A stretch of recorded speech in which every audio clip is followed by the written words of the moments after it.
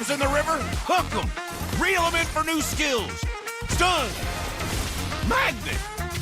Reflect. Chests in the cave? Hook 'em. Reel 'em in for new skills. Team heal. Team super hook. Crazy ults. Total chaos. Triple hook. Recall hook. Trick hook. No equipment to buy. Auto upgrades for all. Take one down, get your hook back. Hook, kill, reset, repeat. Hook till you can't hook no more. Remember these words. Hook, kill, reset, repeat. Hook till you can't hook no more. Hooks ready? Let's go!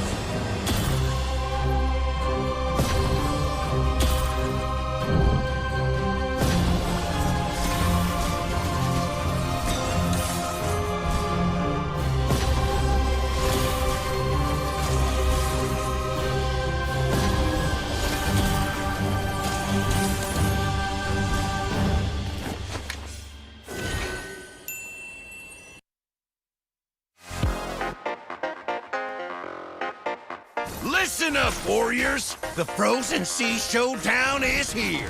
8 Francos, 2 sides. Ready your hooks. Well, the rules? Real simple.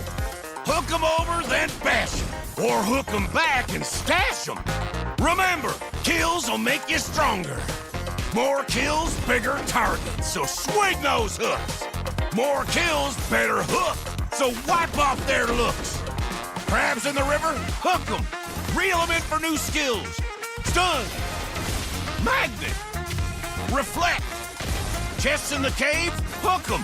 Reel 'em in for new skills. Team heal. Team super hook. Crazy ults. Total chaos. Triple hook. Recall hook.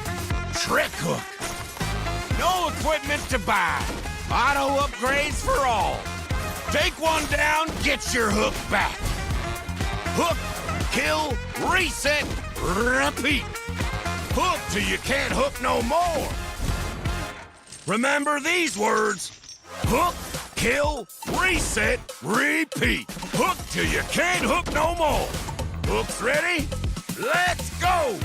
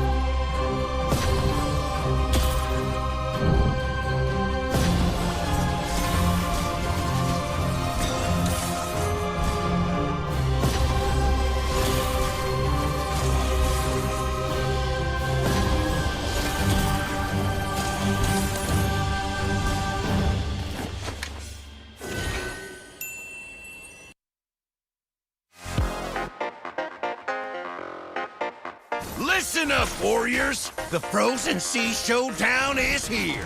8 Francos, 2 sides. Ready your hooks. Well, the rules? Real simple.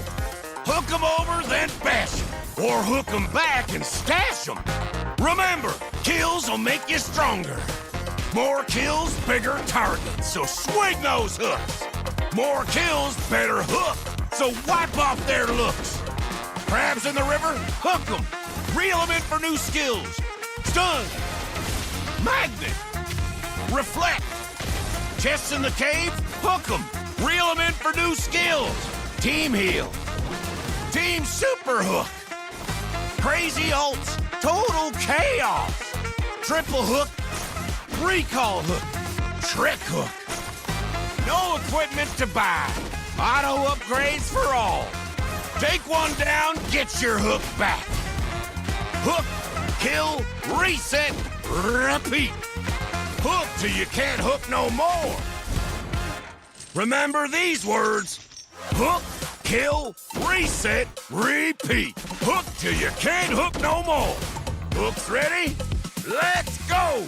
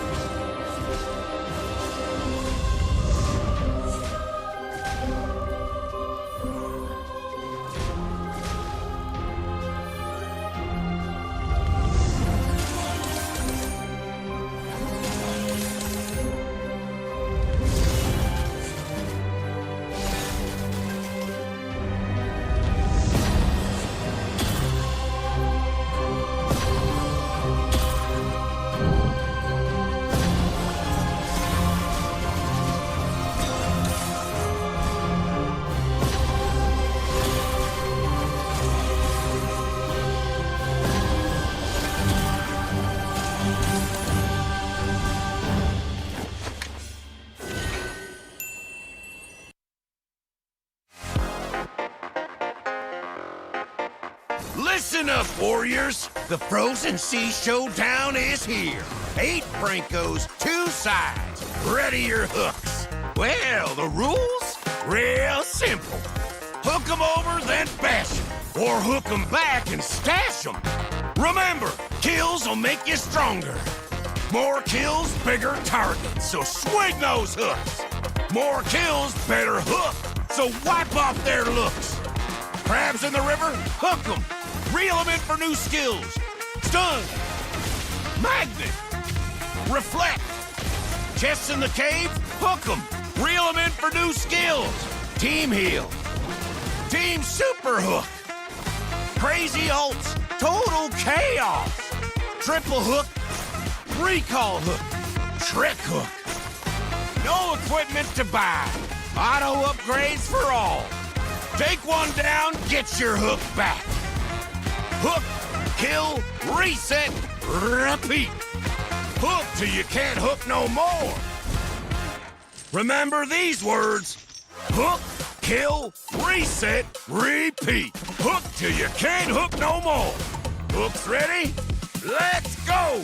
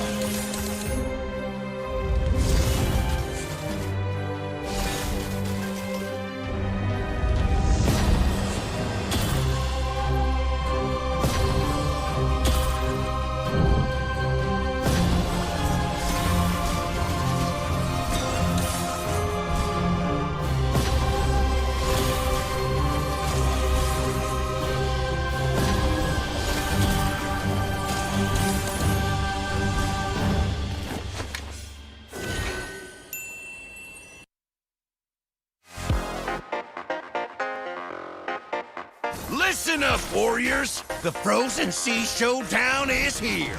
8 Francos, 2 sides. Ready your hooks. Well, the rules? Real simple. Hook 'em over, then bash 'em. Or hook 'em back and stash 'em. Remember, kills will make you stronger. More kills, bigger targets, so swing those hooks. More kills, better hook, so wipe off their looks. Crabs in the river, hook 'em. Reel 'em in for new skills. Stun. Magnet. Reflect. Chests in the cave, hook 'em. Reel reel them in for new skills. Team heal. Team super hook. Crazy ults. Total chaos. Triple hook. Recall hook. Trick hook. No equipment to buy. Auto upgrades for all. Take one down, get your hook back. Hook, kill, reset, repeat. Hook till you can't hook no more. Remember these words. Hook, kill, reset, repeat. Hook till you can't hook no more. Hooks ready? Let's go!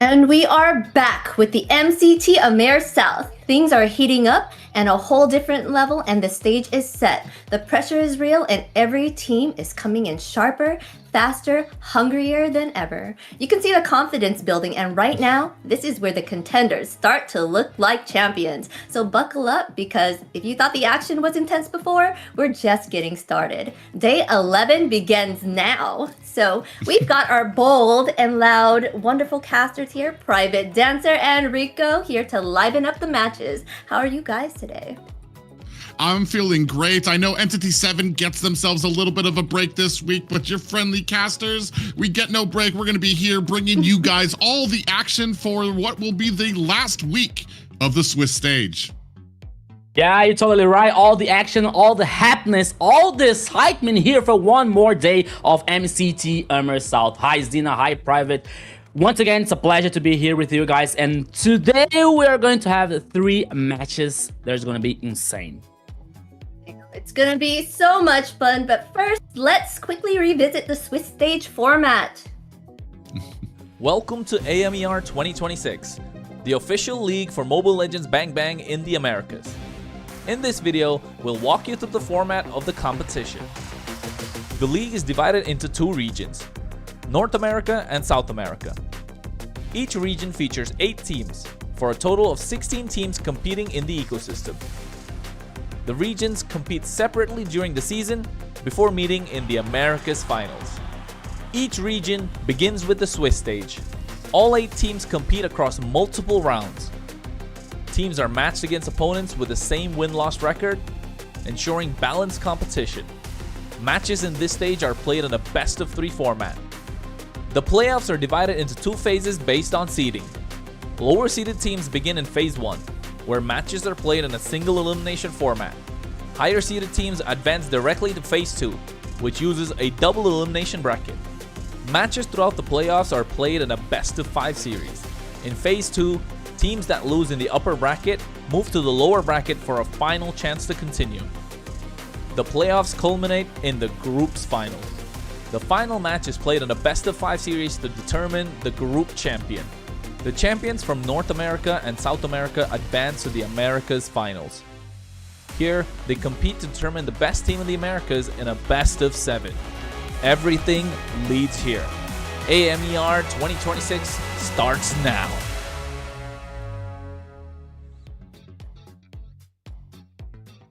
Right. You win, you face stronger teams, you lose, you regroup against others in that same spot. So it's true a test of adaptation across every round. We might not be at a point where teams have to risk going home, but this does give them prime positioning about where they're going to end up starting off those playoffs, which might be worth its weight in gold. Yeah, so things are going to be a very wild in the Swiss format once again here. So we got teams with 2 victories and 1 loss facing teams with 1 loss and 2 victories, and also it's a completely challenge for these teams, not only to prove themselves, but also to prove to the community, to prove to the fans that they can win this battle. All right, and let's check out this quick video. We'll have the global ban and MCT Americas to bring more dynamism and special strategies. Under global ban rules, each hero can only be selected once by each team. After every match, the 5 heroes used are banned for the remainder of the series. The pick ban applies only to the team that used the hero. The opponent may pick it next game. In best of 7 matches, the global ban resets for both teams if it reaches the final game. Expect new strategies, fresh picks, and much more.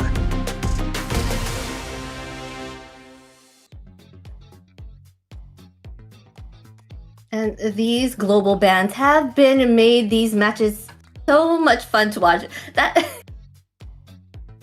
Been enjoying it and seeing all these heroes that weren't played before on the stage here, so it's a treat for sure.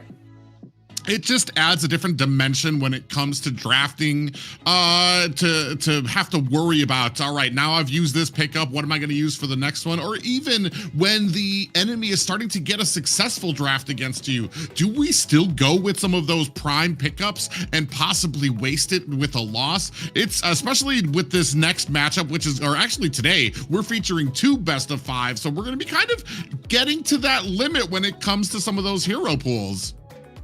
Yeah, so you're talking about hero pools here. It is a very high possibility that we can see new heroes, not so in the meta. We were to see a Valier, for example, in Sega's hands from Octa Gaming. We were to see other Marcel's, as always we have to talk about him, but maybe today he's gonna get a high win rate here for these 3 matches. So that's what global ban is, so every team has some possibilities to redraft or rethink the strategies here to surprise the opponent. So that is what global ban is. That is what MCT AMER South is. Yes, the global bans have been making things possible, like an Odette coming out, right, against a Marcel, stuff like that.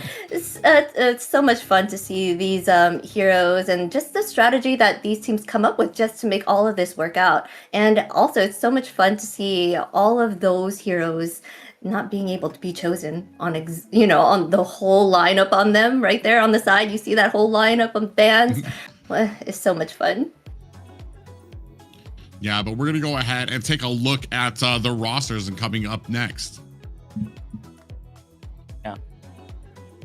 But first, guys, open MWI qualifiers. So ladies, if you have not registered and you want to be part of the esports scene, the registration starts now. So get your team in there, get on a team and join in to get to these qualifiers. Yeah, we've seen how popular that they have been here in North America, especially with North America being coming up with 2nd place last season for MWI. So there's a lot of pride, a lot of honor going into that. So make sure to kind of get your roster positions now. Yes, and we cannot forget, guys, be a part of a community, MLBB Esports. Check us out on all the socials. We are on Kick, Twitch, X, Insta, Facebook, YouTube, TikTok. Check us all out. We're everywhere. And this broadcast cannot be brought to you without Runestone. Thank you so much, Runestone, for coming in. If you want to light up your gaming experience, go to Runestone for those real-time data. Yeah, if you want a company that shares the same passion that you do for gaming, you're going to go no further than runestone.gg. Yeah, so thanks Runestone for once again here make this a things possibility for making this MCT AMER and North possible for us and the community for MLBB. All right, and enough of that, guys. Let's get into the nitty gritty of it all. Let's go check out today's schedule. Ooh. We have Octa Gaming going against Dreammax up first with a best of 5, then Alpha 7 against 9Z Globant. Kind of match, right? Best of 3 there, and Infinity versus Influence Rage, best of 5. They are now called something different, right? That is correct. Titan, That's going to be yeah. Titan Esports Club. I believe they just went through a little bit of a name change. Still the same logo right now, but it is kind of common to go ahead and announce that out. Just it's going to be a little bit of a change. And if the North, what we saw from Influence Rage in the North is any contention about what we might see in the South, is that we might see Titan Esports Club here starting to step out here in the night's closing best of 5. Yeah, makes total sense. It's a brand new changes. Now things are changing in MLBB scenario. New teams, new organizations, and new rosters. We are so excited to announce to you guys that Influence Rage is one of these announcement. You know, so now we are seeing Titan Esports here with the roster of Influence Rage. So things are going to be very exciting, very wild. Also for the next future for AMER North, AMER South, and the MLBB scenario. Yes, guys, let us know who you think is going to take these matches today. I kind of really want to see our community's thoughts on that. Who do you think in each match is going to win? Let us know in the comments. Yeah, the past weeks that have come and led up to this, I want to say that Entity 7 has already just come in like a blowtorch, setting themselves apart. And I want to say this week, these teams that you're seeing now, they have the opportunity now to start setting themselves apart. The final opportunity before we get to those playoffs. Yeah, so it's a very interesting match, especially for the first one, because we're seeing Octa Gaming, who actually faced Dreammax before in this tournament and won in a 2-0 score. So now Dreammax has his time for revenge from Octa Gaming. Not only for revenge, but also to guarantee a spot in the next stage in the playoff here on MCT AMER South. All right. And let us check out Octa Gaming's lineup this time around. Who are they going to be playing on their team today? All right, we got Lucy here on the XP lane jungle, Thanatos Tizzy, we got mid lane Sajin, and V2 on the gold lane. Roamer will be Saber. Yeah, big lineup for Octa Gaming. They've been very dominant here. They're going to be bringing their 2-1 record here up against their challengers, Dreammax. And like we said, this is kind of a little bit of a little history behind these teams. They've already faced here this season, but now, like we said, looking for that placement, looking to get into the playoffs across the board from Entity 7. Yeah, it's a very interesting roast up here for Octa Gaming. We're seeing that they are very victory so far with 2 wins and just one loss for Entity 7, the first one who guaranteed the spot for playoff here. So I wonder if we're going to see Valor again on Sega's hands here on this unconventional draft. So we are waiting to see that. But now the next team, the opponent, Dreammax. All right, yes, for Dreammax here, we'll have King on that EXP, Jump Style for their jungle, mid lane, we got that Shy Kite, and gold, Chimera, and our roam, it's Blink. Yeah, this is a team that has had a couple of issues when it comes. There's a little bit of flexibility, but being the team with the only female player, Kite has really stood out to me, especially with her mid lane and her ability to get some great placement. It's something that they fell a little short of when they did face Octa Gaming the first time, but I'm looking for them to kind of clean up those pieces and come back stronger today.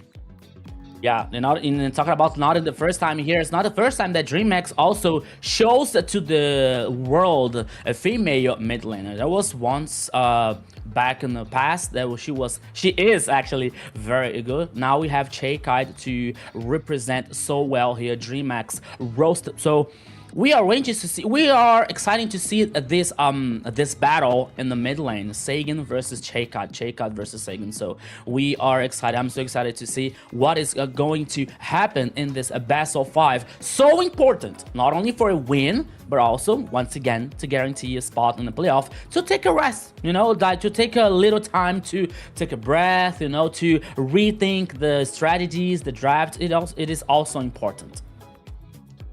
Yes, the Swiss stage is set for them to kind of like get a feel of the other teams before going into those playoffs, right? So this is a very exciting thing, and it's exciting to see Kite on the stage here with the fellas doing a wonderful job there.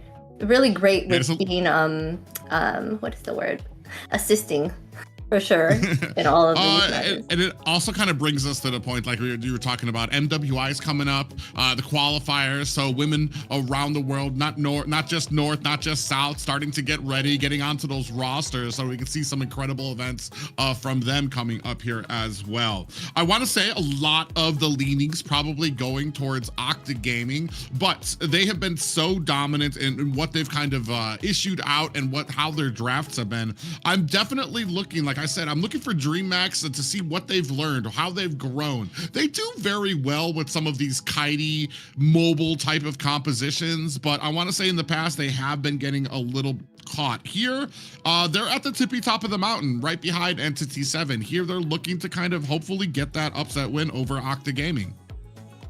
Yeah, and it is very, very interesting to see about like Dreammax roster and their time to adapt to the tournament. There was something similar that we saw in the last season here, that they started like not so well. They started losing the first matches, but they were like able to evolve, to grow, especially in the gold lane from that side, from that time that there was Gremio, and now they have Chimera. So it is very important that Chimera has a very solid performance for Dreammax here, because King in the XP lane, okay, he's a great jump style. He's evolving once again in the jungle. So Dreammax here have this time and have the chance to even grow, okay, and okay.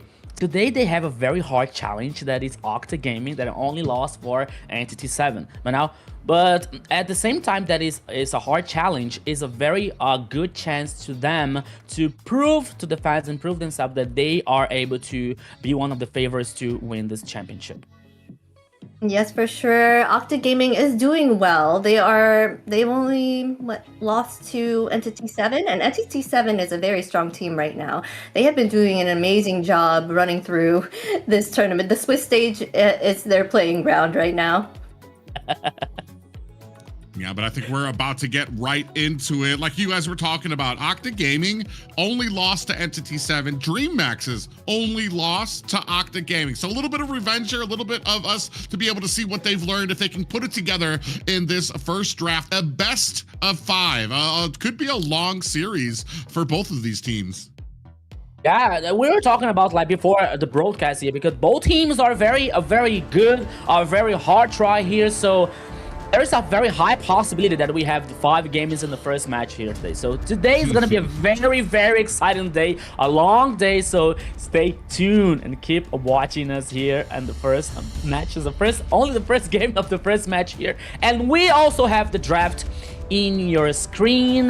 Octa Gaming in the blue side and Dreammax in the red side. Sora for Octa Gaming, the first ban. Freya, what a surprise, once again, the ban for Dreammax. Yes, of course, Freya 100% ban as always. We got the Expanding Rivers, Dushan, being banned as well. She has been a force to be reckoned with here during these Swiss stages in both North and in South. So, and it seems like they're getting rid of all of the mages right now. They got Ivy, Yve taken out as well. Yeah, you've still got some options there with the Valentina out there. We were even talking about perhaps maybe we might be seeing a resurgence of the Valier coming out. But it's just right now, Mage has just played such a pivotal role in that early game advanced. Are you going to be able to get the early game? Are you going to be able to get those rotations to help out to the side lane? So it's one of those big focal points for a lot of teams. I do like that. I feel like we're at a point now where we finally accepted it. Maybe we just don't have the tools we need just yet to just let out a Zushin. So many teams I've been seeing, like they just let it out, and it's such a hard thing to counter. I feel like you have to base an entire draft around trying to make sure, can we get to that back line? Can we close the distance on it? So it's gonna be very interesting to see where we go. A lot of the prime picks, I feel like we've started kind of adjusting when it comes to the draft, when it comes to what we want to start picking up. We're gonna take out the Phoveus, which is gonna leave open, I want to say, a Valentina pickup possibly from Octa Gaming. Yeah, Boxia. Oh, yes, and Boxia too. Okay, Boxia here. Probably for jungle, the first pick here for Octa Gaming, but now here comes the response. Oh, Valentina and Suyo for a Dreammax. Mid lane probably, and the jungler already selected by the Dragon Boys here. So now we are going to see what is the response for Octa Gaming. Remember that we are here in the map feature. We are heading for the expanding river. So as we were talking about, like with some players, they do actually like think about like what map features. Okay, the draft is very important, but the map features is still impact just a little bit here, on their strategies, on their ideas. So they have to think about it also. Yes, and it looks like Marcel's open as well.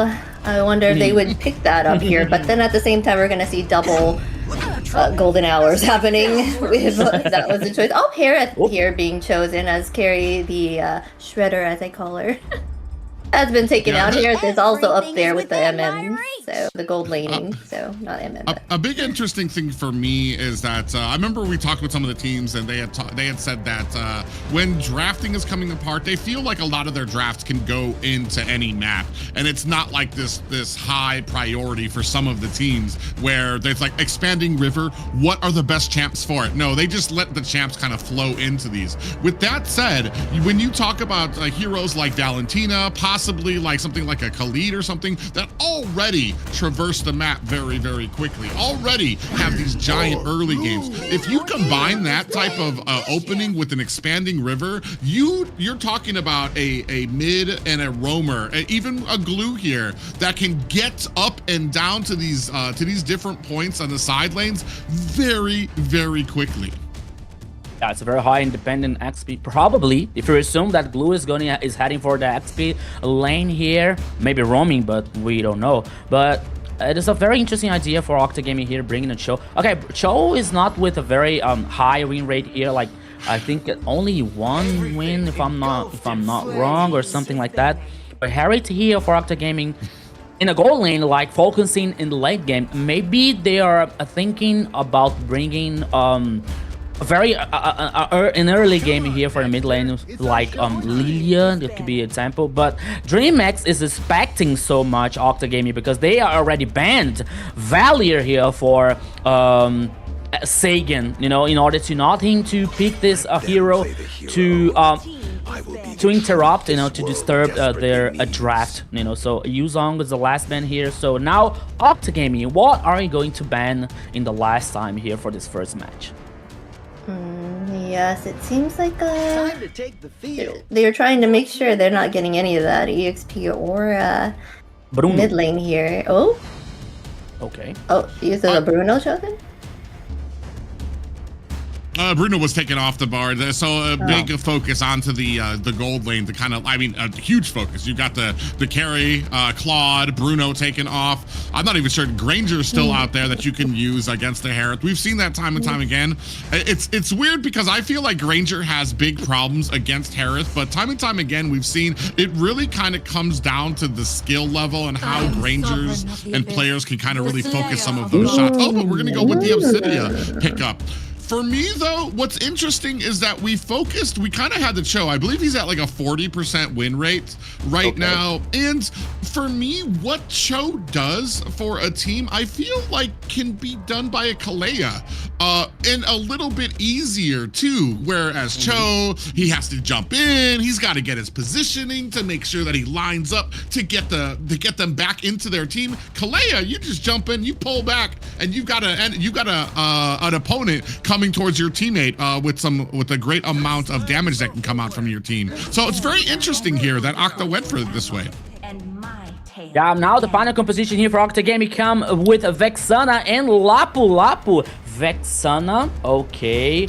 I'm not seeing, I'm not getting the idea for execution here. Maybe with Grok, that for me at least here would make more sense, but Vexana here with a great AoE, but now they're responding with Guinevere, probably. Okay, now setting up. Okay, no, wait, what?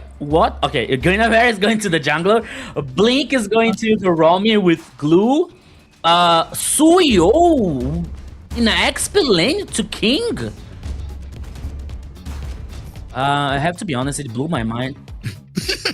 It blew mine too. This is definitely not how I would have thought that this was going to go. So very interesting. I want to say Dreammax doing the best they can. They want to keep this kind of flexible. We're going to see if that pays off. Because like we said, certain heroes shine in certain lanes for reasons. So are we going a little bit too far outside the meta, or are we tap dancing that line just right?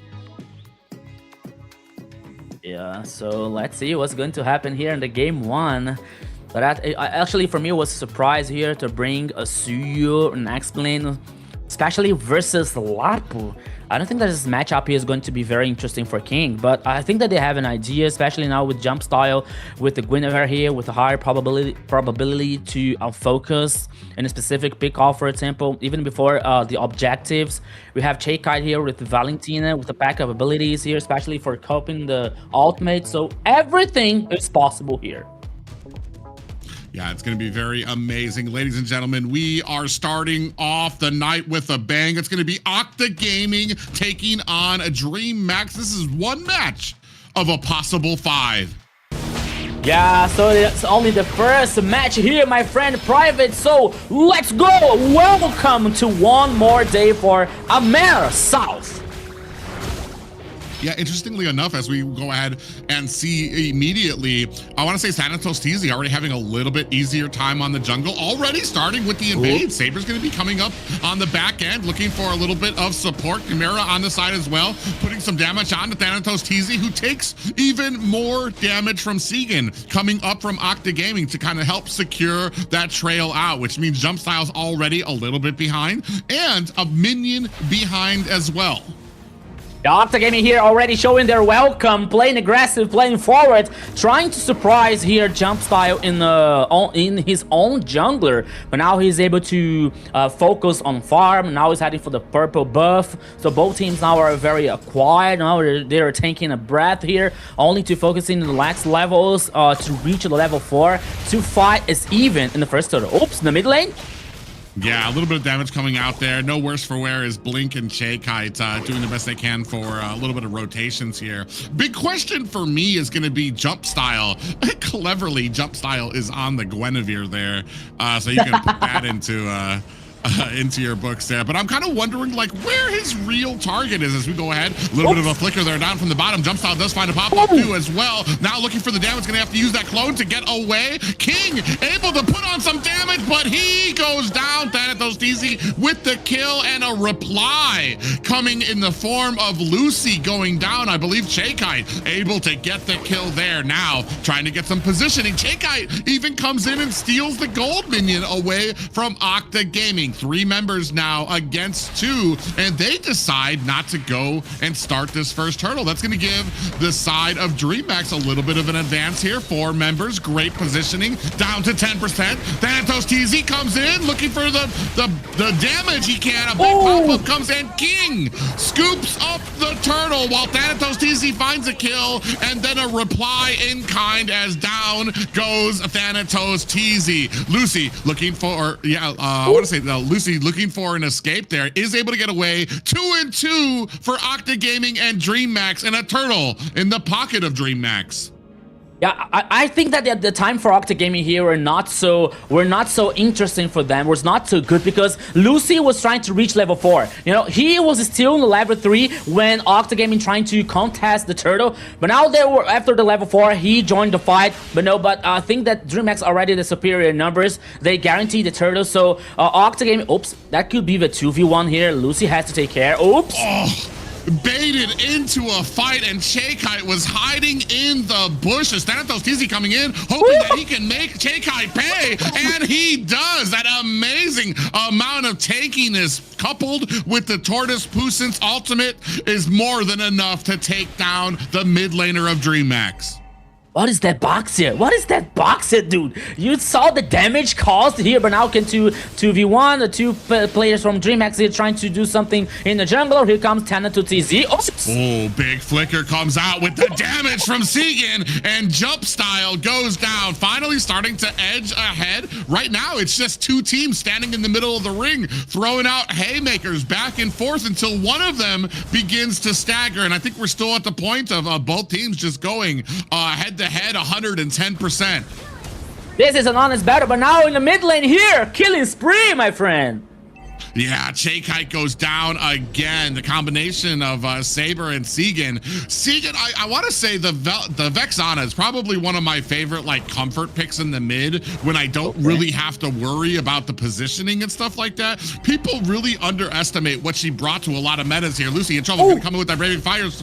King in trouble, and just narrowly gets away from the ultimate. On the back end, Thanatos TZ looking, smells blood in the water. He wasn't even able to make it here soon enough, as Lucy immediately able to hit him with that stun and find the kill. 6-3 right now. Octa Gaming in a great position. Turtle down to 10%. Is that going to be enough? Thanatos TZ finds himself a turtle while the rest of Dreammax trying to escape from the Zaman force. Blink in trouble, looking for an escape, does get to the safety of his tower at top.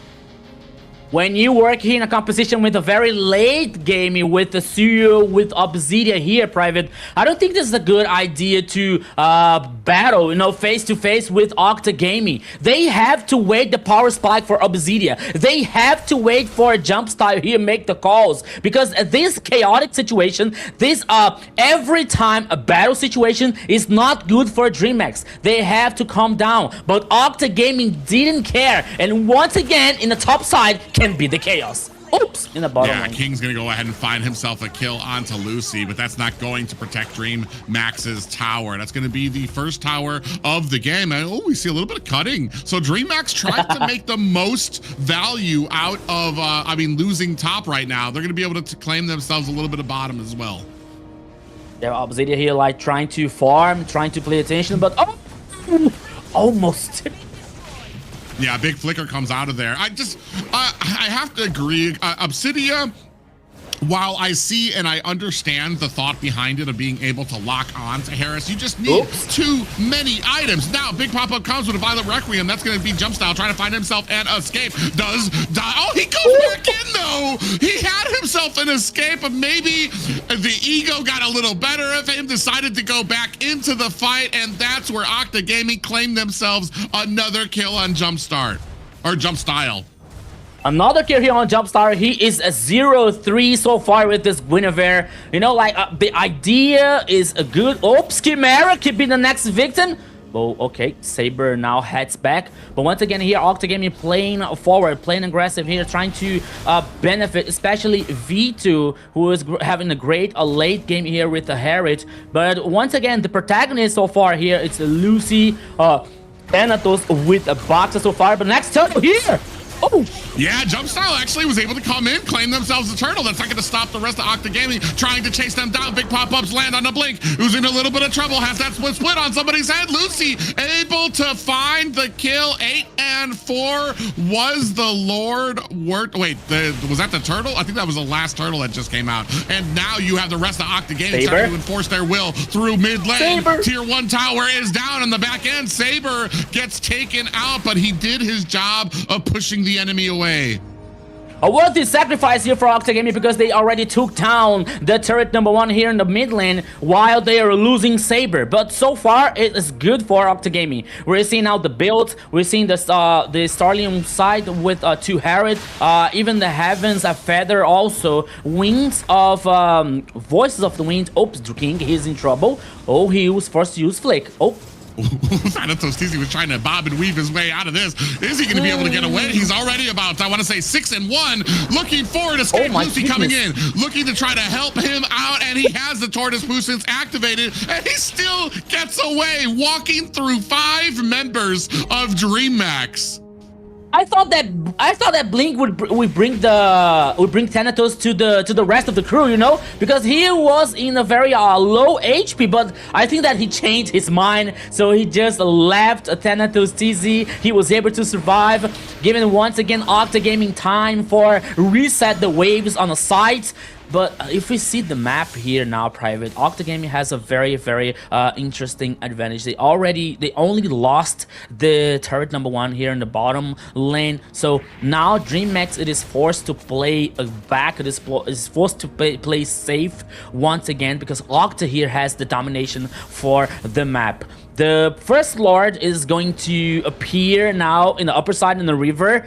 Both teams know that we will have a fight back here for Dreammax, my friend.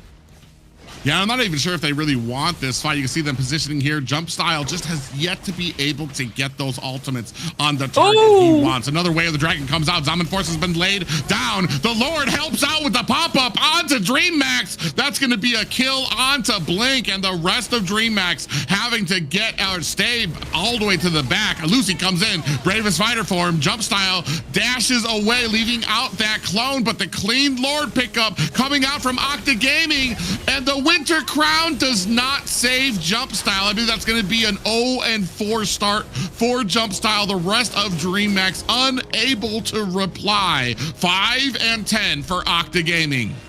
This glue is so squishy so far here, my friend. The first Lord guaranteed by Octa Gaming. One more advantage. We're heading now for the 10 minutes and 14 seconds. The gold lead here is already 4K for Octa Gaming. Dreammax has to, once again, Dreammax are focusing especially on Obsidian's late game. 3 items so far: Sky Pierce, Has Claws, Voice of the Wind. But it's not even enough for Obsidian to cause the damage that Dreammax needed, Private.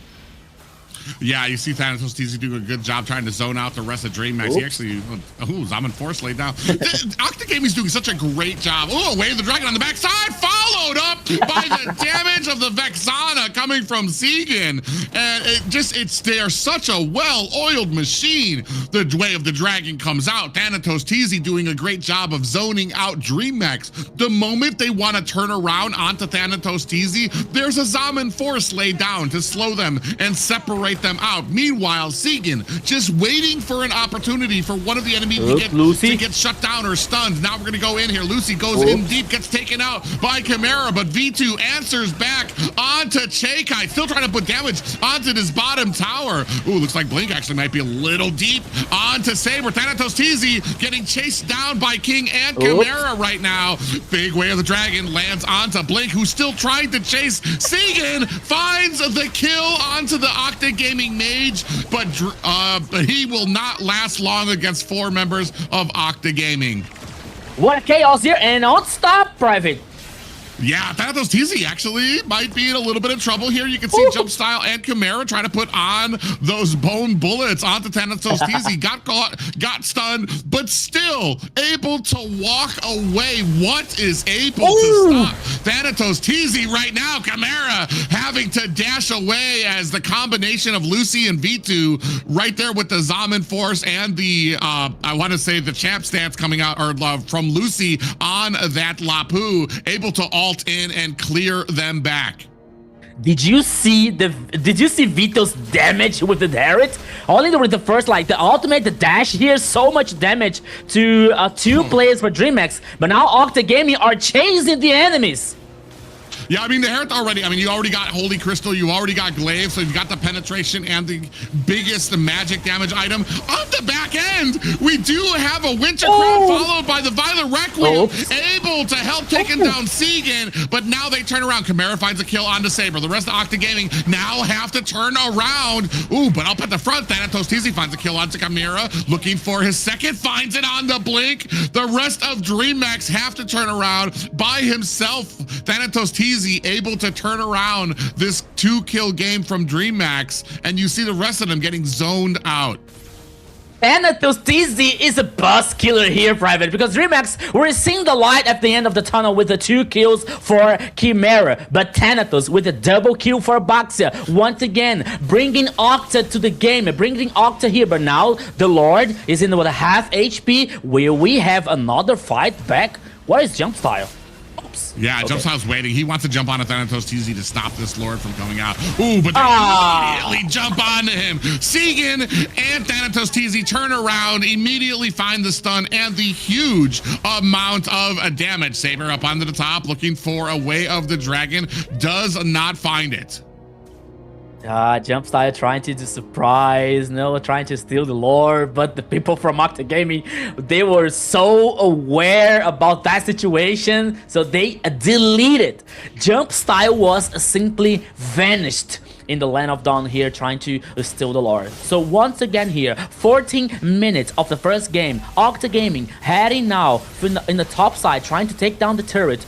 Oh, that could be a 5v5. Let's go, Prime. Oh! Yeah, Zaman Force laid down. Segan's right there to find the damage onto Chakite, who goes down immediately. They turn around, give a little damage out to Saber, who does have the immortality on his side, starting to work on the last and final high ground tower. Bravest fighter into the back end, but a Winter Crown to counter. On the backside, Jump Style goes down, killed by V2. We have the split out for the side. Blink gonna use that flicker to get out. He's hoping to lure the team away, but they immediately turn on King. Lord and 4 members of Octa Gaming here to take down the core. And ladies and gentlemen, this is game 1 for Octa Gaming.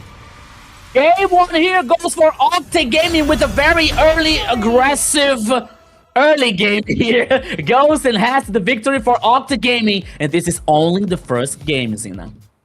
Yes, what powerful domination there. We had Dreammax keeping, it even in the beginning of the game. They even claimed that first turtle, but right after that second turtle came around, Octa took it, and I can't even say it, Thanato Tizzy, he claimed like 5 kills already at that time, and after that, total domination.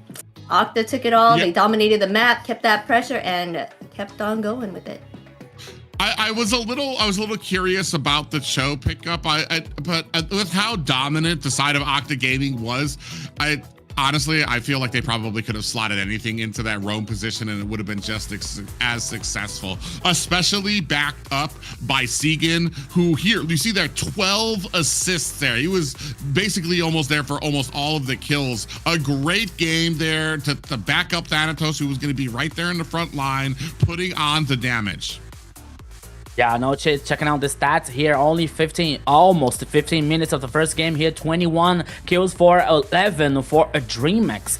And I was thinking about that. I was thinking every shows a play, I was thinking about that. Okay, so maybe Octa Gaming here, they were trying to tell us why Kalia, when we have a show here, only like always playing aggressive. Thanatos TZ here with a 90% of team participation, 71 here for Lucy and 67 or a V2 inherit. So Octa Gaming dominated the game for even the first minute, and Dreammax trying to respond this aggressive all the time. You know, I think that this chaotic playstyle for Octa Gaming is not a good matchup for Dreammax trying to respond, because, for example, maybe King had some kind of advantage on the early game with the Suyo in the X lane, but we know that in the mid and the late game, Lapu Lapu was about to be a very hard beaten. So this happened.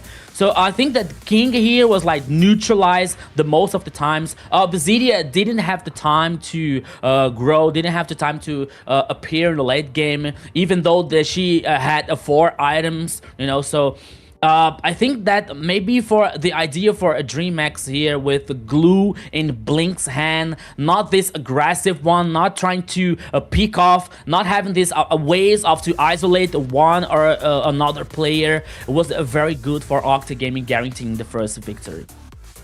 I think you say something very interesting there, especially saying that maybe it was just that Dreammax were unable to keep up at that front pace. Like I said, but it was like both teams were in the middle of the ring starting to swing away. It's just that Octa Gaming, they always maintained the core concepts. They always covered each other's escapes. They were always there to help out, to separate Thanatos TZ from the enemy when they turned around. And Dreammax, maybe a style of gameplay that they're not as comfortable with as we take a look at this MVP. Yes, now this was a performance you can't ignore. Calculated, precise, and impactful. We got the not those tizzy here on that Baxia, showing them why Baxia is a priority ban. 8111 KDA, 51.8k total damage, and 646 golds per minute. He was doing a heck of a job.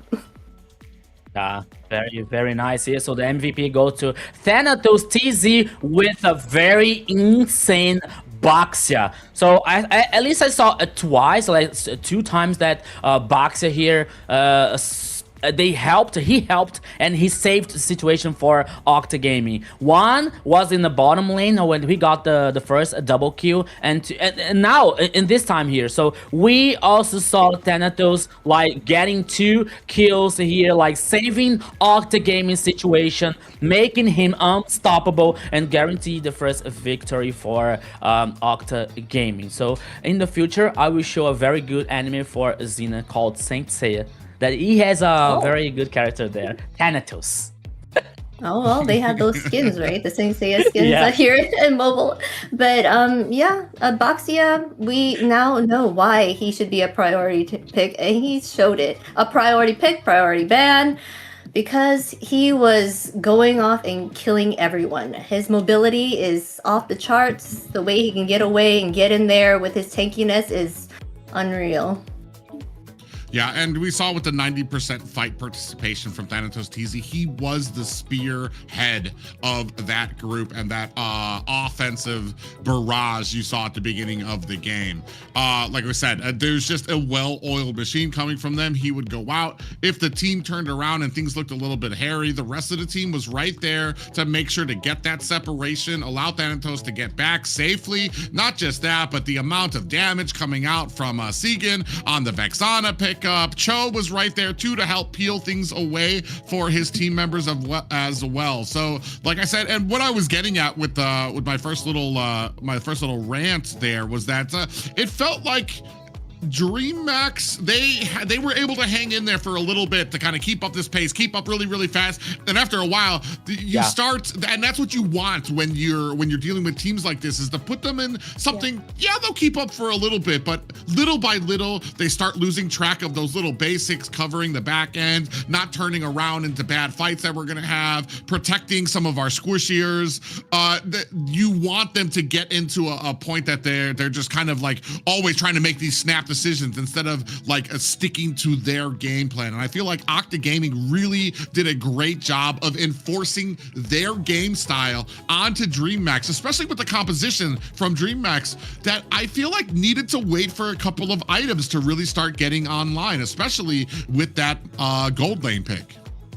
Yeah, especially with Obsidia here, who needed, like, there are some memes about Obsidia that, okay, Obsidia is going to be strong after 2 games, after 3 games. Wait for it, wait for it. You know, we also have these memes, but jokes aside, Obsidia has a very strong late game. But for this happen, for this composition work, she needs protection. She needs a time to farm. And we already seen the first turret for Octa Gaming was in the top side, was in a gold lane that Obsidian could not be able to stay for long to farm, you know, to game these items, to buy more time for Dreammax. And you combine with Thanatos bringing a Baxia, a very high mobility, a very good control on objectives. I think that when Dreammax saw Baxia, I think that Jumpslide trying to respond with the Guinevere, with the mobility, with the jumps, you know, trying to counter in some way, in somehow, this Abax's choice. But once again, Dreammax has the potential, Dreammax has the tools to fight as even with Octa Gaming,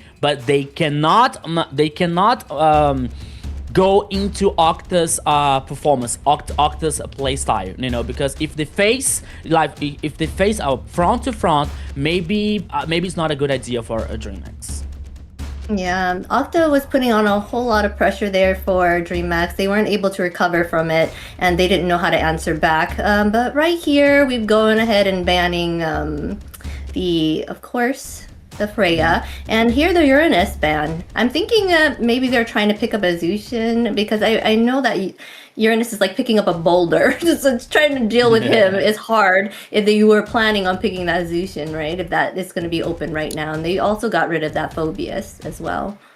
Not just that, but you're picking up a boulder that can immediately use consecration and immediately purify out of your team and put his stacks onto your entire team as well. I see the Phobius pick up here, which is very interesting too, because I want to say the first draft, I feel like the Phobius was there to set up that Valentina pickup.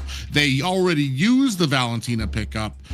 So maybe kind of like a little bit of a detriment to their back line. I was really happy with Octa Gaming's first draft too, picking up the Harith and then just banning out every single marksman that they could think of, to where there weren't any real great pickups left. Obsidia was even, I was kind of like, even with Obsidia with weapons, or yeah, with items, I feel like you still had to deal with the burst damage that was going to be coming out of Octa. If you use the ultimate, what does Obsidia do? She just latches onto a target, stays pretty close to them, and what are you going to be able to do with that if the entire enemy team is just blowing you up? So I feel like it was a great draft there, a great read by Octa Gaming. Here, a priority Harith pickup by Dreammax. Yeah, the first pick here for a Dreammax. Maybe I'm not sure, but maybe there could be the possibility here for Dreammax working with a Harith and Zetian's composition in the mid lane here, like just to nerf the magic resistance for Octa Gaming, for example, and they can bring a jungler with physical damage. That could be a possibility here, because we don't have a Zushin, but okay, we still have Ivy if Octa Gaming not choosing here in the first at the first time. So maybe that could be a possibility for Dreammax to think about this draft. But what is open is a Sora, which was banned in the first game here, but now is in Octa's hands, Zena. That's interesting. Do you think that they forgot to ban out Sora by leaving him open, or you know, they decided they wanted to get out? Yeah, I kind of forgot too. So maybe that was the case here, or they thought Uranus and Phobius was more of an issue since they were picking up this Harith, right? Since all that blinking he does. So, but Harith is a very strong gold laner right now, and they saw that with Octa. They wanted to make sure they took it this time around, and probably see what we'll see what they can do with it, right? Yeah, I'm thinking on the side of Octa. I'm wondering if we prioritize the carry pickup here, just to have something that that you don't have to aim, that you can just use that speedy light wheel and hopefully be able to burst down the Harith while he's trying to dash circles around you. Here, a very early game pickup there for the side of Dreammax, especially with a Hylos pickup out there. Hilda, I want to say one of her biggest, or she shines when trying to be that early game harasser, getting into enemy jungle and things like that. But she has issues when it comes to things like slow, like CC, or enemy roams and junglers that are not afraid of the damage that she can bring. So tankier jungles, tankier roams that can slow them. Here, you've got a Hylos that can probably do a decent job of being able to slow and hold Hilda down. Yeah, the aggression here could be the key to victory for Dreammax in this second game here, bringing Hilda with this very map domination, aggressive style for this composition. And I have to be honest, I'm really concerned so far about like this Octa gaming composition so far, because we got 3 close range heroes. We got Suyo, we got Hylos, and we got Sora.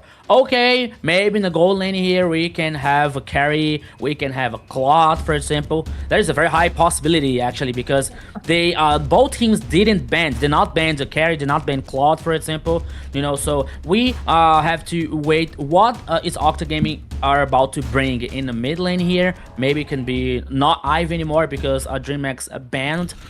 But can be Farsa, for example, who is still open, not Zunshin anymore. So I think that Octa Gaming now is going to work about like this range situation, because if you so far 3 melee heroes for Octa Gaming. Yeah, it looks like Valentina is still open for them on the side of Octa as well.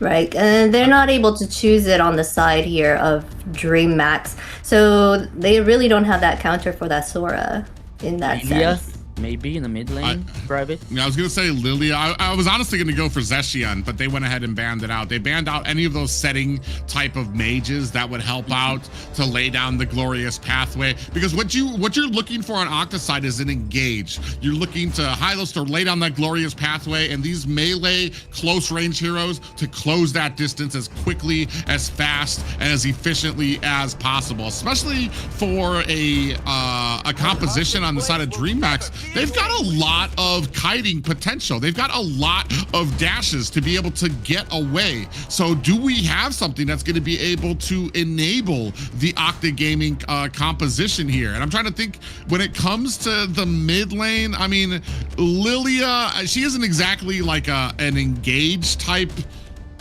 as far as like being able to help close the distance for your team. I'm actually kind of clueless here, because maybe we turn it around. Maybe we, if we're Octa Gaming, we try to bait out some of these fights. Force Dreammax to try to come to us, to try to close the distance on us, and we can turn it around on them. It's going to be very interesting to see how this plays out. Especially, I feel like this first turtle is going to be a little bit easier for Octa Game. Oh, as I say that, we pull out 2 of the tankiest, thickest boys on the side of Dreammax. Damn, so now Terizla and Leomord here. It's a very hard engage here for Dreammax composition so far, with Terizla and Leomord calling the Phantom's team, even with the Hilda here causing depression in the jungler, you know. So now let's see what Octa are about to bring in the mid lane. Lilia, it is still a choice, but I don't think that maybe with the with this danger coming from Dreammax here, especially in the close range from Terizla. But once again, we're seeing Valir in Sega's hand, private. Yeah, well, this is actually... Go ahead. Well, I was thinking Lilia wasn't a good choice here. The fact that Kimmy and Harith both are very mobile, can get away and stuff. Lily is hard to catch those mobile heroes, right? So she has a harder time here. So that pickup of Valir is really good on their side. It'll be interesting to see how they go in with it. Valier's going to be more on the front end, trying to push people away, trying to slow them down. I see how it can meld, especially with Saber on this Hylos. If you lay down a lot of those pools, get a lot of stuns, get a lot of slow, you'll be able to kind of close the distance on there too. For me, it kind of comes down to jump style and King. Are we going to be able to kind of sink in on a target, be able to blast them down, and will the rest of Dreammax be able to kind of read that, find that target, and be able to kind of zero in onto them? It's going to be a very tough game, I feel like, for either of these teams when it comes to trying to accomplishing their strategies. Yeah, and I believe that was Dreammax's idea when they banned Zetian, because one of her buffs is like to push away, you know, the enemies with her buff. But now they have Valier with the second ability, which has the potential to disengage the enemies. But now let's see what is going to happen, my friend, because here, welcome, ladies and gentlemen, once again to the Lane of Dawn, Dreammax versus Octa Gaming. It's a best of 5 for the playoff spot. Let's go, Private. Yeah, you brought up a great point when it comes to trying to push people away, but that's why I'm kind of really looking for Dreammax. How are they going to play? Will they be able to layer their skills properly? Because if you layer it properly, you have to push away King when he comes in for the penalty zone. If layered properly, right after that, you'll have jump style coming in with the Phantom Steed as well. And suddenly, Segan doesn't have a push anymore. Suddenly, Segan doesn't have any more of his pools and he'll be taken down easily. But like I said, it comes down to how well this team organizes when they are able to get some of those stuns out there as well. But now see here the first minute, losing, trying receiving, taking the pressure here for a Hilda and a King with a Terizla. But now we're seeing both teams are trying to reach level 4, but Thanatos is thinking about something versus Chimera. Can be a 2v1. Oh, yeah, I think he sees on the back end. He's looking for that evil queller to land. Oh, comes in with a little bit of a... What? Okay. Yeah, dude, I don't think he really wanted it. He could have been a little bit more patient. I feel like they might have been able to get something from there. But you do get a little bit of that defense underneath the tower there, so maybe not wanting to risk it. Yeah, but Thanatos is still in level 3. I think that he lost some time trying to dive the Harriet, while Dreammax here guaranteed the first turtle. I don't think that... Okay, that was an idea, but the execution was not so good, Private. Yeah, and maybe a 1v2 on the bottom lane. It doesn't guarantee you anything. Speaking of which, we do have a little bit of engagement coming in here. Flicker has to come out, and Shaykite goes down even with the help of the Phantom Steed coming out from Dreammax. Jumpstyle tried to help. Blink was right there as well, but it was Octa Gaming, a 3-man ambush there, able to find the first blood. That was so bad for Dreammax here, because not only for a Shaykite being taken down, she was forced to use the flick, but still she was taken down. But here once again, Blink walks into the wrong bush, immediately gets taken out by Thanatos TZ with an evil queller. Glorious Pathway is out, but defensively is gonna have to get away. Barging in, Thanatos TZ finds a kill onto King. Shaykite picking up an immediate Sky Piercer. You were baited, Dreammax. You were baited for Octa Gaming. Say again, okay. Now he's able to survive, to play back. But even though we are seeing Sora like causing so much damage, taking so much gold energy in a top lane, there comes a response now for Dreammax with Leomord and Terizla. But so far, Octa Gaming are like seeing the best chances, are seeing the best breaches in a Dreammax composition. But now, once again, oops, here comes the trouble. No. Yeah, really interesting here too, because you're talking about some of the almost wasted time from Thanatos TZ watching this bottom lane, and he was down there again, hoping he could find something. But he, like, even though he's wasting all of this time down there, maybe he's not farming as fast as some of the other Suyos we see. But he's sitting at 3-0 right now. So when it comes to these fights, he's able to hone in on the target he needs to, able to get those kills to to keep him in these games, keep that farm up. We do have the second Lord being started here right now. Wanders over and reset by both of these teams. Now looking and jockeying for position. Does look like it's a 5-on-1 though, favoring Dreammax. Ooh, taking a bit of damage, coming in with a blazing duet. Blink gets taken out by an evil queller from Thanatos TZ. The rest of the Octa Gaming running in underneath the tower and still finds another kill. 6-1 for Thanatos TZ. Thanatos TZ, the god of the death here, Private Dancer so far for Octa Gaming with the 6 kills. Yeah, it's 100% of team's participation. But now here comes the 2v1 here in the bottom lane. Chimera, okay, he's able to survive.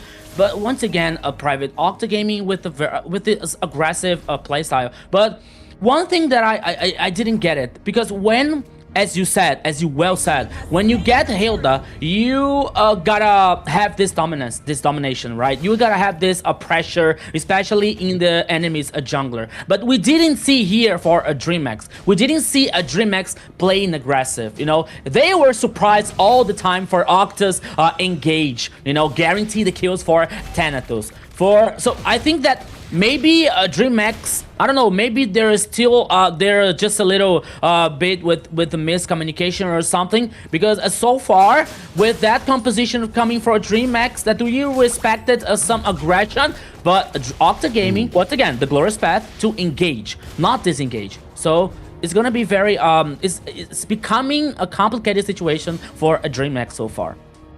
Yeah, the problem is that at the mid lane, you basically got a huge counter for the Hilda, and that's a Valir who's gonna slow, who's gonna stun you. Every single time you try to close the distance, he can try to push you away. Who's the next target that you want to go for?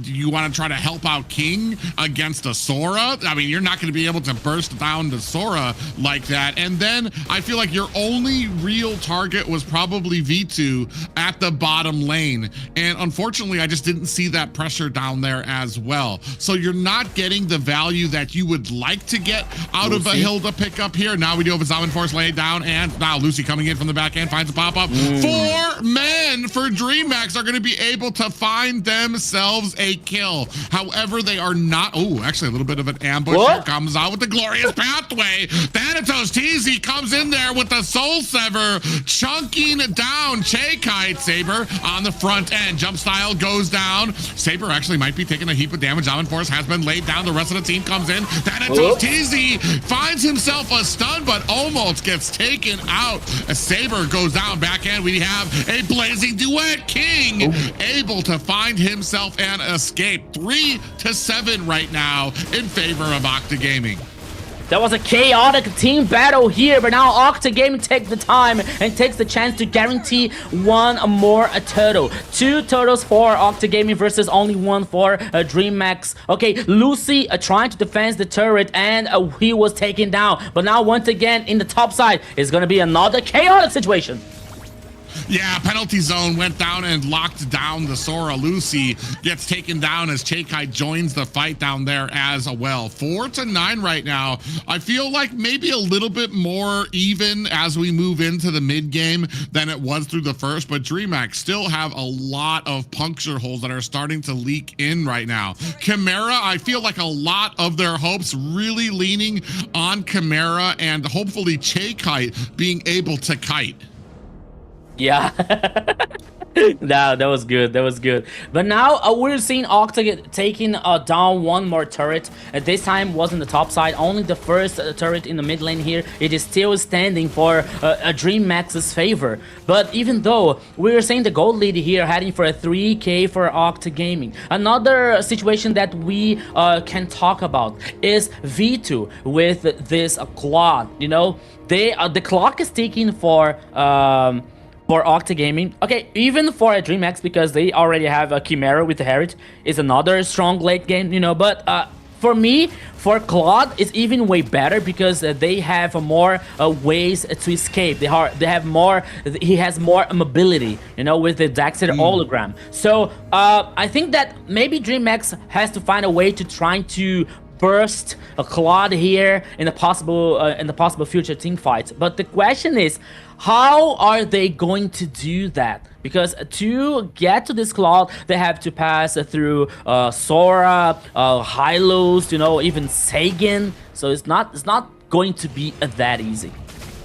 Well, you were talking about the Claude. He's got one more, I think only like 200 more gold he needs before he can get that Trinity build. There he goes. He went ahead, already got the corrosive sight. So as soon as he comes in with this blazing duet, it's going to be like a whole new Claude that has been eating his vitamins and saying his prayers at night, because he's going to be able to dish out a huge amount of damage. You see on the front line here, Octa Gaming doing their best to try to tank it in. Big stun comes out onto Blink, but Thanatos TZ decides against continuing on with the engagement. Now they just need to bide their time. Lord is on their side, and they can continue trying to macro up through the jungle. Yeah, the macro here now, Dreammax is trying to compensate somehow in the top side here. But the question is, the situation, is the Lord is heading on the bottom line here. So now 3-4 games, V2, okay. Both teams now are trying to do something in the mid lane, because it is only the only side that is still have a turret #1 is still for both teams. While the Lord is marching in the bottom lane here, we are having 10 minutes and 40 seconds in the second game. The goal lead here, not only far from 3K for Octa Gaming, but more than just the goal lead, is the map domination, is the advantage for the Lord. Octa Gaming is playing forward. The horizon is not the limit. Well, not just that, Lucy keeps on pushing this top, pushing minions into it. Dreammax answers, and as soon as Dreammax leave, Lucy's right there again, pushing top lane. So you're getting a huge value out of this Lord at bottom lane. You have lanes pushing up at top. Meanwhile, the bulk of Octa Gaming is enforcing their will through mid. That is just the perfect way of being able to take advantage of this Lord. That Dreammax have the answer. You're split pushing as well, while the bulk of your forces are pushing through mid. Now down to only high grounds, bottom and top minions and lanes about to push. Evil Queller for Thanatos TZ, looking for a target, does not find it. Now big defense underneath the tower, changing down to almost about a quarter of health down. Octa Gaming, they're doing they got already. That was a huge Lord for them, even if they didn't break into the high grounds already. Rizal here. Okay, once again, the items, we have the Heaven's Feather and the Starling side with 2 Herod. The Trinity Core for Claude, now heading for the 4th item here. But now once again, Octa Gaming in the bottom lane. Yeah, a great pathway put out there. Oh, a big penalty zone lands on the 3 members. Thanatos TZ actually have to get some distance. From the side comes in the Phantom Steed as well, and 2 down for Octa Gaming. A huge amount of damage coming out from Dreammax. Immediately pushes back Octa's jungler, and then from the side, Jump Style, a great job to come in and clean up the pieces. And none of this would have been possible if not for King with that great flicker penalty zone that landed onto 3 members. Yeah, there is a rule, and the rule says do not underestimate Dreammax. They are not dead yet, they are not done yet, and now here comes the chance to guarantee the second Lord, but Octa here is trying to fight back. Yeah, Thanatos TZ on the back end looking for a way to get in there. Is getting harassed there by Blink. He's going to come in. Oh, we do have a glorious pathway, but Jump Style is able to get himself a Lord. Blazing Duet coming out from V2. Dreammax being chased down by Octa Gaming, looking for an angle to get in. Thanatos TZ finds himself 2 kills there as well. Now they're going to go ahead and make short work. What Lord was out there? What Lord? there was a Lord here, it's not anymore. You know, I think that, okay, maybe Octa is trying to, okay, they push the limit, they push the top side here. Can't be the end, Private.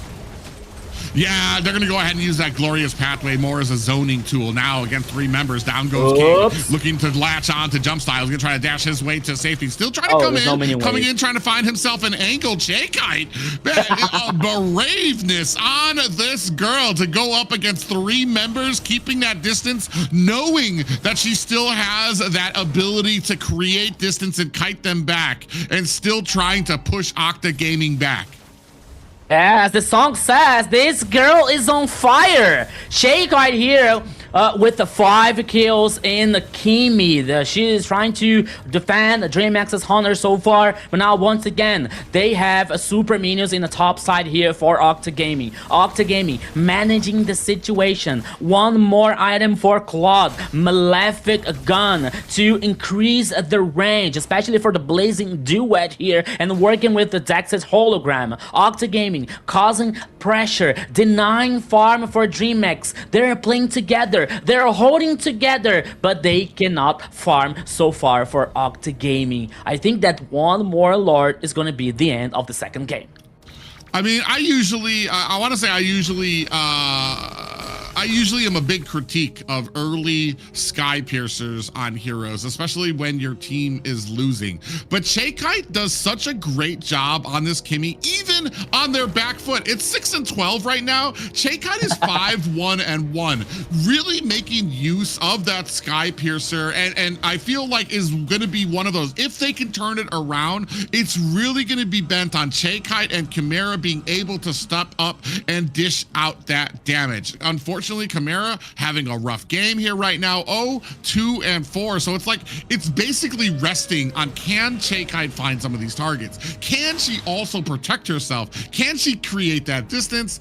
And right now, it's a lot of boxes you need to check to be successful against Octa Gaming, who can, I want to say, a lot can go wrong for them right now. He's sitting at Seagans, had a perfect game so far. He's got 9 assists as well. Saber's 0-2-10 right now. He's been involved in most of the fights, and you already have V2 coming online. Thanatos TZ 8-1-0 right now. So they have themselves a great game. They have a lot more wiggle room in which they can actually step back, but you can see now Dreammax looking for an angle to possibly come in onto this Lord. Lord has been reset. Blink takes a 25% damage from a V2 right there. V2's doing a good job. He's going to continue to go around this Lord to keep up those stacks of Claude, because he wants to come in with the Blazing Duet with all 5 stacks. You see them go ahead and reset it. V2's just going to continue shooting it, keeping those stacks on. Unfortunately, Dreammax not in a great position to try and contest just yet. V2 again on there as we dance around. Saber inside, Blink goes in, going to get caught underneath this bush. And you see from the back end, V2 comes in, is going to use that BMI to get himself back towards the Lord, to kite himself back. And right now we're just dancing. Octa Gaming, they don't need to take the Lord. They want this fight first. They can afford to be as safe as possible. Now Blink goes into a bush there with Lucy lying in wait. King looking for this flicker penalty zone if he can find it. Unfortunately, you're talking about some heroes that either have a way to separate themselves from you, like the Valier, or you have V2 who can BMI his way away from you as well. So you're very limited on the targets you can really do with this penalty zone. I want to say, if I'm Dreammax, I'm trying to split push. I'm trying to create some type of pressure with these lanes, hopefully to be able to get to those side lanes. Now 10%, Lord looking like he's going to be able to go over to Octa Gaming. Glorious Pathway has been launched down. Jump Style's going to have to create some distance. Blink being chased down by the Saber and Thanatos TZ on the back end. 4 members, big penalty zone lands onto 3 members, but the Blazing Duet on the backside. V2 spraying out damage. King finds a kill. 2 down for Octa Gaming. Thanatos TZ and Saber both go down. King doing a great job with that, but Blink still has his immortality as well. Yeah, Blink here was not able to die this time, and I was about to say about like a great job from Micro Game from Octa Gaming, because the minion waves in the bottom lane, they were so huge they forced Cheikai to head back and to clean the minion wave. That was the opportunity for Octa Gaming, guarantee the Lord, but the situation gone oops once again. Big penalty zone last on the two members, and unfortunately that's V2 with an ultimate down. Lucy goes down, Segan's gonna look for an escape. V2 came in, he had the blazing duet, but when the penalty zone landed on him, he had to BMI away, so he basically wasted his entire ultimate because he had to disengage from that great penalty zone. King, I want to say I didn't say too much about him in the early game, but he's being a core reason that Dreammax have been able to turn around a lot of these fights with some great penalty zones onto like 3 members every single time they come in for an engagement. Look at how tanky Saber is there. There's 3 people there pecking at him, tickling, doing what they can to try to bring him down, and he's just walking it off. Oh, Blazing doing once again private.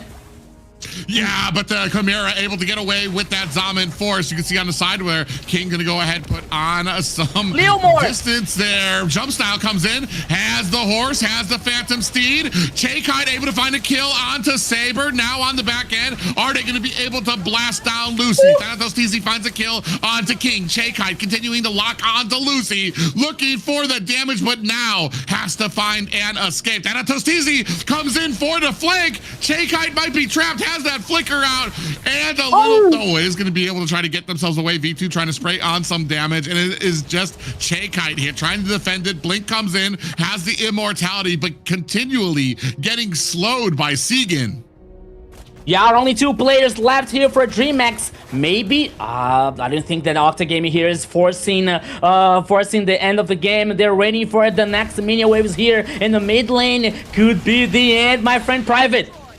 Oh, blazing duet onto the back line. Cheikai in trouble. Immortality has been procced, but there are 3 members there to clean up. Tower is able to take down Lucy, but is there going to be King coming in? Not sure if King has it in him to be able to stop this entire push-up from coming. Jump style comes out, has the Phantom Steed as well. Octa Gaming actually thinking wise about continuing on this fight. They know it's smarter to just turn their attention back, get this Lord, and do it safely. Yeah, the safest way here, but Dreammax is coming. They want to fight back this very important objective. Blink here is knowing that only jump style. Here we go. Yeah, jump style activates that Phantom Steed a little bit early there. 25% left onto the Lord. Oh, now jump style's way deep into underneath here, looking for an angle, looking for a way to get in. Penalty zone has been hit. Thanatos TZ takes down jump style, and the marksman for Octa Gaming able to find a Lord and another kill. It's just Cheikai and King alone to try to defend this, and down goes King. 4 members left from Octa Gaming. A Lord looming in at mid. None of Dreammax's downed players are going to be up in time. Cheikai on the back end has an immortality. Winter Crown activated again, trying to take down Cheikai. Finds the kill, dies, but enables his team for their 2nd game of the series. Another different, chaotic, bloodly game here for the 2nd game. Guarantee 1 more victory to Octa Gaming. 2-0 Xena. What a match. Yes, wow. Octa Gaming found their confidence there, making sure they dominated the early game, keeping that rhythm, and keeping it throughout the whole time, right? They just... Thanatos TZ, he was still strong with the 6-1-0 by the 6-minute mark, and... that pressure, they just gave so much pressure to them.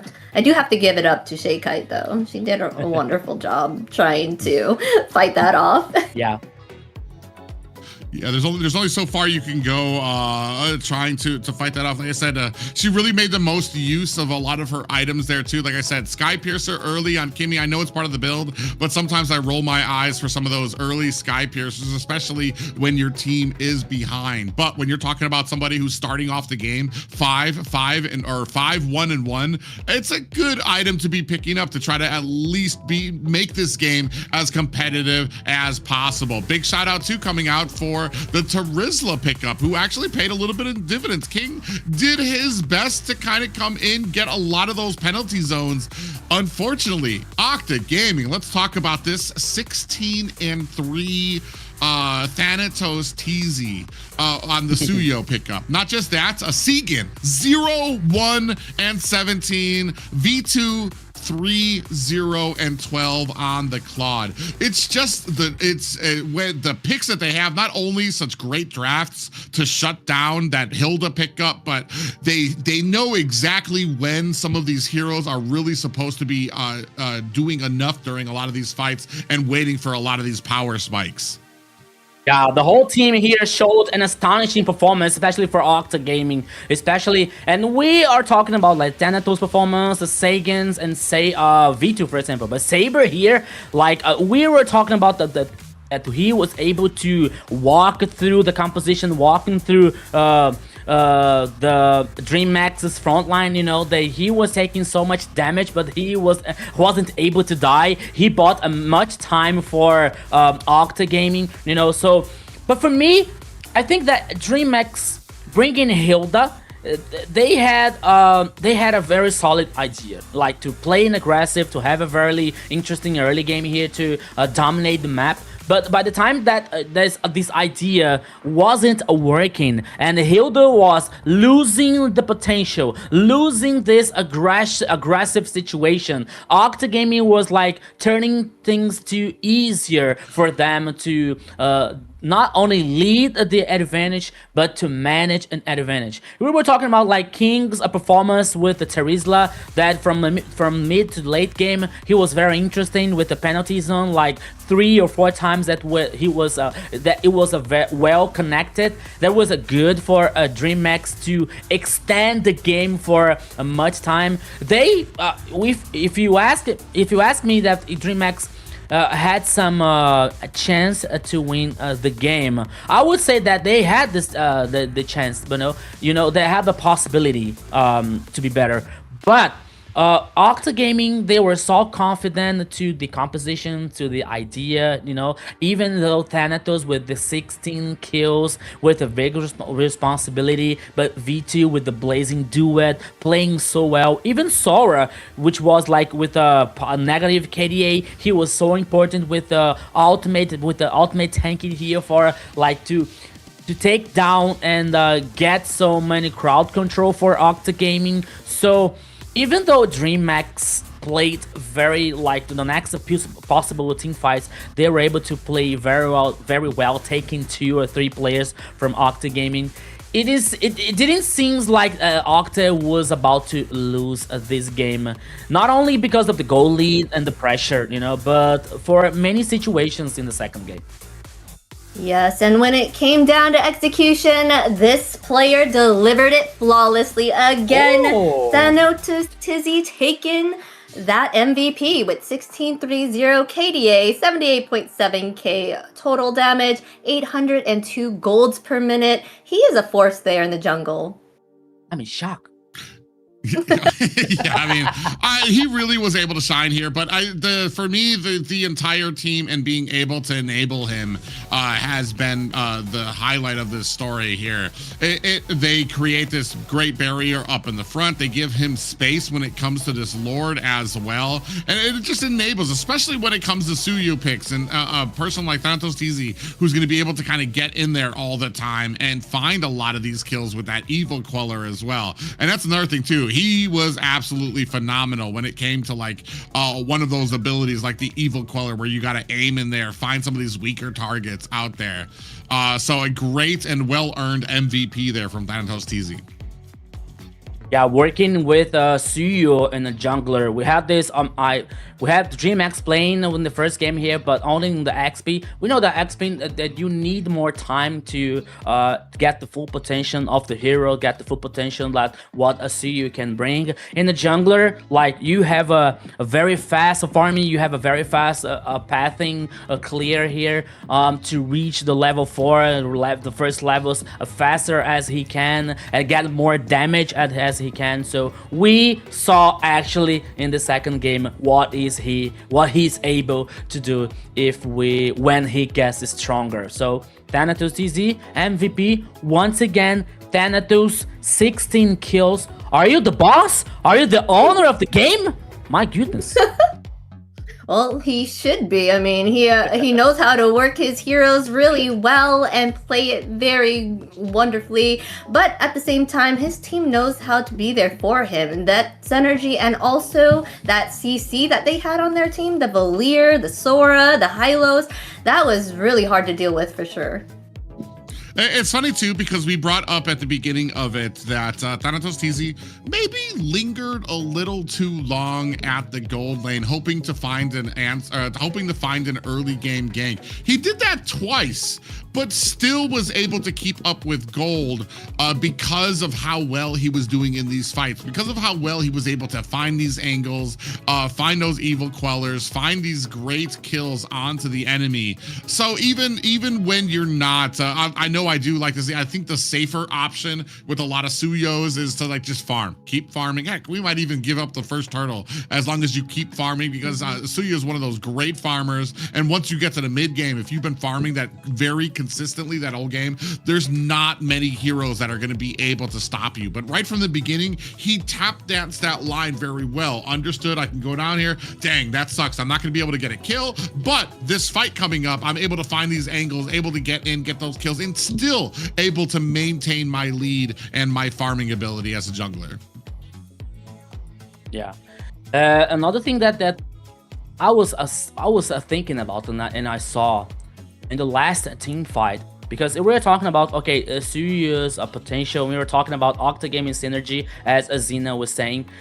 Maybe I felt in the last team fight from the Lord, I felt some miscommunication for Dreammax, because we were seeing a response for a Dreammax, especially with the penalties on from King and the Phantom's team for jump style, you know. And the last Lord, we already seen, like, I think that Private already said that he said that, okay, maybe the Phantom's team for a jump style was too early, because we saw the Phantom's team coming up almost from the grass, from the bush, and the orange buff, you know, through the Lord, and the King was not so close to apply the penalties on, you know. So the wombo combo that could be a brawl from Dreammax didn't work out in the last team fight. That could be one of the win condition and keys for Dreammax to do something, to try to win this game. But in the last battle, in the last team fight, I think that there was a miscommunication, there was a misunderstanding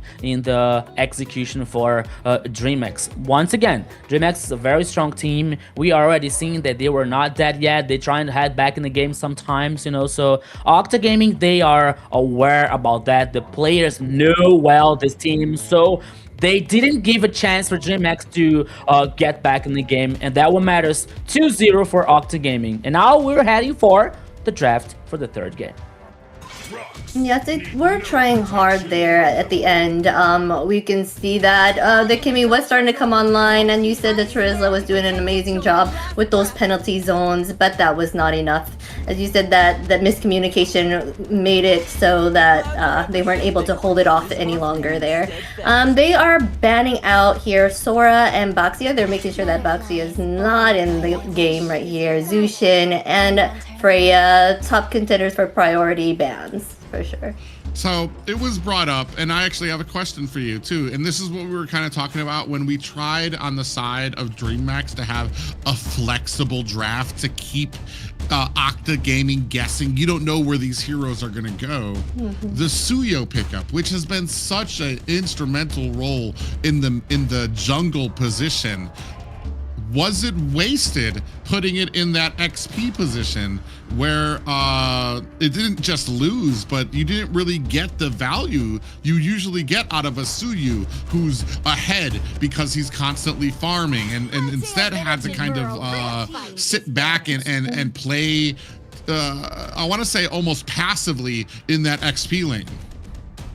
Yeah, as I said before, in the XP lane, Suyo, like King, I think that King's idea was like to respond a Lapu Lapu in the early game, because we saw in the first game like he getting the kill, Suyo causing so much damage in Lapu, but we knew that from mid to late game things are about to be different, because we know that Lapu needs time, Lapu needs some items here to get the resistance, to get like the sustain, you know, and the damage potential. So for Suyu, maybe could not the best idea, because Suyu is not focusing in defense items, for example. He is focused on farm. He is focused on damage. He is focused on items that can cause this, that can cause the DPS. So for XP lane, okay, in the early game, if the idea is to work very well in the early game, that could work better for Dreammax. But we didn't see that because King was neutralized so many times in the XP lane, you know. So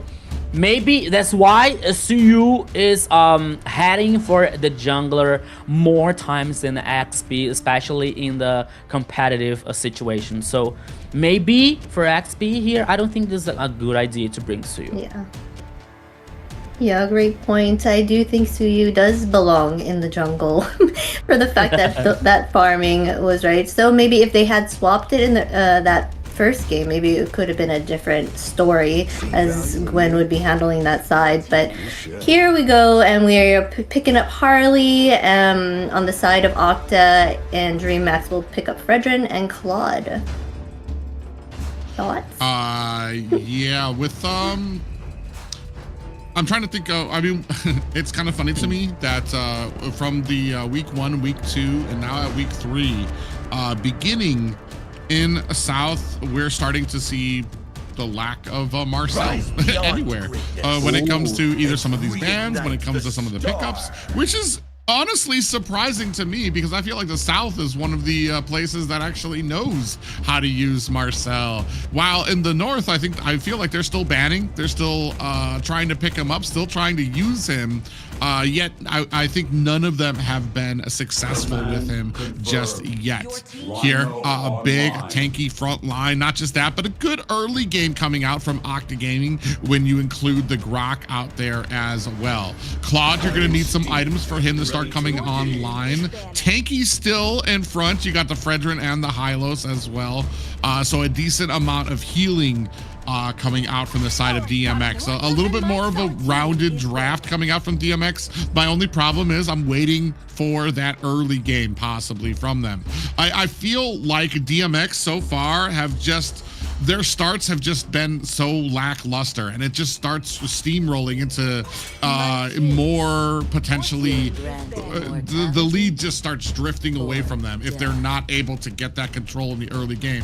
And that's not just them, that's most teams right now in the current meta, is if you aren't able to at least have a little bit of control in the early game, these games so quickly begin to spin out of your control. And Dreammax have been a big one of those that's not able to really encapsulate that early game, get the advantage, harass like they want to. They've been countered at every single turn here. Even last game where they tried to pick up the Hilda, you had a Valier out there, and it's like, what is Valier? What is Hilda gonna do? It's like, because as soon as you walk up to a Valier, you're just hit with so many abilities. You're slowed, you're stunned, and it's just like, okay, well, that's it for me in the early game. Yeah, I think that here, I think that Dreammax, oh, they banned Valentina. That could be a good chance here for Octa Gaming, guaranteeing a ZTN, for example, in the mid lane here to match with Harley, especially when the follow-up damage that comes with the burst of the Herod in the ultimate, with the nerf of magic resistance coming from ZTN. So let's wait to see. Benedetta is the last ban here for Octa Gaming. Interesting fact is, most of the teams, when they are in the blue side, they prioritize this Harley, you know, in the first pick here, especially to guarantee a very interesting early game. But not only for that, but I think that it is also to somehow control the rest of the draft from the enemy, because they have to adapt from Harley. Not only for Harley, but when it comes what comes with Harley, you know, with the follow-up, with the damage that comes, you know, from this very strong jungler. So here, as we were saying, Dreammax is focusing on resistant heroes with Hylos and Fredrin. Now he comes with Kagura with a very high burst damage here, especially in the magical power. So let's see what is going to happen. But once again, Harley here is getting a high prioritization in the blue side, especially in the first pick. Yeah, I'm thinking Kagura was kind of to maybe counter being picked off if it was an easier, you know, stand still mid there. So Kagura has that escapability to get away. I do like the side of Octa here. Harley is able to pick off that backline if needed. Yuzong could kind of get there as well. So it's still looking to see what else was chosen here. Yeah, it's really interesting to me because it did feel like the Hylos pickup was kind of veering towards a possible Eve pickup from Dreammax, but then you had the quick reply to Yuzong, the Grok, and basically said, I dare you to pick something that has to stand still for their ults with both of these heavy hitters on our team. We got a Black Dragon, you're going to have a tech charge coming at you, so they had to go with something a little bit more mobile, something that has an escape. Kagura fits that perfectly, but it's the big thing for me is is Kagura going to be able to lock on to somebody with that umbrella to get that yin yang overture onto somebody. Now the last pick here for a Dreammax is the Insun Shin in the gold lane versus Moskov. That's gonna be very interesting matchup here, especially because of the abilities for Insun Shin here to spot the enemy and the very potential for physical damage. But let's wait to see what is going to happen in this game. But always reminding the people from the chat, as the main star of the show, we are talking about and we are handling the global ban. So the team, if the team choose a hero, for example, they are not allowed to choose this hero again in the second or in the third game. Only in the best of 7, and if it comes to the 7th game, that is all reset, you know. So the global ban doesn't allow you to repeat the hero in the game or in the best of 3, in the best of 5. So you have to keep in mind that. So Octa Gaming was not allowed to repeat the Claw, to repeat the Hylos, for example. So we are talking about the global ban. Once again here, bringing the Harley and Lilia's idea in the mid and in the jungler here to cause this pressure, especially with this magical damage that comes with these two heroes. Could be very interesting for Octa Gaming. But now here, my friend Private, let's go to the Land of Dawn once again, because it is already 1-0 for Octa Gaming. Yeah, these boys woke up and chose violence immediately, find themselves a kill. I believe that was onto Blink. So the Roam apparently got surprised in the early game here as well. The thing for me too is looking at this composition coming out from Dreammax. You've got a lot of heroes that need items, that need scaling. King needs that Trinity build. Shaykai's going to need a lot of magic items to be able to kind of get a lot of that damage out there. Chimera, he is able to scale faster, but still needs to scale to start getting ahead. And there's nothing really securing a lot of that early game for them. Shaykite actually gets bounced back a little bit, trapped against the wall, but uses that umbrella escape to swipe over it. Wait. I'm only seeing now.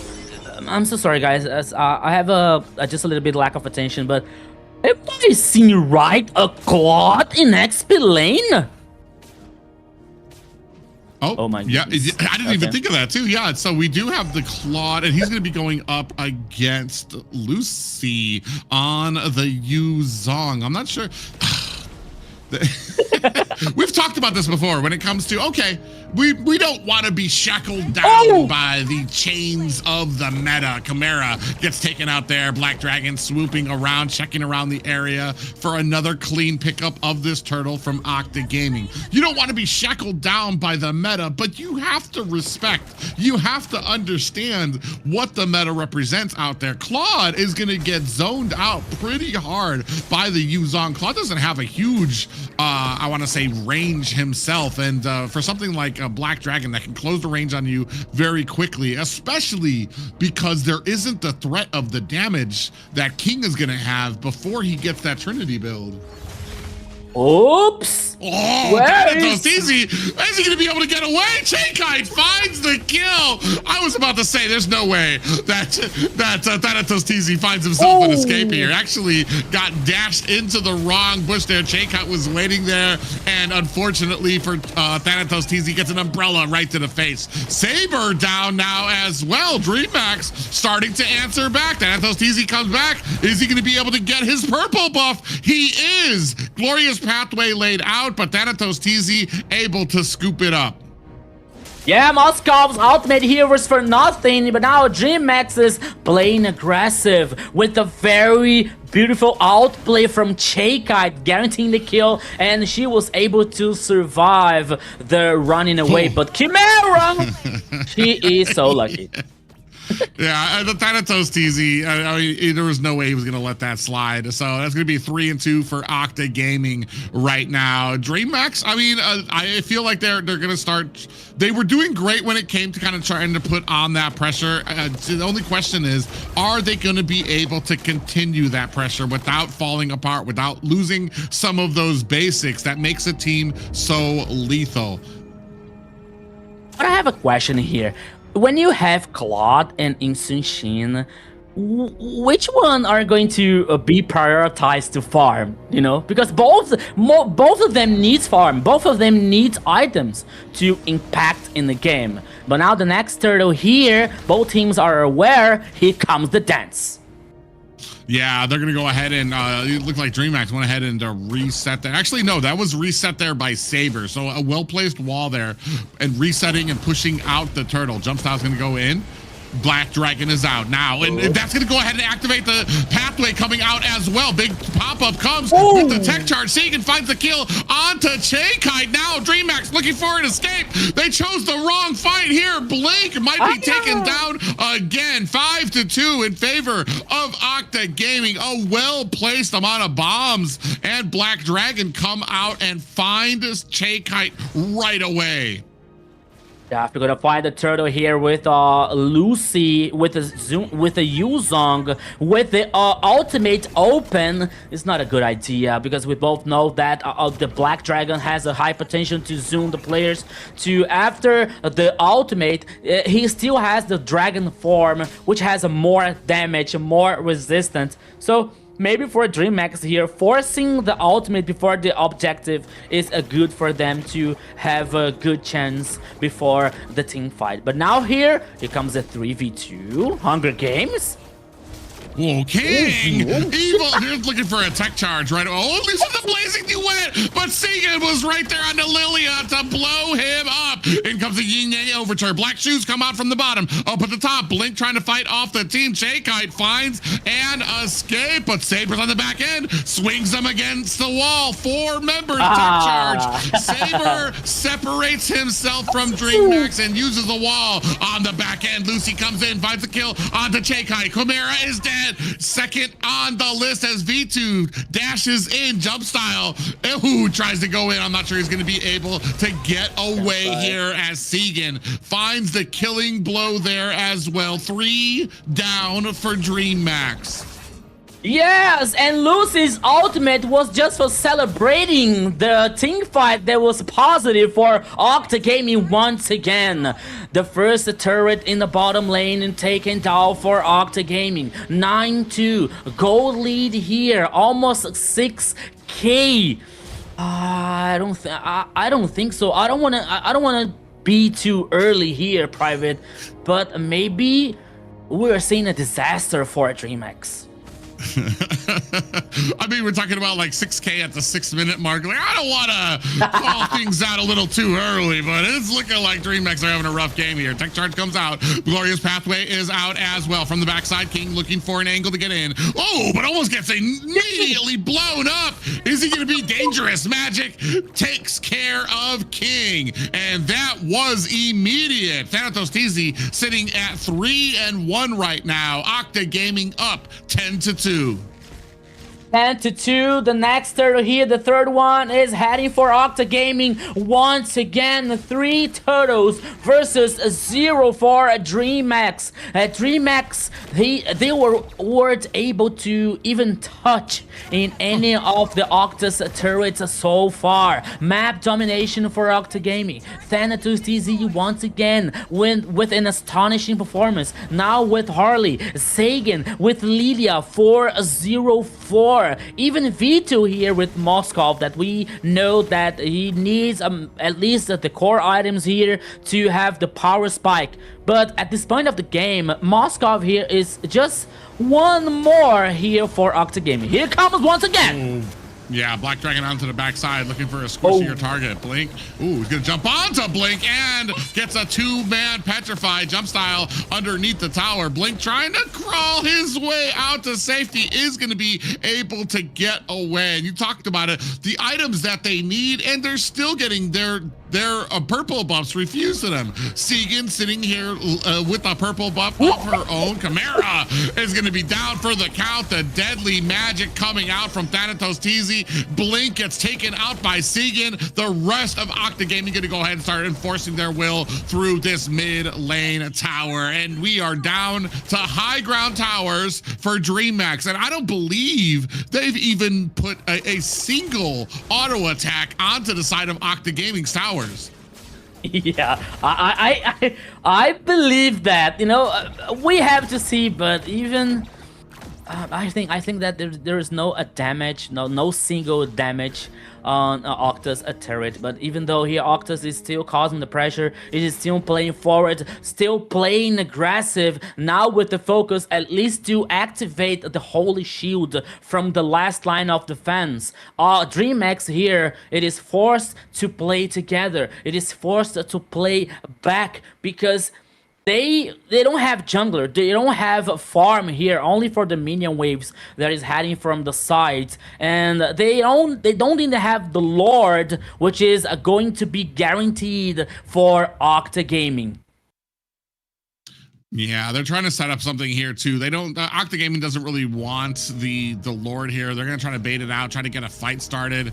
And unfortunately for Dreammax, they're not even able to close the distance. So that's gonna be a free Lord. We do have the Blazing Duet coming out from King, and gets nailed with an SOD coming out from V2, bringing V2 to 4-0-2. Yeah, here comes the chase. Oh, at least they got the first turret here, Private. They got the turret in the top lane here for Dreammax. But even though it's not even far from enough for the Dragon Boys to get back in the game. Once again, we saw a Guinevere in the first game. A pick, okay, Guinevere is a very strong pick, but maybe from the last choice for a Dreammax here, maybe trying to respond box here, I think that it could be better. And now in the third game, we're seeing Claude in the XP lane.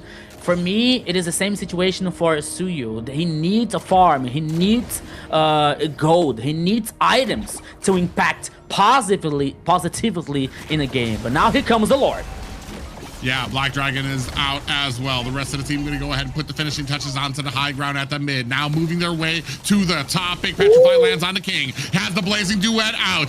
And Lucy does go down on that Yuzong. The rest of Dreammax looking to maybe pay the favor back. Taking a heap of damage is Jumpstyle, who has to get back to the healing of the base. But from the side, V2 laying on the damage. And ladies and gentlemen, that is a clean sweep for Octa Gaming.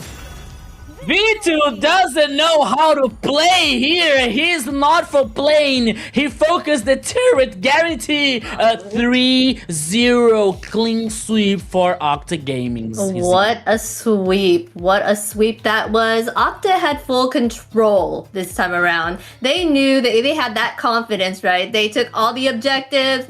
There was a huge gold gap. They punished them with kills. They just were unstoppable. I don't know what else to say there. They couldn't do anything to stop them. I think we talked a little bit about what would the games be like if Dreammax had improved since the last time they saw Octa Gaming, but it never occurred. What would happen if Octa Gaming had improved since the last time they saw Dreammax? And here, with not allowing a single win for Dreammax here, and they seem to have an answer for everything.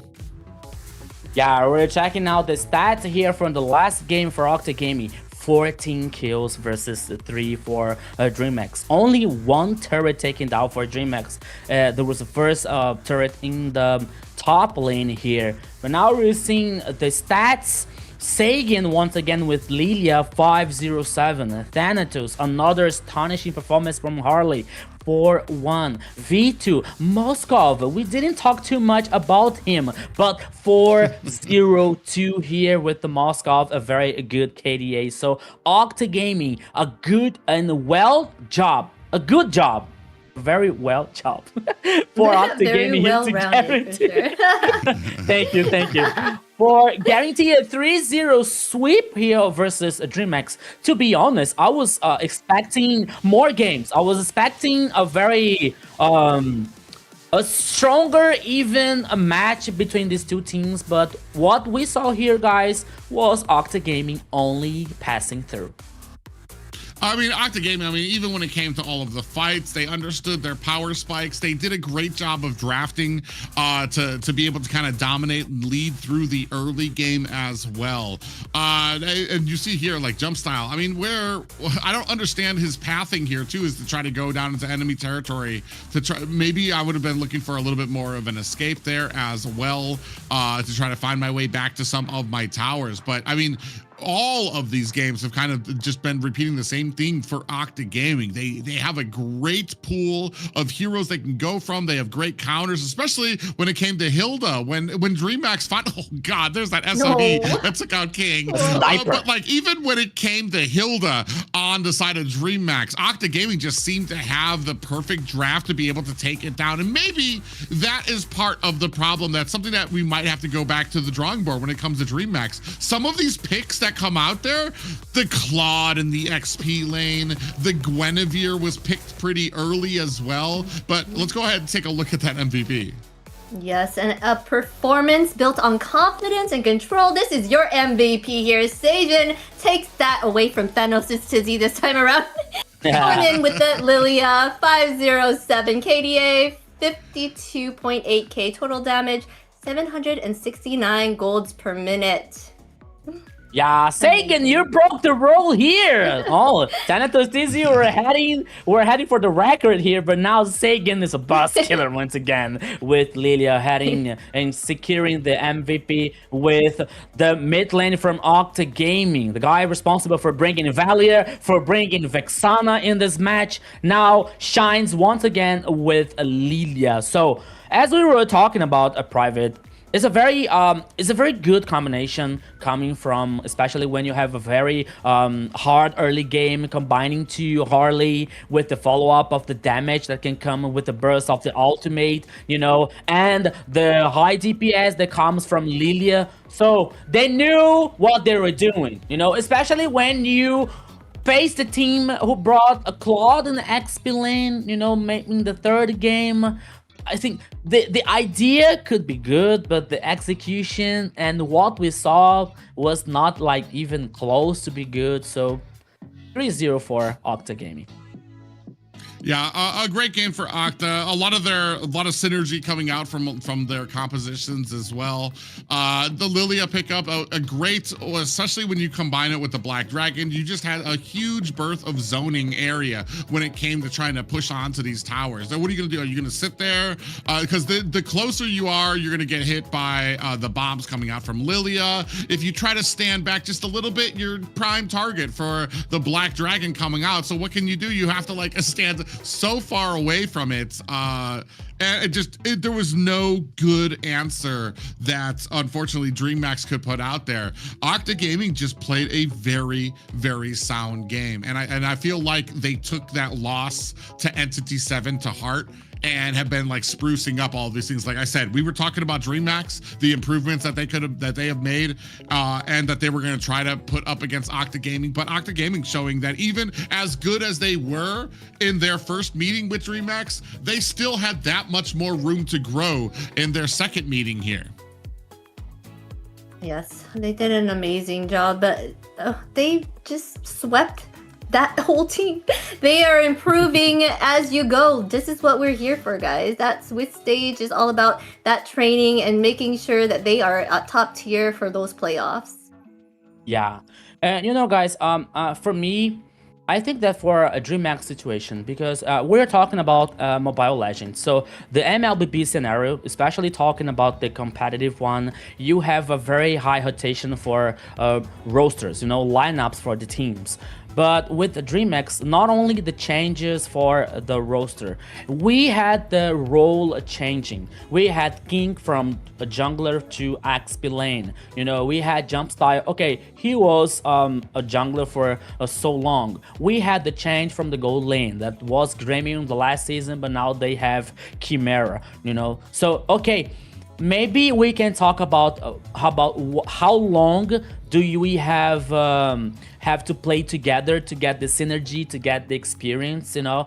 But for Dreammax, maybe this high rotation of players, of like role swapping, I think that they need they have to find a way, they have to find a team and start playing together, you know, because for a tournament like AMER, for example, when you need time, maybe this time can be over as soon as you think. So you have to think about it. You have to have a project, that you have to have a lineup that can play together, that they can have the synergy, to play very well. Once again, Dreammax is a very traditional organization. They are very good. It's a very hot one of the champions here in AMER, in the South region, you know. But in the last seasons, it's like a roller coaster. There were some championship that they were very high, that the other ones that they are very not low, but in the medium average, but I believe that for Dreammax, they don't want to be minimum. They don't want to be average. They want to be the top. They want to be champion. So they have to get this idea and this planning for having a lineup and playing together for so long time.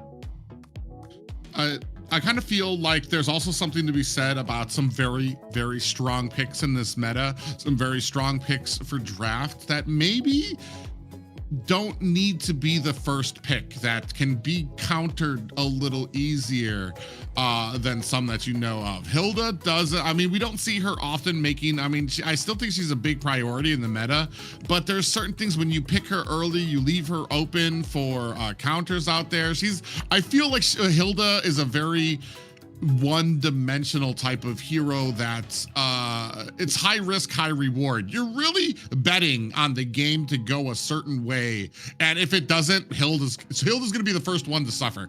Other things too with the Gwen. I feel like that Gwen pickup, especially in the jungle, there were a lot of mobile heroes picked out by Octa Gaming too, and that's not really where Gwen shines. So you want to be able to get the stun down and hopefully come in with Gwen on the secondary, where the enemy's either slowed or stunned or something like that, to make it easier for the Gwen to land a lot of those stuns. They went up against the composition where I feel like half the roster had a dash or something that they could use to be able to get away from Gwen. And these things have to be kind of on your mind when you're drafting certain things into that too as well. And then of course, as I kind of brought up ad nauseum, I feel like we kind of reached a bit out far of the box just for the sake of being different and hoping that difference on its own strength could maybe cause some type of upset. But when it comes to a team like Octa Gaming, Entity 7, some of these other Alpha 7, things like that, you're not going to win a game by frazzling them.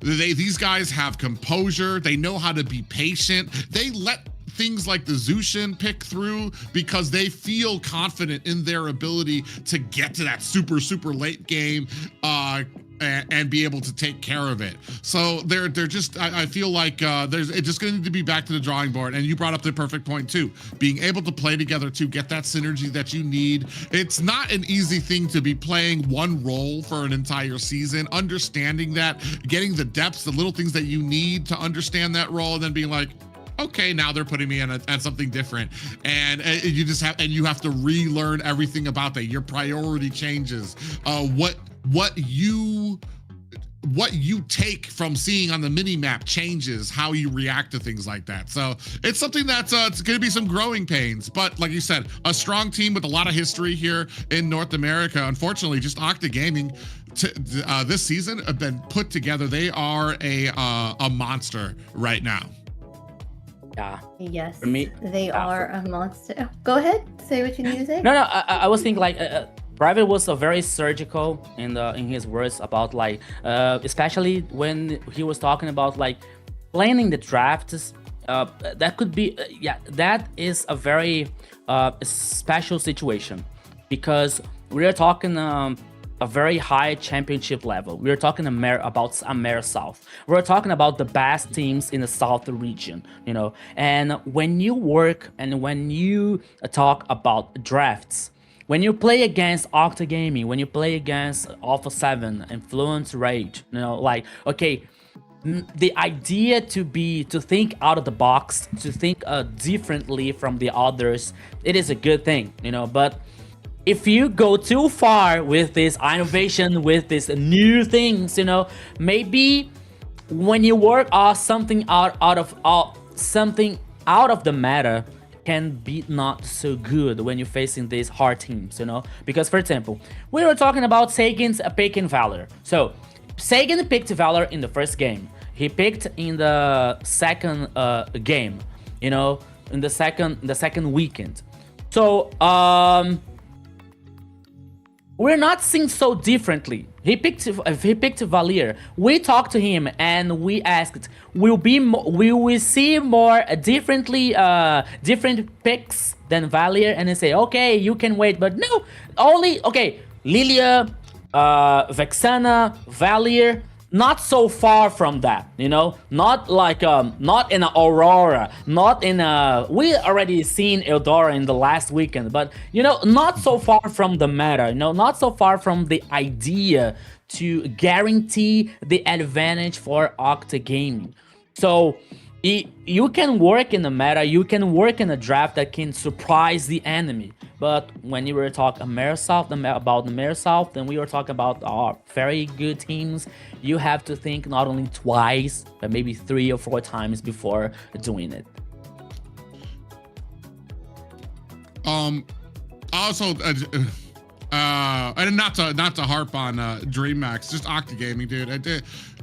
Thanatos TZ, those first 2 games, absolutely unstoppable. You are talking about a well-oiled, a team that understands. A lot of those games were very even too, where I said like whether it was the Boxia, it was basically poetry because Boxia would come in, get the damage, and even chase away the enemy. The moment that Dreammax would turn around onto him, like, all right, we got him, he's a little too far, the rest of the team would come in there, get that separation for him. Everybody played their role exactly how they were supposed to make the composition work. They understood. It felt like, looking and watching that, it felt like there wasn't a part of that composition they didn't understand. Even the Cho that I was questioning, I'm like, I feel like there's easier picks to accomplish what a Cho can. Even then, still able to execute, still able to get a lot of that, I want to say, the peeling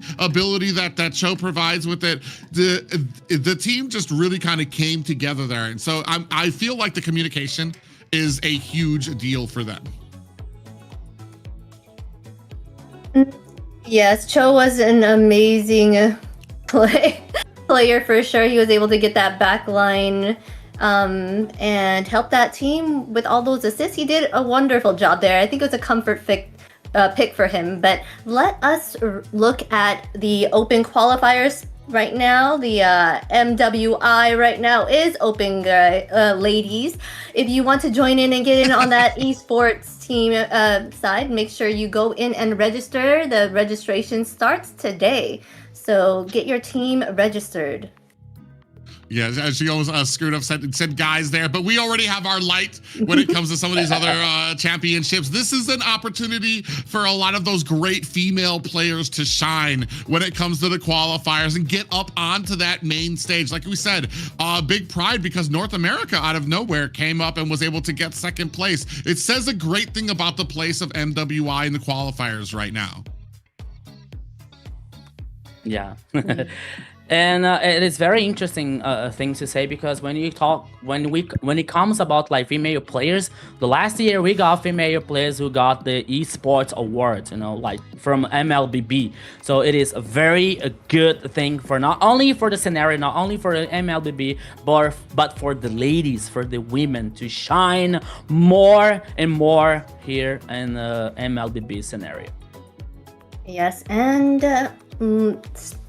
just for you viewers, remember we have these diamond drops here. Make sure the longer you are in the chat, the more that you get a chance at these amazing diamonds to get those skins that you've always wanted and saved up for. So make sure you stick around, comment more, engage with us, and you will get more of a chance.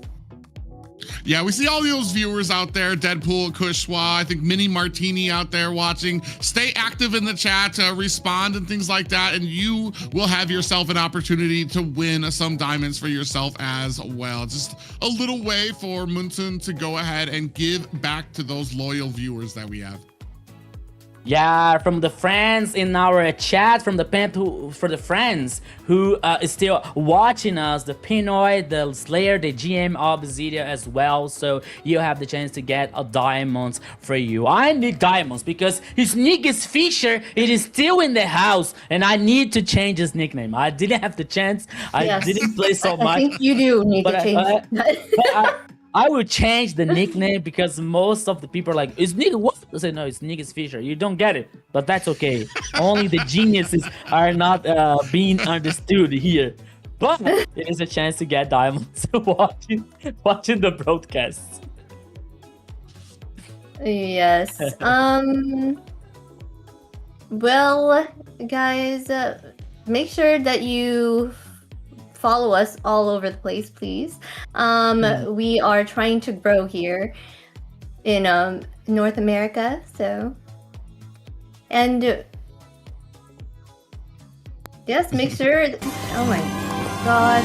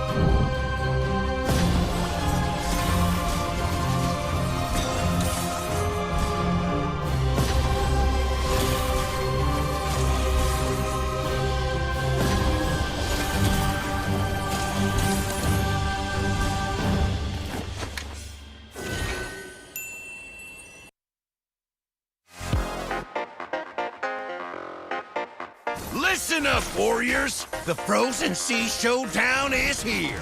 8 Francos, 2 sides. Ready your hooks. Well, the rules? Real simple. Hook 'em over, then bash 'em. Or hook 'em back and stash 'em. Remember, kills will make you stronger.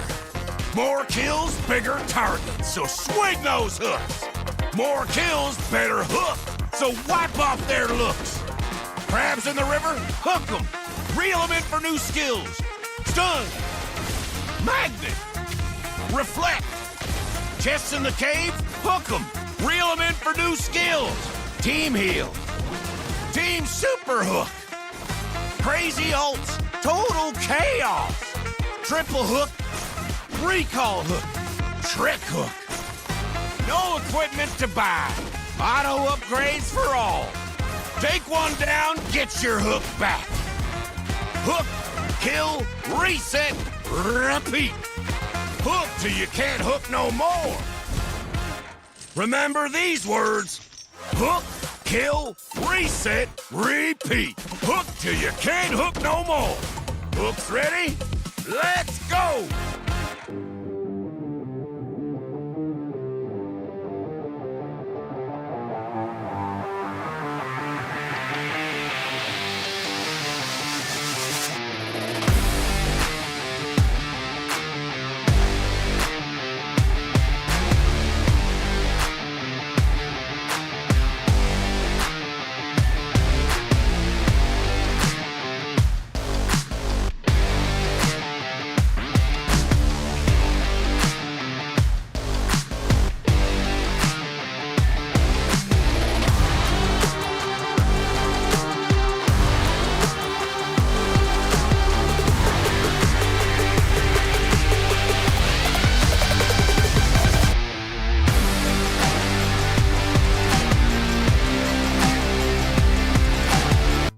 Welcome back, everyone. I hope you guys grabbed your snacks because we're ready for the next rounds that are going to happen. We have Alpha 7 going against 9Z Globant. What do we have to say about them?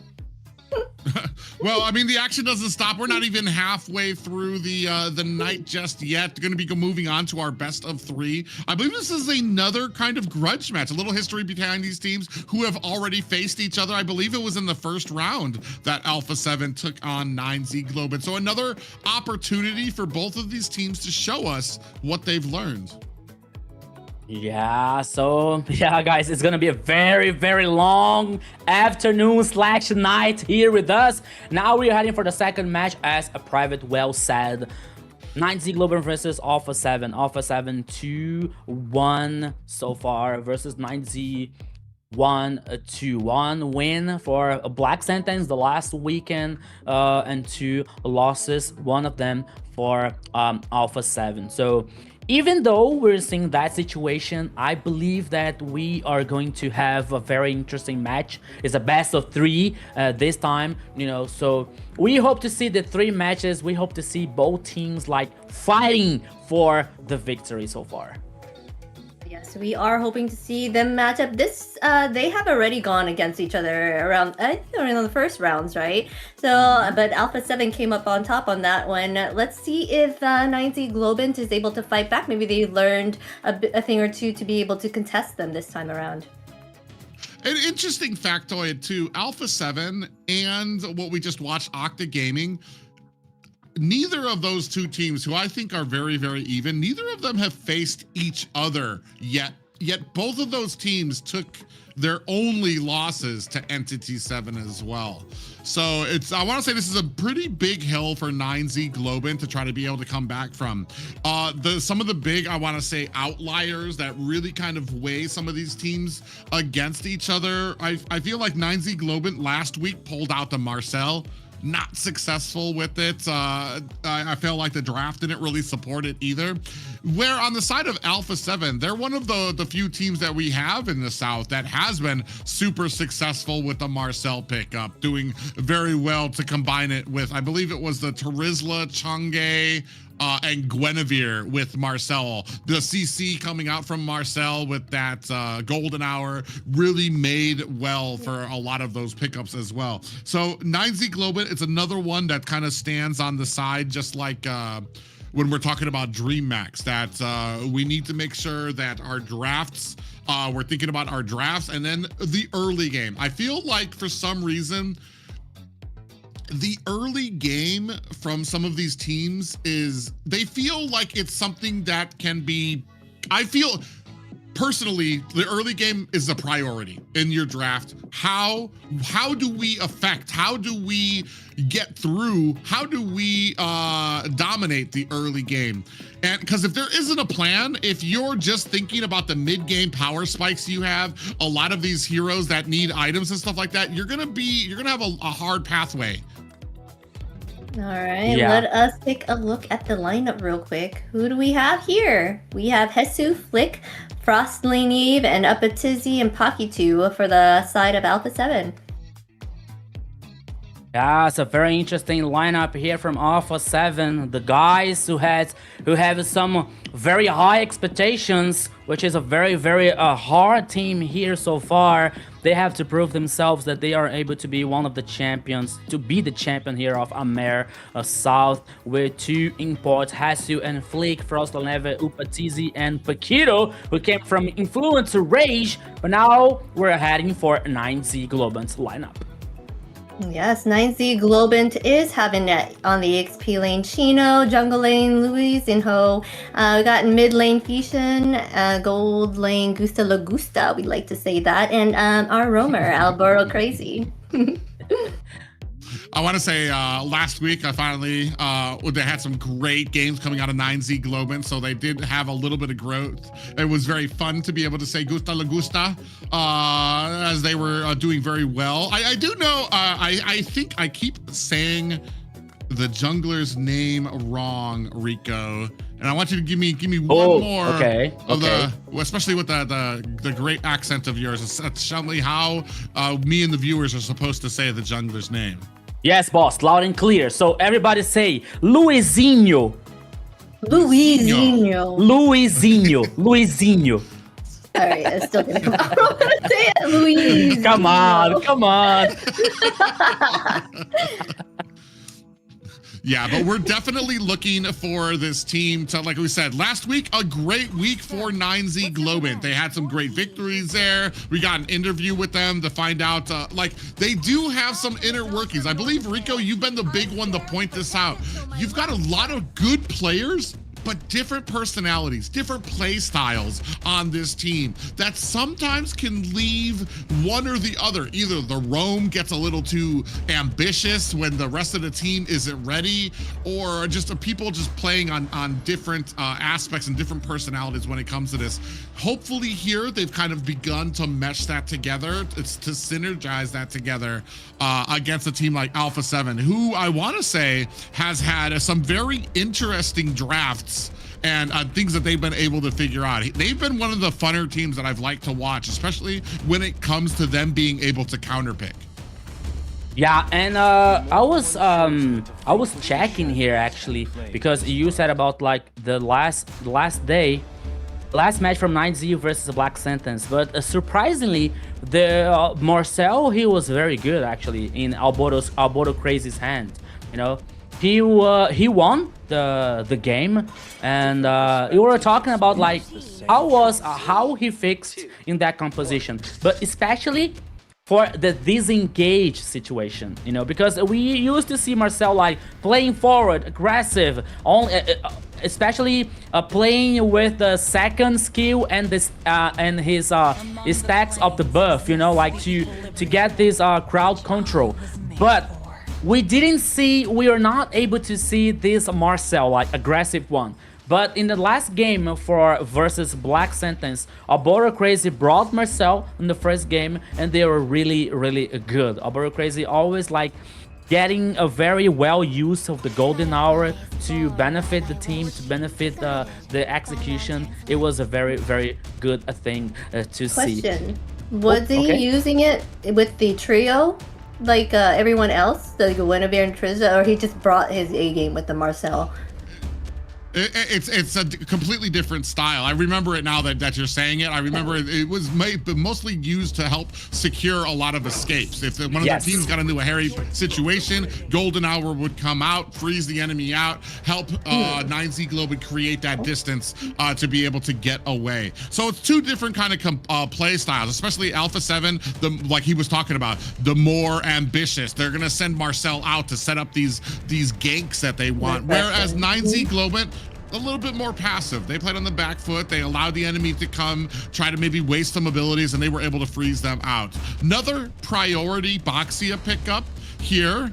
This time though, 9Z Globant, so waiting to see what Alpha 7 has to answer with. And if it's anything, they're gonna need to be very careful if this Boxy is gonna be played anything like what we saw from the last series. They got the carry here with the Kalea here, but Sora's still open as well. So I wonder if they're gonna pick that up on this side of 9Z. But carry is that shredder that will take them out in the late game. But if she's handled in the beginning, then they're just gonna have a harder time, right? Yeah, and I remember here, and for the last time that Alpha 7 faced of 9Z Globant in AMER South, the first game they brought Kalea in their composition, you know, and that was a victory for Alpha 7. So maybe 9Z has a plan to deal with it, but we know how strong is that pick, how strong is the pick in Paquito's hand, as we seen him playing, as we know that he is aggressive one, he likes to go through, he likes to play forward, you know, so 9Z here has to take care about that. One thing though, from this side, when you have Kalea on your team, you're looking for a little bit more burst damage to be able to kind of help gun down some of those heroes that you grab. Fortunately, early to mid game, carry is not that answer that you're looking for. She's gotten more sustained. This is what I'm looking for, something else to kind of help with a little bit more CC, a little bit more damage that can come out from Guinevere. The big thing though is how well are these compositions going to play against each other? You grab somebody with that Tsunami Slam, you're going to have Garakacha kind of gunning for that position. It's going to come in very hot with that Avatar of the Guardian. So it's gonna be very interesting. Now going into that the banning phase right now, I think we're looking for maybe to ban out some of the mages on the side of Alpha 7. And then what we're looking for 9Z Globant. We've already got our marksman out there, already got our roam and our jungler. So XP lane, maybe mid. I doubt both of these teams are probably gonna focus too much on the mids, or do we just go ham and just ban every single mid that we can think of so that nobody has anything left? Right there. They're going with that. What one, did you say? Taking out all what those mids. Yves, Lunux, Lilia, Zushin, bye. They're making sure no mid is available. But ZTN is out, right? They still have that option. ZTN as well, Valentina. Valentina, Kimi, it's another option here. Maybe not Lily anymore because she's banned here. But an interesting fact that the last game, Alpha 7 brought Lunox for that composition. So ZTN here is out once again for Alpha 7. Let's see. Well, please don't tell me Valentina. Please, Dynasty, don't ban Valentina. Come on, don't ban. Or Kimi to the mid lane, please. It's very interesting that you talked about that too, because that was kind of what I was reading into here. If 9Z Globant decides to slot in the glue pickup, it's something that's familiar with this composition from Alpha 7 to possibly use the Linux that they were able to last time they faced the glue. Kalea, as soon as the split came out from the glue, Kalea was right there, snatched up the glue, and then Linux would absolutely dominate him on the back line as well. Ooh, and there goes the glue pass up there as well. So Valentina still open up on the board. We still have the Kimi open for that mid lane as well. And there you go, Paquito or Alpha 7 gonna go ahead and scoop up that Kimi pick. Yeah, I think they're going to pick up the Valentina, most likely try to steal Kalea's ultimate to kind of help the team with more CC. I'm not really sure what other mages are available. I can't think of Valir, but then will that be helpful? They're too jumpy, very mobile. Really? I believe that 9Z here, to avoid any kind of trouble, they are going to pick Valentina and Sora at the same time. Yeah, it's a good thing. The only thing for me is that Boxia, Harith, Garakacha, and Fake it. Is that you? No, it's faking. Okay. with Valier. Zesh got a little bit of a makeup there, but no. This is 4 magic damage dealers on the side of 9Z Globant. So that'll be very interesting to see if that's not something Alpha 7 can kind of work around. They do take a little bit of time to really kind of come into their own. I agree with you, Xena, though. When you're talking about a Valier pickup, this is kind of a mobile draft that you have coming out from Alpha 7. So I wonder if the idea wasn't about being able to hit them as a Valier, but to be able to use that Vengeance Flame to get out of a possible pickoff from Kalea to helpfully get him down to that back line. And, ooh, here we go. Lapu Lapu pickup for the side of Alpha 7. Yeah. All right. So compositions here finished with both teams. Let's see what is going to happen. Kimi versus Valier in the mid lane here is going to be a very interesting matchup here, especially from Valier that it depends of the skill shot especially. So let's say the fishing has the aiming, that he has a perfect aiming for using Valier here. Gusta with Harriet in 9Z's composition, so here comes with a very high magic damage. Luizinho to compensate here with Baxia. We have a Fulvius. So I think that the idea for 9Z, it is to roaming so fast to the objectives when you have Fulvius and Baxia. You know, so Fulvius is a very strong even in the early games here. So the idea, and at least in my point of view here, it is to trying to guarantee these first objectives, especially the turtle ones, to get to play as even as Alpha 7 as they like to play aggressive. So let's see what is going to happen. All right, ladies and gentlemen, we're going to be stepping back into the Land of Dawn for our second series of the night, featuring Alpha 7 taking on 9Z Globant. This one, ladies and gentlemen, is going to be a best of 3. Yes, the best of 3. Here is the second match of the day. Welcome to the Land of Dawn. 9Z Globant versus Alpha 7. Alpha 7, 2 victories, 1 loss. 9Z Globant, 1 victory, 2 loss. So let's see what is going to happen. Let's go, my friend. Yeah, I'm very interested to see how this Valier can be played into it. The most obvious targets will be Flick when he goes in for the Violent Requiem, or Hesu when he comes in. Another pop-up, actually 2 pop-ups land there onto 9Z Globant, and you can see already healing coming out from Malburo Crazy. But as I was saying, the 2 main targets for Valier to be able to hit in my head are the Guinevere when they jump on somebody, or it's going to be the who was the I believe it was the mage for the side of Alpha 7. All I know is that the Violet, not the Kimmy, not who's the jungler then? Oh my god, the jungler is Flick. On what? So what hero? What hero was it again that he chose? Was Guinevere? There's Baxia.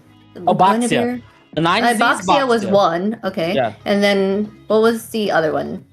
Yeah. So the big thing though is that the 2 main targets that are going to be that you could possibly try to use the Valier onto, they've got abilities that can stop them from being CC during their ultimates or during their abilities. The Violet Requiem, you're not going to be able to stun a Guinevere out of that, and by the time, especially if you're timing it after a jump, Valier is just not that fast. He's not going to be able to get that stun out as soon as that before that Violet Requiem comes out there as well. So it's going to be, I feel like the target selection for Valier, I feel like the only saving grace for Valier is the fact that he has the Vengeance Flame, that if you do snatch him up, if you do try to grab him, he can get away. And there's kind of a little bit of a scaling issue on 9Z Globant's part too as well, where a lot of that roster, a lot of those heroes are waiting for items, waiting to kind of get into that mid game. I feel like a Valier's choice, I guess, from maybe their thought process was the fact that they want to try to slow down these movements, right? So, well, good luck on these matches. Yeah, that's a good point. That's a good point. But for me, I still think that for Guinevere here, you know, you were seeing a Burrow Crazy like trying to cause trouble in the purple buff for Alpha 7. But even though I'm thinking about like a Flick having some troubles trying to pop up versus Luizinho here in the Boxia, or Augusta Lagusta with Harriet that has a dash, you know. So it's not a very high mobility composition from 9Z Globant, but Flick has to take care about like the targets that that he can jump to guarantee a kill or some kind of advantage. Yeah, that's an interesting point too. And now that I'm seeing the draft out here, Hesu was the second one I was thinking of. If you try to go ahead and get the stun or flames on a Hesu, he can just go use that ultimate and a bravest fighter stance and be able to get out of it. Turtle gonna be cleaned up. Luizinho gonna pick that up very easily for 9Z Globant. So there are weaknesses on both sides. Speaking of which, Hesu does go down there as well. Paquito on the back end might be taken out. Has to use the flicker at the last moment to get underneath his tower. Flick gonna be able to jump back to get to safety as well. First blood going to 9Z Globant. Yeah, there's a power trinity here that I was talking about. Like when you have the Getoch Kaka, when you have the Luizinho playing with Boxia and Fovius, these objectives, at least in the early game, are very strong for 9Z Globant. First blood for 9Z Globant in Chino's hand. That is a very interesting start for 9Z Globant. Yeah, I do kind of like 9Z Globant when you figure out that there's not great targets for Alpha 7 either. Flick's gonna have, Avatar the Guardian comes out. Paquito gets caught there, is taunted down as well. And a tsunami slam, but El Burrow Crazy comes in, finishes the job. That's gonna be 2-0 lead for 9Z Globant. But as I was saying, the targets, and right there, perfect example. We don't have great targets to be able to latch on to 9Z Globant. Other than Feshin, who you're not gonna be able to grab because of Vengeance Flame. Everybody else is going to be dashing around or too tanky for you to really want to grab onto, want to jump onto if you're Flick on this Guinevere as well. So I feel like both of these teams are trying to push compositions and winning scenarios that aren't realistic for the enemy team either. So it's going to be an interesting game as we continue on here. But right now, 9Z Globant with a firm lead of 2-0. Yes, and I agree with you. There was a very clever play, but now in the mid lane here, we're seeing some troubles. We're seeing some fights, because when Flick trying to jump over a Fashin, he used the Flame of Vengeance, and so he escaped. Oops! Oh, wow, I just saw 3 men get popped up over there. Alpha 7 in trouble. Chino finds a kill on the Flick. Now trying to turn it around. Fashion takes down Paquito. Hesu in trouble. The damage ticks down onto him. That is 3 members down for Alpha 7. 9Z Globant opening up at the 5-minute mark with 5 unanswered kills and 2 turtles. It's burning! It's burning, Private! It burns to the death here for guarantee 1 more kill for 9Z Globant. Another turret, another turtle, sorry. 2 turtles for 9Z Globant so far. Go lead, already heading for 3K for 9Z Globant. A very strong early game. Alpha 7, what will you do in that situation? Right now, this is a perfect start for 9Z Globant, because I feel like the longer this goes on, the stronger they get, especially with the matching. Avatar the Guardian comes out, Tsunami Slam does not protect them. 9Z Globant with another kill there. 3 kills for Fashion, 2 for Chino. 9Z Globant are on a roll right now.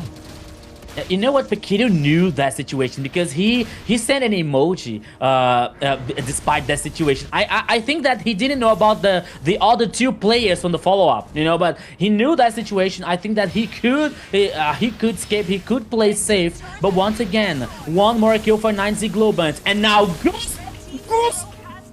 Oh my goodness! Oh, Gusta La Gusta making short work of Upatizi up at the top lane. And I feel like Alpha 7, they just are completely unprepared. Hatsu gets trapped by 2 members. He is not making his way out of this fight. Unfortunate for Alpha 7. Flick not able to get down there fast enough. It is already a 4K gold lead at the 6-minute mark for 9Z Globant. And I want to say I am absolutely baffled and surprised, pleasantly surprised to see Alpha 7, who I thought was going to have an easy time with this game, now struggling. This is telling you how much the growth has happened from 9Z Globant. That game yesterday was nothing compared to the domination, the surprise we're seeing. 9Z Globant, very secure. Next turtle going to be picked up here for them. Alpha 7, not even in a position to contest.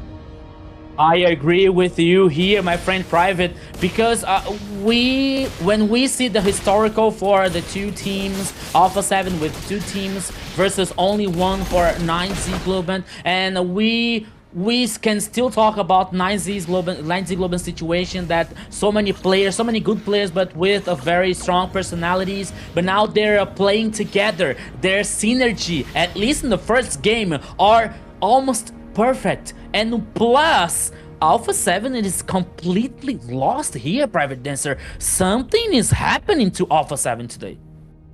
Yeah, and maybe this is just what we were talking about and what they talked about. They have new players that they were just trying, great players that have a long list of titles and history behind them in South America, in LATAM. They just needed to get that synergy. They just needed to get on the same page. Here, I don't know that you could be anymore on the same page. An 8-0 lead before the 8-minute mark here. Alpha 7, the only problem right now is I feel that you could count even as a possible negative is we are at 8-0. We've only got 1 tower, so it's not like 9Z Globant have been transitioning all of these kills and all of these fights into great objectives and pushing towers just yet. So we still have to wait for that mid game to come out to see if they've gotten enough of a lead to kind of really be a little bit more comfortable with themselves here. Another tower taken down. I believe that was the bottom tower taken down. So both side lanes taken down for Alpha 7, who have yet to be able to find an answer for this 5K gold lead of 9Z Globant. Yeah, and actually there's one more thing that we we can consider about here. Cabral. So last weekend, Gusta talked to us. They have the BL as a coach and Cabral now to the team, to the coaching staff, you know. And Cabral was the coach for Alpha 7 from the last 2 seasons. So Cabral knows the team very well because so far only Paquito wasn't in this lineup. But Hatsu, Flake, Upatizi, Frost, they were in this lineup before. So Cabral knows them very well. So maybe can be one of the things, one of the reasons that 9Z is playing so well versus Alpha 7 so far. Yeah, and even when it comes to that turtle, allowing it out, they're forced, Alpha 7's forced to kind of try to get these long-ranged pushes up at the top, but immediately, especially when it comes into expanding rivers, you see how fast Chino was able to get to the top lane, all the way from the bottom. Ooh, nice little Violet Requiem comes in, traps him underneath the tower, Flick able to find a kill onto Alburo Crazy. The Mountain Shocker does not land for Hatsu on the back end. Luisino comes in, might have bit off a little more than he can chew, but look at how tanky he is. The rest of Alpha 7 has to run away with half health, while Luisino able to take out the Alpha 7 jungle. Luizinho, this is so unfair. What is Boxy about? Oh, one more jump! Oh, wow! You would have thought that it was Luisino was the one who jumped on the Flick. Flick jumped in on and immediately took 90% of her health as damage. What a great surrounding from 9Z Globant, immediately collapsing around their jungler to be able to punish Alpha 7 even when they have a great gank. No, Hatsu in the wrong side of his tower gets taken out, bringing us to a 9-1 game. Hatsu completely lost, not in the jungle, but in the bottom lane here. guarantee one more kill for 9Z Globant. Private, we are talking about 9-1 to 9Z Globant so far. Gold lead. Oh my god, my math now it's not so clear, but it's almost like, okay, 5 plus 3, 8k for 9Z Globant. But they have to take care because Alpha 7 is very strong. They have resilience, so they can have back in the game. So 9Z Globant has to take care. Yeah, we do. I mean, the saving grace on the side of 9Z Globant, I feel like Phobius begins to fall off a bit there. Luisino will become a little less, you're going to start having your items. You'll be able to maybe burst down. But, I mean, look at here. Immediately, the Alpha 7 has to disengage from this as 9Z Globant basically own Alpha 7's jungle right now. We're at the 12-minute mark right now. Sans any huge mistakes, I feel like Alpha 7 are going to have a very rough time trying to find the advantage, trying to find the pickoffs that they need. I haven't seen one successful tsunami slam, I feel like, come out from Alpha 7 just yet. And I feel like that's one of their big marks here. That's one of the big things that they're really leaning on. Also, I mean, hoping for Upatizi to really get farmed up onto this carry. But I mean, carry's one of those too. When you're behind, you're not just waiting for the Trinity, you're also waiting for that Malefic gun so you can get the range, so you can be safe while you're dishing out all of this damage.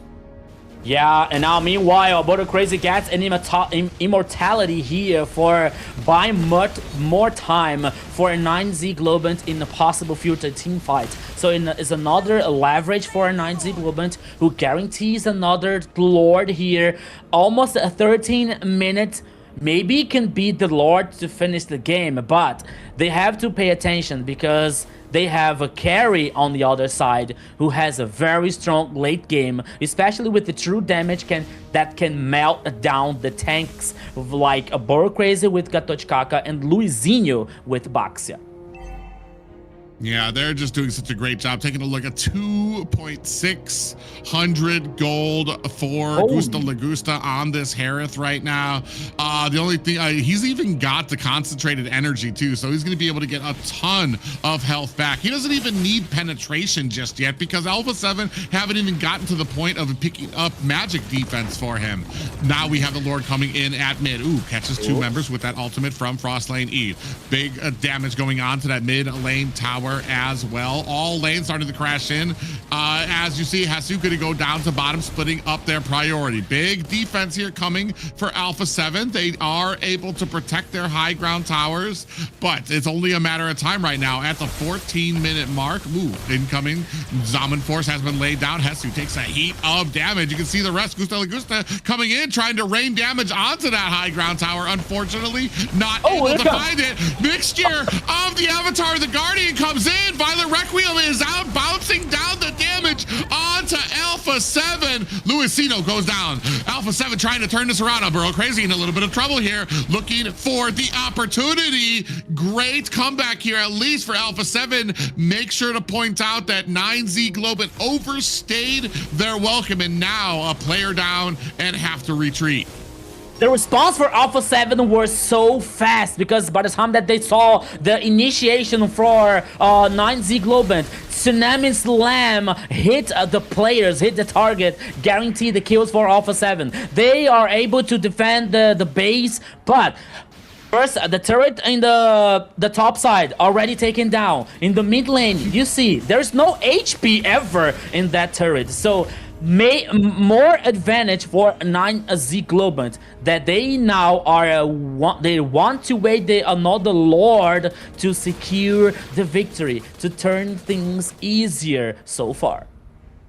Yeah, and the thing too is on the side of 9Z Globant, they already have the protection that they want against the carry, against the Kimmy. They've already got, I think I saw 3 Radiant Armors coming out from them, 3 Chastised Pauldrons coming out from them already. So they're already planning for this late game where Frostlane Eve will start coming online, where Upatizi will start coming online, and they're doing a great job of prepping for it too, because I mean, you're gonna really slow it down. Even with that little kill that Alpha 7 was able to get back, just Frostlane Eve was just never really able to take off because Radiant Armor, they're all doing like the max defense that they can get. You see here, Tsunami Slam actually comes out, Big Jump comes out as well, and we do have a Winter Crown out for Chino, coming back with the demonic forces onto the backside, finds a kill onto Flick. Zaman Force laid down Alpha 7, running for the hills, trying to find themselves an escape, but onto the back line, Chino diving deep with that demonic force, finally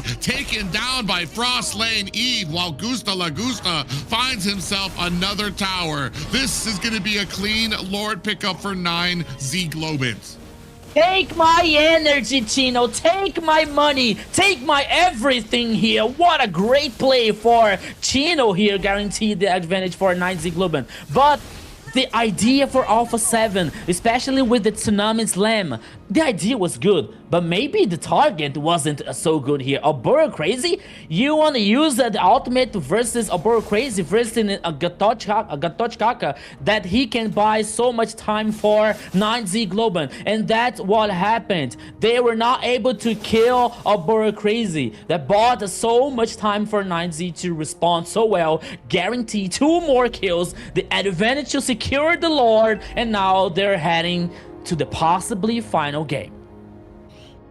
Man, I mean, you're looking at this, the gold leads firmly, almost a 3K gold lead there for Gusta La Gusta, has the penetration that he needs, almost a 10K gold lead overall, 12-3, Alpha 7 found themselves on the wrong side of an angry 9Z Globant, now charging in through mid lane, minions at the bottom lane as well, Lord starting to hit down onto the tower, Hatsu in the back line taking a heap of damage from Chino, he's gonna use the Winter Crown, is that gonna be enough? Flick gonna dash himself to safety, the rest of damage onto the core. That is a dominant victory for 9Z Globant. Dominant victory here for 9Z Globant in the first game in the best of 3. What a surprise, Zena. That is a surprise. 9Z brought their A game this time around. They did not like that sweep from the first set of matches that they had gone through before with them, and they were able to recover this time around. I think they weren't able to. Alpha 7 was not able. They weren't prepared. They weren't prepared for this. I think they expected them not to be so dominating this time around. I don't know if they woke up, they're eating their Wheaties, what they had for breakfast, what they're wearing, but continue to do that. Don't change a thing. Whatever this is a completely different team than we saw from that first round coming out from Alpha 7 taking on 9Z Globant, where 9Z was swept. This was a dominant game by 9Z Globant. This was a synergy that you saw from them. I mean, they had an answer for everything here. Even like we said, I thought maybe it would be a little tough for Feshin on this Valir. Where were his targets? But if you turn it around on Alpha 7, where were their targets? Who were they going to be able to get with the Violet Requiem? Who were they going to be able to get with the Tsunami Slam? And then you're kind of getting into a point where you're really depending on the late game of Frostlane Eve, really depending on that late game of Upatizi. And I want to say by the 7-minute mark, you already had full Radiant Armors on 3 members of 9Z Globant. Yeah, they're really prepared here for Alpha 7's idea and composition. But once again, as you well said, the targets for Flick here using Guinevere were not that easy, because you had Gusta La Gusta playing with Harriet. Okay, he has dash. You had Chino. He has the stacks from the ultimate here, especially to focus in the back line. You have Fashion that could use the Flames of Vengeance to respond back this initiation. So it was not that easy for Alpha 7 with this idea using the Guinevere so far. Maybe if they proc, like for example a Suyo with a high burst damage from the jungler, that could work very differently. But in this game here, 9Z Globant knew what they were doing, knew what they had to do to guarantee the first victory so far. Yeah, a great and dominant victory for them. Yes. For sure, they were very victorious there. Valir, I just have to say, we were saying that Valir may not do much here, but look at this. But Valir went in ahead and took gave that additional CC and extra damage right there. But so here we go, right place, right time, every single moment. We have the Gusta Lagusta on that MVP with that Harith, 203 on that KDA, 47.6k total damage, 805 golds per minute. He was doing an amazing job as this gold laner here. Yeah, gusta mucho of being MVP here for 9Z Globant. The man from 1-1, the man from Beatrix here, the gold laner for 9Z Globant, guarantee so far. Playing very well with his Harith. Even though what we have a composition for 9Z Globant who didn't have this hard engage, who didn't have this hard initiation, we're only to have this follow up from damage. We were used to see Gusta always using the ultimate, using the dashes to cause damage, using the dash to farm and getting the items for 9Z Globant. That was one of the keys to victory for 9Z Globant to play versus Alpha 7 so far. Yeah, he kind of continued on with the domination. There was a point where he was about 3k gold lead for him. So did a good job. Another big shout out to going out to the Phoveus as well. He was doing a great job of being able to back up a lot of the damage, keep them onto the backs while his while his front line was able to really dominate. I'm absolutely kind of speechless a bit. 9Z Globant with such a great first game. I want to see this continue. I would love to see the surprise here, to see them be able to take down Alpha 7. There was a few teams that it wasn't 9Z Globant who I was thinking was just gonna be able to wholly be able to turn this around. That game, I want to say, gives me hope. I want to see what else they have on the dock and what else they have in store, because like I said, we heard the interview about that the different things that they were kind of battling with, where it came the synergy, a coach or players on their team that just hadn't been there long enough to really build that synergy. Maybe we're starting to finally see the fruits of that labor. Yes, 9Z is doing a wonderful job here. The fact that they were able to come back and show their driving force this time around, Alpha 7 was not able to think that they can take them on, right? So I wonder if they were just preparing to dominate them like they did in the first matches. Maybe that they kind of weren't in the mind to be like, oh God, I don't think that they're able to take us on again like this. All right, we're going to be prepared the next round. So I feel like Alpha 7's going to give them a fight next time.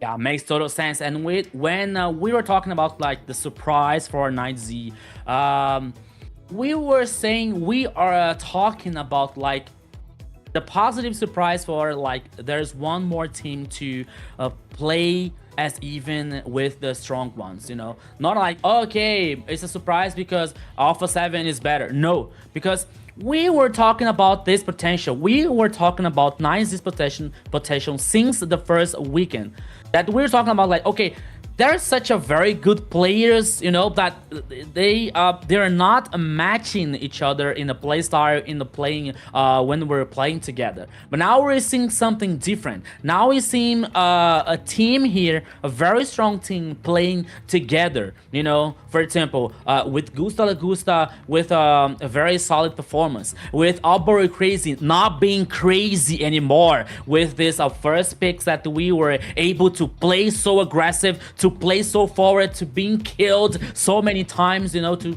give farms and gold lead for the other team. We're seeing Fishing playing comfortable.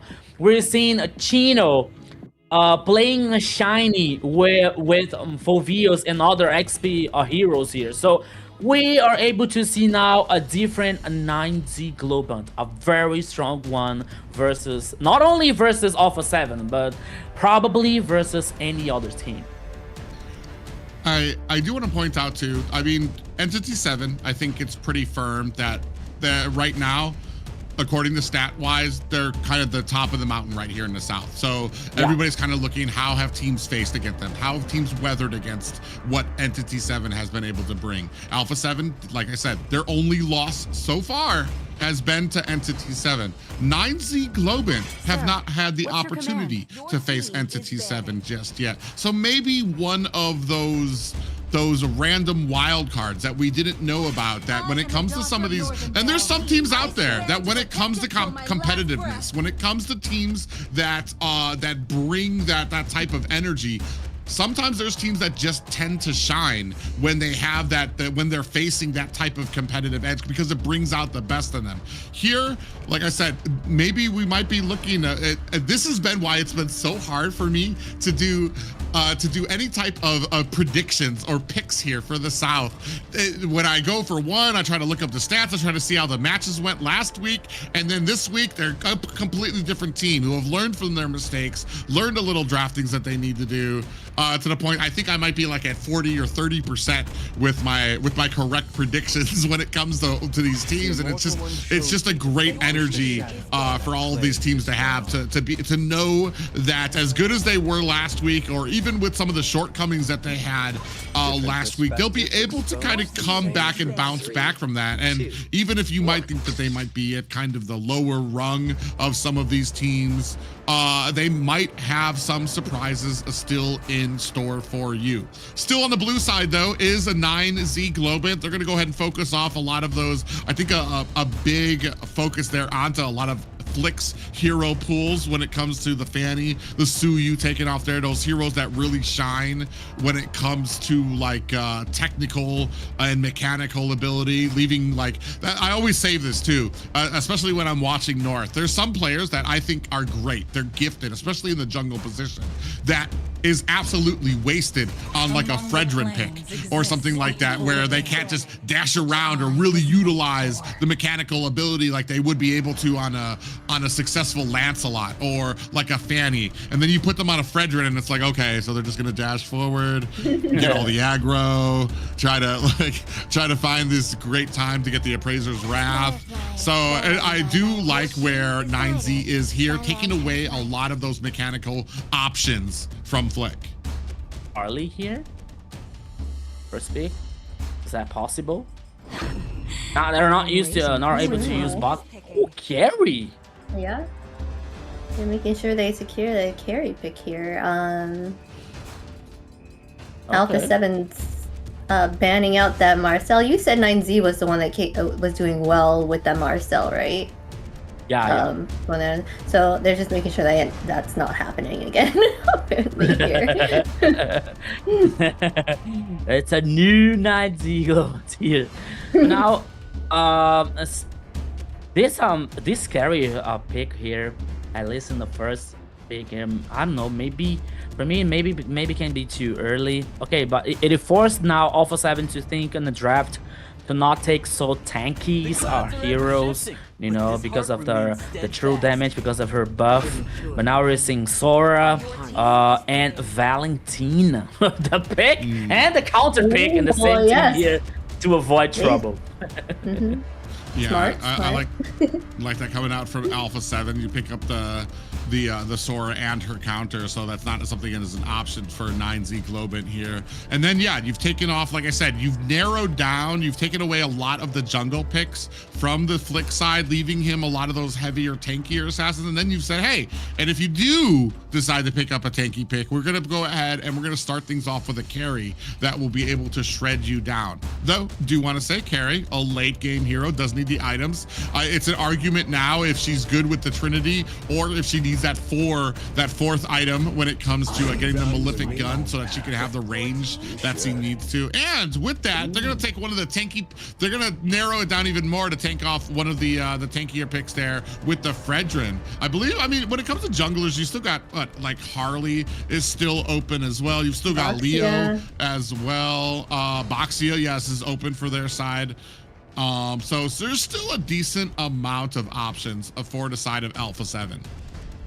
Yes, I'm thinking Alpha 7 will pick up that Hera since they took the carry, so they're swapping the gold lanes here unless they ban that out or target ban that. I'm not even I'm sure they what they'll secure for, but they did secure that Sora and Valentina, which will be hard to deal with. Yeah. As we were dealing here with the meta, which benefits, okay, now Harley for Alpha 7. Okay.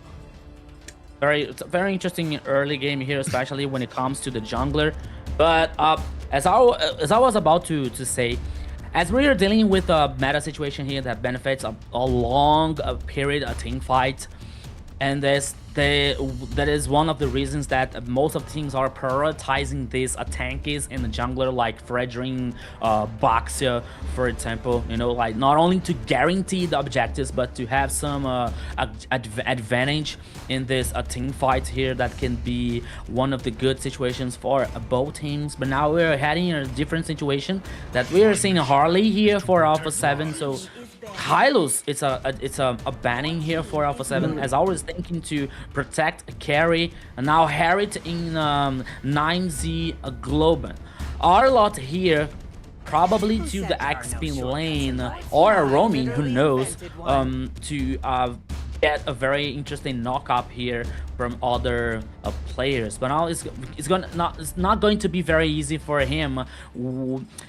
When you're facing Harley with the teleportation, when you're facing Valentina with the dashes, so he has to take really care about that.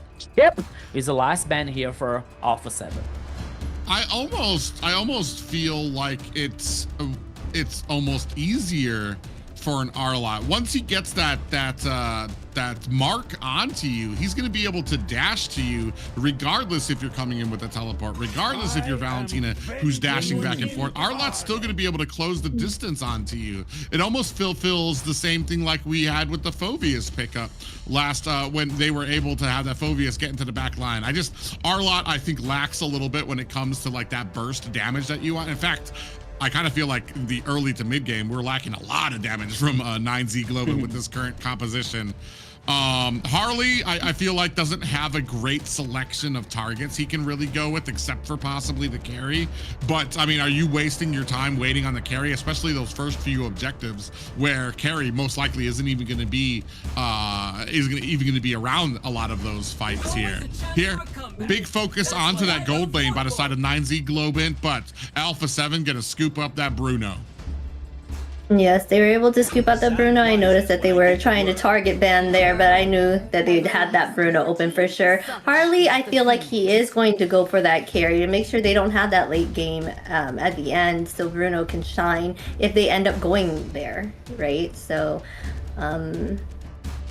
like you said, the only people that he can aim for is carry. Farsa, she's pretty good at escaping, so it's going to be hard for the Harley to catch that. Yeah, not only for the escaping, but with the possible execution here that comes with the ultimate from Khalid and the other feather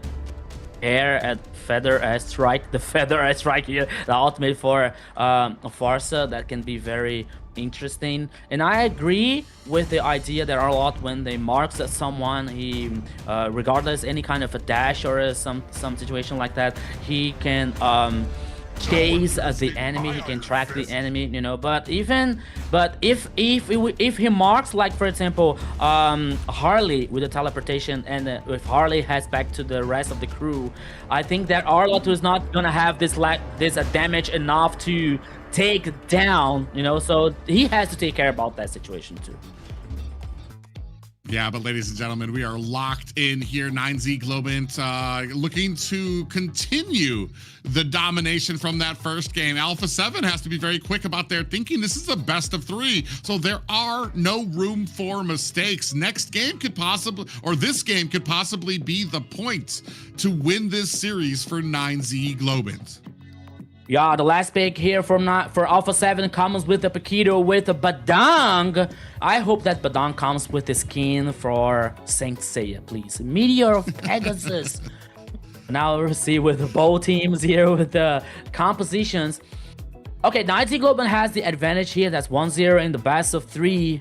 But for them, I'm totally sure that they talked about, okay, let's get for the safest way to try to guarantee 2-0 here. I'll finish early, you know, because it's versus Alpha 7. So if Alpha 7 has backed in the game, they feel confident to reverse that situation. But ladies and gentlemen, once again, welcome to the Land of Dawn. Second game here from the second match of the night.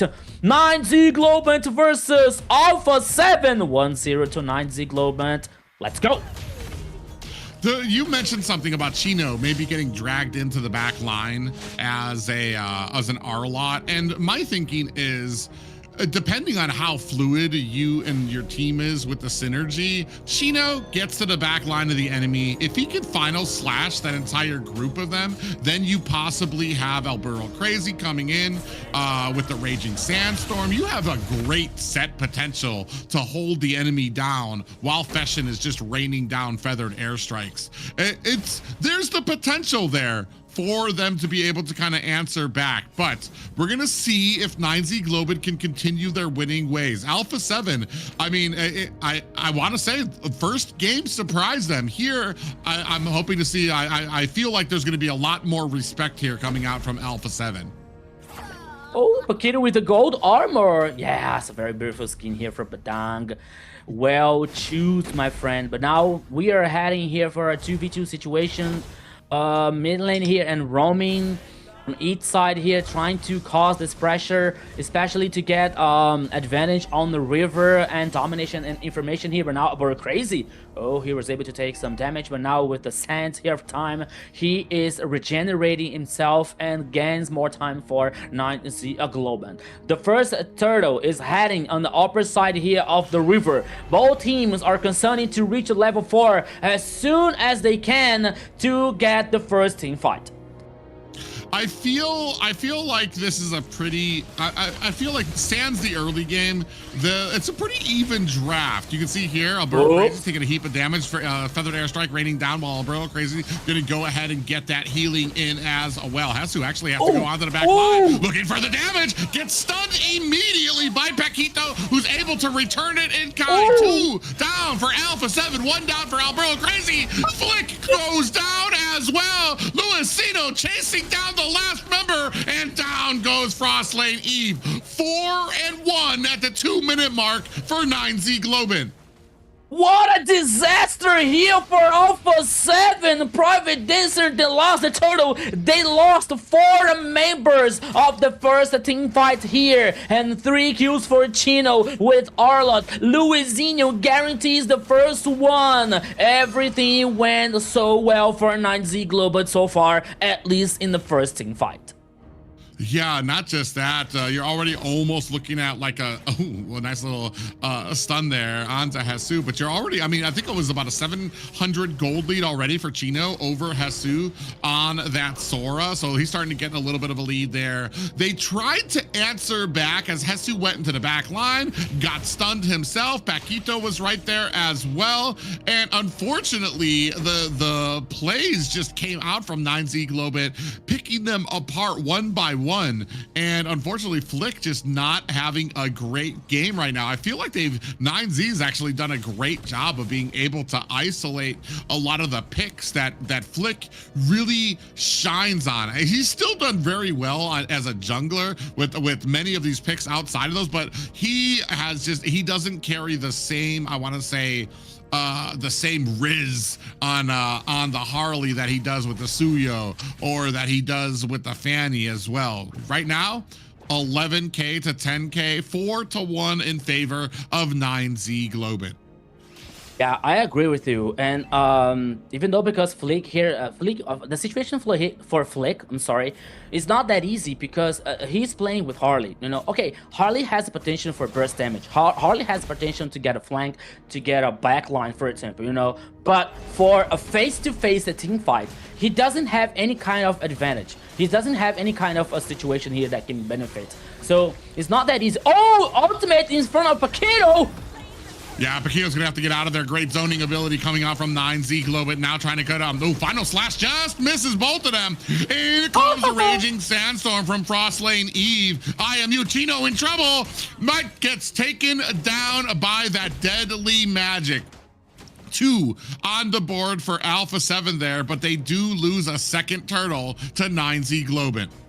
Just because I said it. It's a caster's curse here. I was saying about like how hard can be the situation for Flick. He goes there and guarantee a kill for Alpha 7. Okay, the second total was for 9Z Globant. It's still they are in the front. Oops, once again. Yeah, we're all crazy. Is actually going to be able to get away here. I want to talk too about Chino sitting at 3-1-1 right now, having a great game as this Arlot as well. And as we start moving out of these laning phases, as we start getting into more team fight territory, I think we're going to start seeing him shine with a lot of those final slashes, those flickers, to kind of get the team grouped. And we've been seeing a great positioning coming out from Fashion, getting these feathered airstrikes. Chino fighting it out with Paquito here on the bottom lane. Yeah, but even though now Alpha 7 is working with the macro. Oops! Okay. Yeah, that was actually a perfect combination. Fashion came in, got the immediate stun onto Upatizi, and then Luisino comes in, gets the aggro onto Upatizi. So he just basically was in a coma for all 3 shots of that feathered airstrike until there was just nothing left of him but dust. Now, enforcing their way up at the top lane, starting to cut it. This might be a little too much for them as they're actually able to clean it out. Paquito doesn't come in from the flank, doesn't want any part of this fight just yet. Yeah, they do the proxy here in the top side, because I was about to say that how good the macro for Alpha 7 is still so far in this game. They were able to take down the turret in the top side here. But now, the turtle. Oh, let's go, my friend. Oh, yeah, we do have a nice big fist crack that comes in. A feathered airstrike does get taken down. Upatizi able to burst him down. Luisino able to grab themselves a turtle, and they're going to go ahead and disengage. They don't want this fight from Alpha 7. But as this is going on, I want to say it was a great job by Alpha 7 to push that top lane. And unfortunately, it looked like Chino had to ignore the top lane. He immediately ran down to try to help out with this fight, and you could see that tower up at top for Alpha 7 actually, or I think it was the other way around. Alpha 7 had to ignore it, and they took like a 50% damage onto that tower. Yeah, no, even though but for me, the situation is, even though Alpha 7 is working very good with the macro situation here, as we see the gold lead here, it doesn't go far for Alpha 7, you know, and it is not very interesting for them, because as we see now the items, Corrosion Sight for carry, while we have the Hask Claws for Bruno, the Genius 1 and the Glyph for Harley versus the Radiant Armor so far for Fredrin. They have different they have different roles, they have different purposes here in the junglers. But once again, the gold lead here not heading the way for Alpha 7, that could be a problem, because we were talking about the carry. The strong late game here for a 9Z Globant is about to coming up. But now, oops.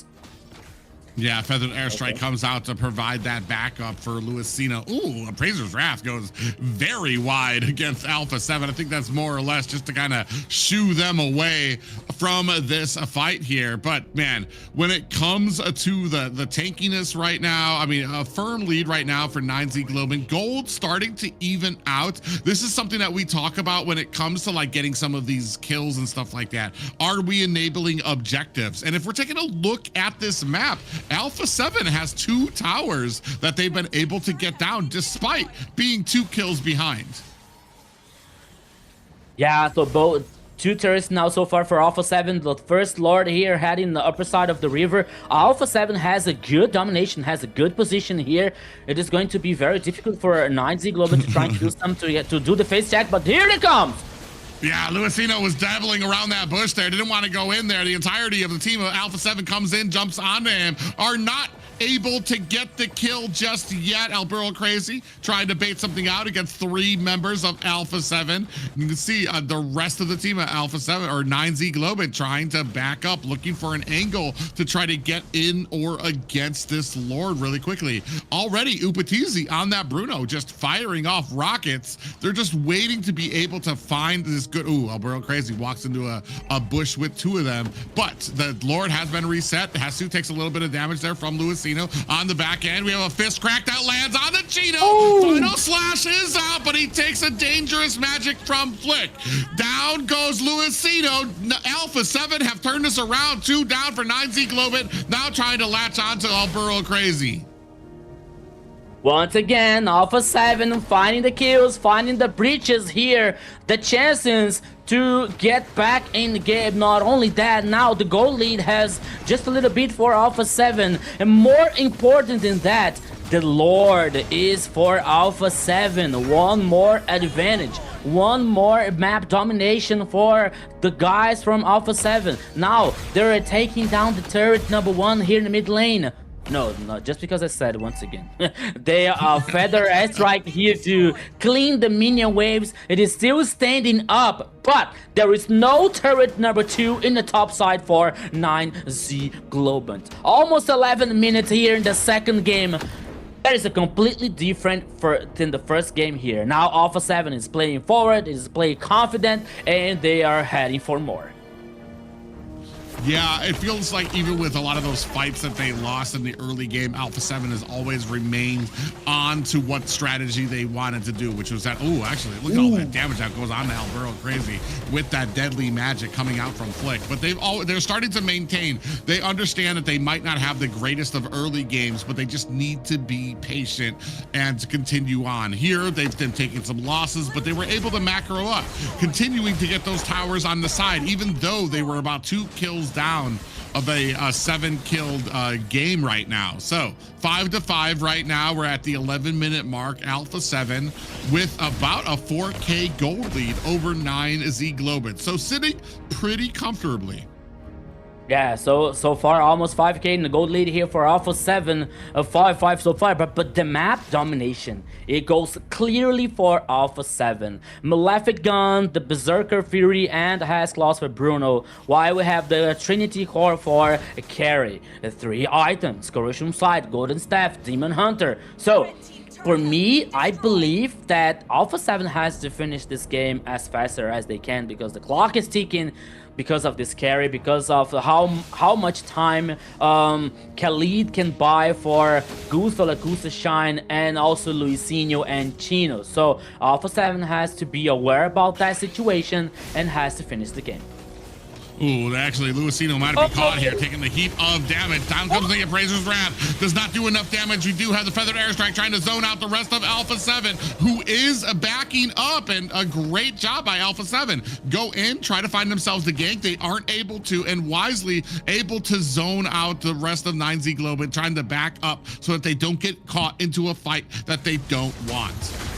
That's what I'm talking about. Alpha 7 didn't lose any players on the last try of like open the base or something here for 9Z Globant. But once again, they have to pay attention. They have to take care, because even though Chino, we didn't talk much about Tino anymore, except from the early game here that he was able to get the kills. He was able to knock out the players for a 9Z Globant situation. The same for Fashion here, only using the Feather Airstrike to cause damage or to trying to get some specific pick off. But I think that 9Z Globant isn't done yet, isn't dead yet in this game, even though the gold lead for Alpha 7 and the map domination. But oops, Paquito, what were you doing there? About a 3K gold lead for Flick. You see he was already able to pick up the Holy Crystal. It's going to be a huge amount of magic damage for him on the side of Alpha 7. Now, trying to weed around the Lord, bait it into a fight. I'm pretty sure Alpha 7 is comfortable. They want this fight. They want to just bait out this Lord as well. Now, Hesu on the backside is going to go ahead and zone out Luisino. And Lord taken down to about 25%, getting back up. And comes the feathered airstrike. Luisino able to steal the Lord. He pays for it with his life while the rest of his team able to find that disengage. This might not turn around the game, but it does at least give 9Z Globant a little bit of breathing room. What a beautiful stealing here from Lord. A worthy sacrifice for Luisinho to guarantee the Lord for 9Z Globant. Once again, it buys more time for 9Z Globant. One more item for carry. Now the gold meteor. While Bruno is trying to finish the fourth item as well. But now we're seeing a carry that can impact for 9Z Globant. Look up Paquito. Paquito is in the bush. He's trying to surprise anyone. Burrow Crazy didn't go to the bush, but now Paquito is able to go out. Yeah, I mean, oh, speaking of which, Paquito gets taken down by Gusta La Gusta. 1-0 and 2. You see the Wishing Lantern being picked up by Feshin. Now a big push coming at the mid lane for 9Z Globant. The rest of them going to go ahead. You can see Luisino picking up that purple buff. Does find the retry on it as well, and he walks past the mid tower as the rest of his team goes in on to this red buff. Tier 2 tower up at the top. The rest of 9Z Globant zoning out Alpha 7. Gusta La Gusta on fire now. If Alpha 7 is not able to find an answer to get to this carry, great zoning coming out from Feshin. Now Hesu comes in. Oh, damage coming out. Now they're gonna have to try to protect Luisino, who gets taken out by the deadly magic. Luisino is taken out here, forcing 9Z Globant to head back. They were trying to take down the turret. Oh, here comes the chase. Yeah, they're trying to go after Alberto. Oh, Chino and Gusta La Gusta might be in trouble here. Gusta La Gusta not able to find himself an escape. Alberto Crazy comes in, and just like that, Alpha 7 turned it around. An 8-6 game right now. 9Z Globant beginning to reel a 4K gold lead for Alpha 7 now with the Lord. Just high ground towers protecting the 9Z Globant base. Now you're going to see a little bit of the zone out. Here comes the feathered airstrike for Feshin to clear out those minions at the top. Nassau has the using the ultimate for nothing. He was in vain here. Paquito now could be in trouble. No, because Upatizen is playing together with Paquito here. But now both teams are heading for the next Lord. The next Lord here. That could be the crucial one. That could be the most important of their lives. 9Z Globant is still standing. One more item now. Chesta's Podron for Paquito. And now the Lord is in the pit. The Lord is in the downside of the river. Both teams with the 5 players could be the epic team fight here, my friend Private. Yeah, I feel like this could go either way, but whoever wins this fight might be able to secure this game. The other team really has a huge securing lead there. You see Gusta La Gusta already starting to rain some damage down. Hasn't activated that speedy light wheel just yet. Down to 50%. Is the rest of the team ready in a good position? Down to about 25%. In comes the ultimate. The feathered airstrike is out. Flicker to create that distance. Down to 10%. Looking for the Lord here. Are they going to be able to find it? Gusta La Gusta. Luisino finds the kill, and now the rest of the team looking for the disengage. Chino still has the immortality, looking for the escape. Alpha 7 unable to reply to 9Z Globant, who come in, get the Lord, and run for the hills. Oh, my friend Private, one thing I know for sure, my heart can't stand it. My goodness, what a frenetic, what a chaotic team fight once again. 9Z Globant guarantees the Lord. The last item for carry. He guarantees now the malefic gun to get more range for a true damage. But now here comes 9Z Globant in the mid lane.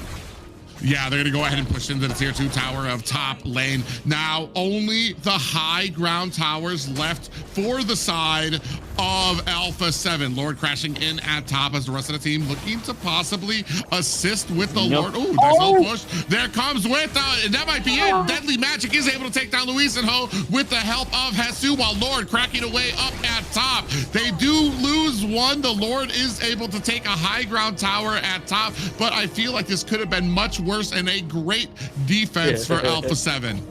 I have a feeling that it's going to be a long fight. It's going to be a long game here so far, because Luisino was taken down, but at least 9Z guarantees super minions in the top lane here, and now both teams are heading for the jungler as faster as they can. Alpha 7 is trying to take advantage to have one or more player to now let the chance to take down the turret here, but now here comes the Feather Airstrike to clean the minion wave. They found nothing. They find nothing here for Alpha 7. So 9Z Globant defend the high ground here so far.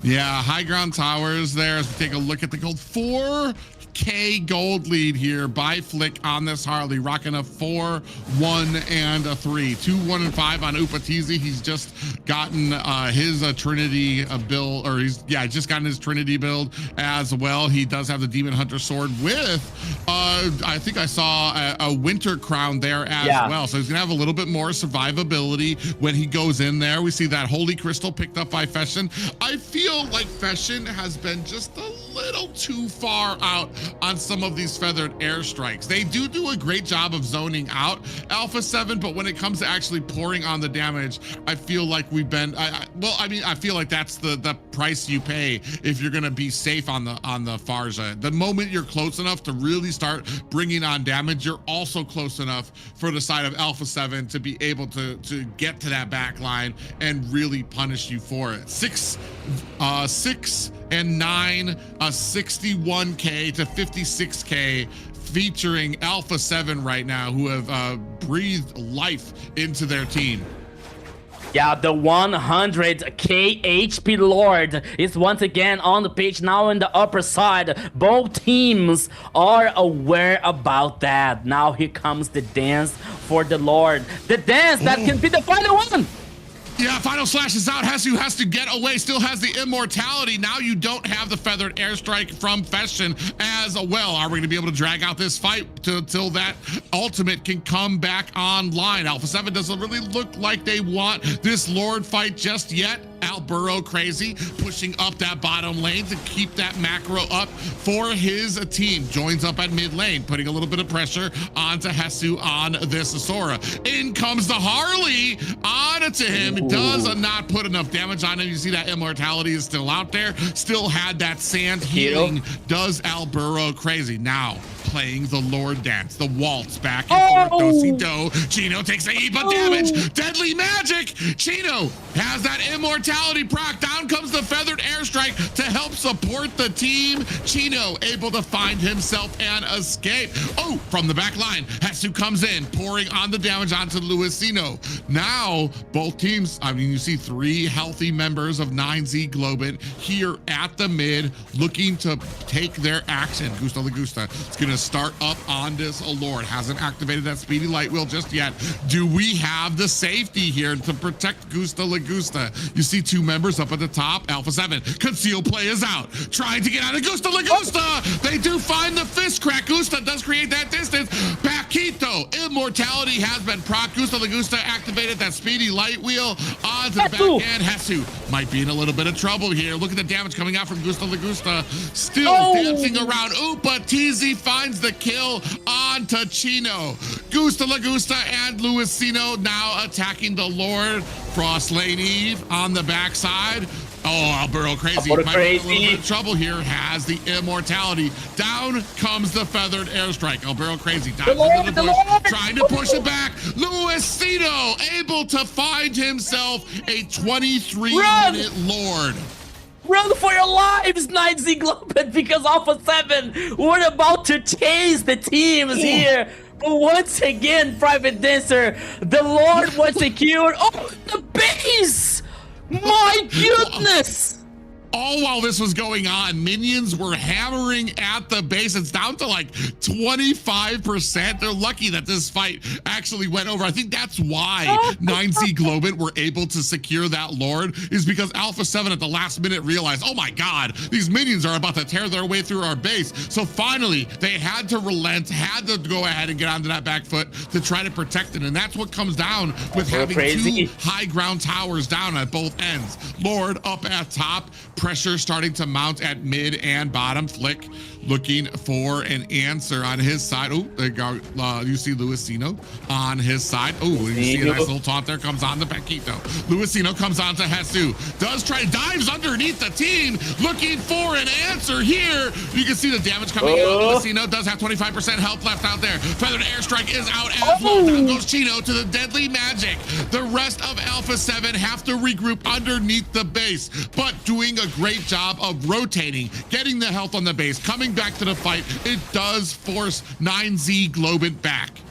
It is not over yet for Alpha 7. They're still alive. They defend the base, even though the ninjas call the minions here with the shadows trying to take down the base, letting with only 25%. But now the base is regenerating itself. Now it's almost with a half HP, I'm sorry, just a little bit higher than that actually. But now both teams are fighting once again. The next Lord, 30 seconds remain. Alboro Crazy always trying to get the info, always trying to face check here to get to spot the enemies, and it is working so far, but 9Z has to take care. Both teams now are using the spells, using the flickers to trying to find the best angle, trying to find the best choice here, best chance for the next team fight. But now we are having Paquito and Upatizm with Flicker,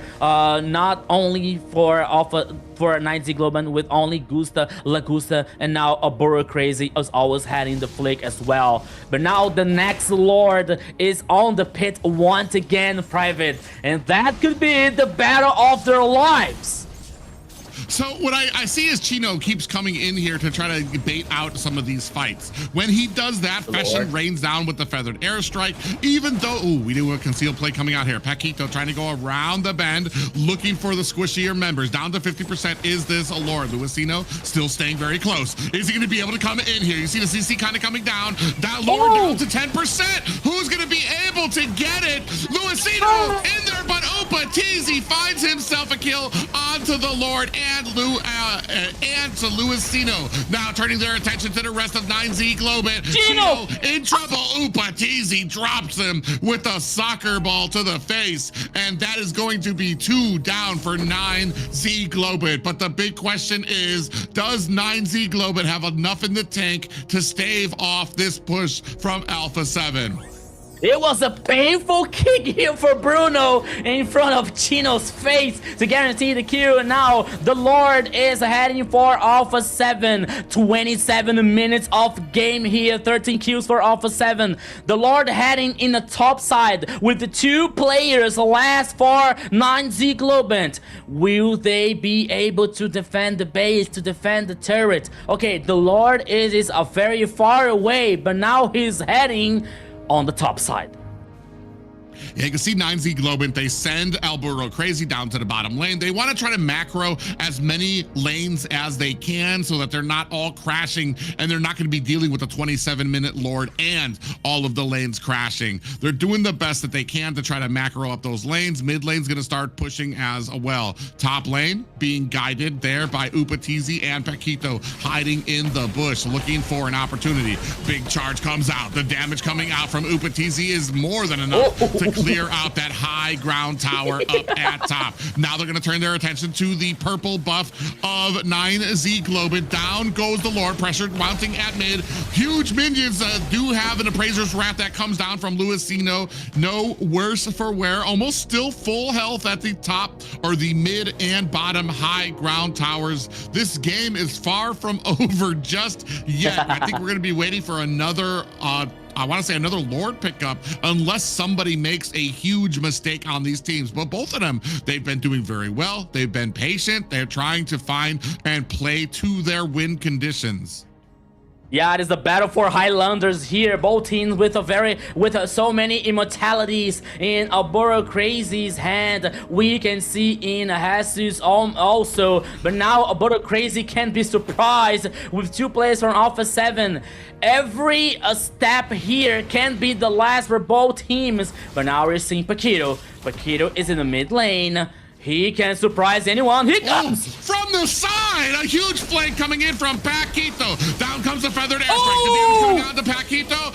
Flick able to find a kill onto Chino. That's going to be the XP laner. A big set potential from 9Z Globant taken down. Alpha 7 have their 5 members. They're going to feel very confident in trying to pick up this Lord. The rest of 9Z Globant stuck trying to clean up these lanes. Oh, Photo Crazy. Bro Crazy takes a heap of damage. Luisino comes in looking for an angle to get in. He knows he needs to get onto Upatizi or he's not going to have any chance of being able to pick up this Lord. Oh, bro, Crazy finally taking enough damage. He's going to have to get away. A great job trying to take on 2 members, but it was not enough. 9Z Globant have to back up, and this is another Lord for Alpha 7.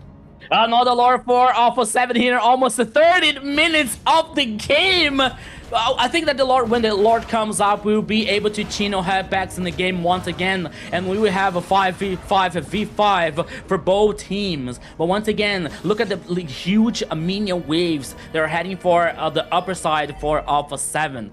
But even though 9Z Globant has some win conditions, especially with the Gusta's hand, but they have to take care about, like, especially with Paquito, as we saw in the last team fight, trying to flank, trying to backline here, forcing players to use the ultimates to gain reposition. But now, here they come. Both teams, one for attack, another for defense. Yeah, they want to go ahead and press the advantage down at the bottom lane with their entire team while the big Lord is going to start crashing in at top. Unfortunately, the Lord at top is being stopped by these huge minions because there's no high ground tower up at top. So it keeps lingering, keeps stopping, and that's giving 9Z Globant enough time to clear out these minions 1 lane at a time. Not just that, but you also have the feathered airstrike that can help out as well. Mid tower is down.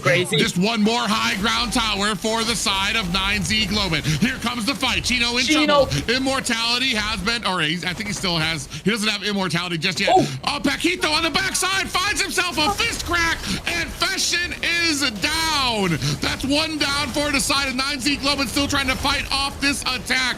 Alpha 7 pressing their advantage now. Down goes Chino, putting the damage onto the core. Minions rushing through mid. Luisino with the immortality, but game 2 goes to Alpha 7.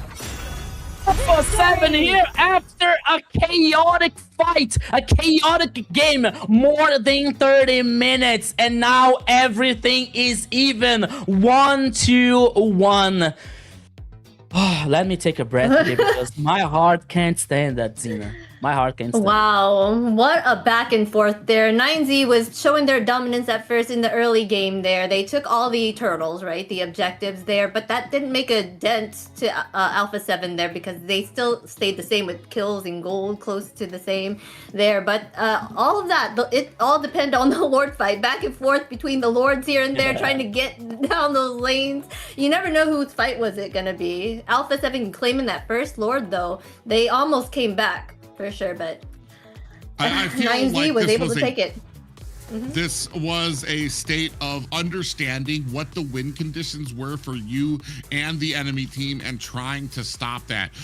This isn't going to be, I don't think he's going to get MVP, but Paquito, a big playmaker for those last 2 team fights, came all the way from across the map. Huge flanking to be able to get these huge 3-man fist cracks. That last fight, he was able to surprise Fashion on the Farja to get that fist crack and take down their biggest fear of the damage. And I feel like that's what's really sunk in a lot of the danger here, because for the first bit there, Chino was doing such a great job of going out there, baiting out their abilities while Fashion would rain down those feathered airstrikes and really chew up Alpha 7. After they realized that was the problem, they were a little less stringent on these fights. They really allowed Paquito to kind of get into position to really help them with some of these fights.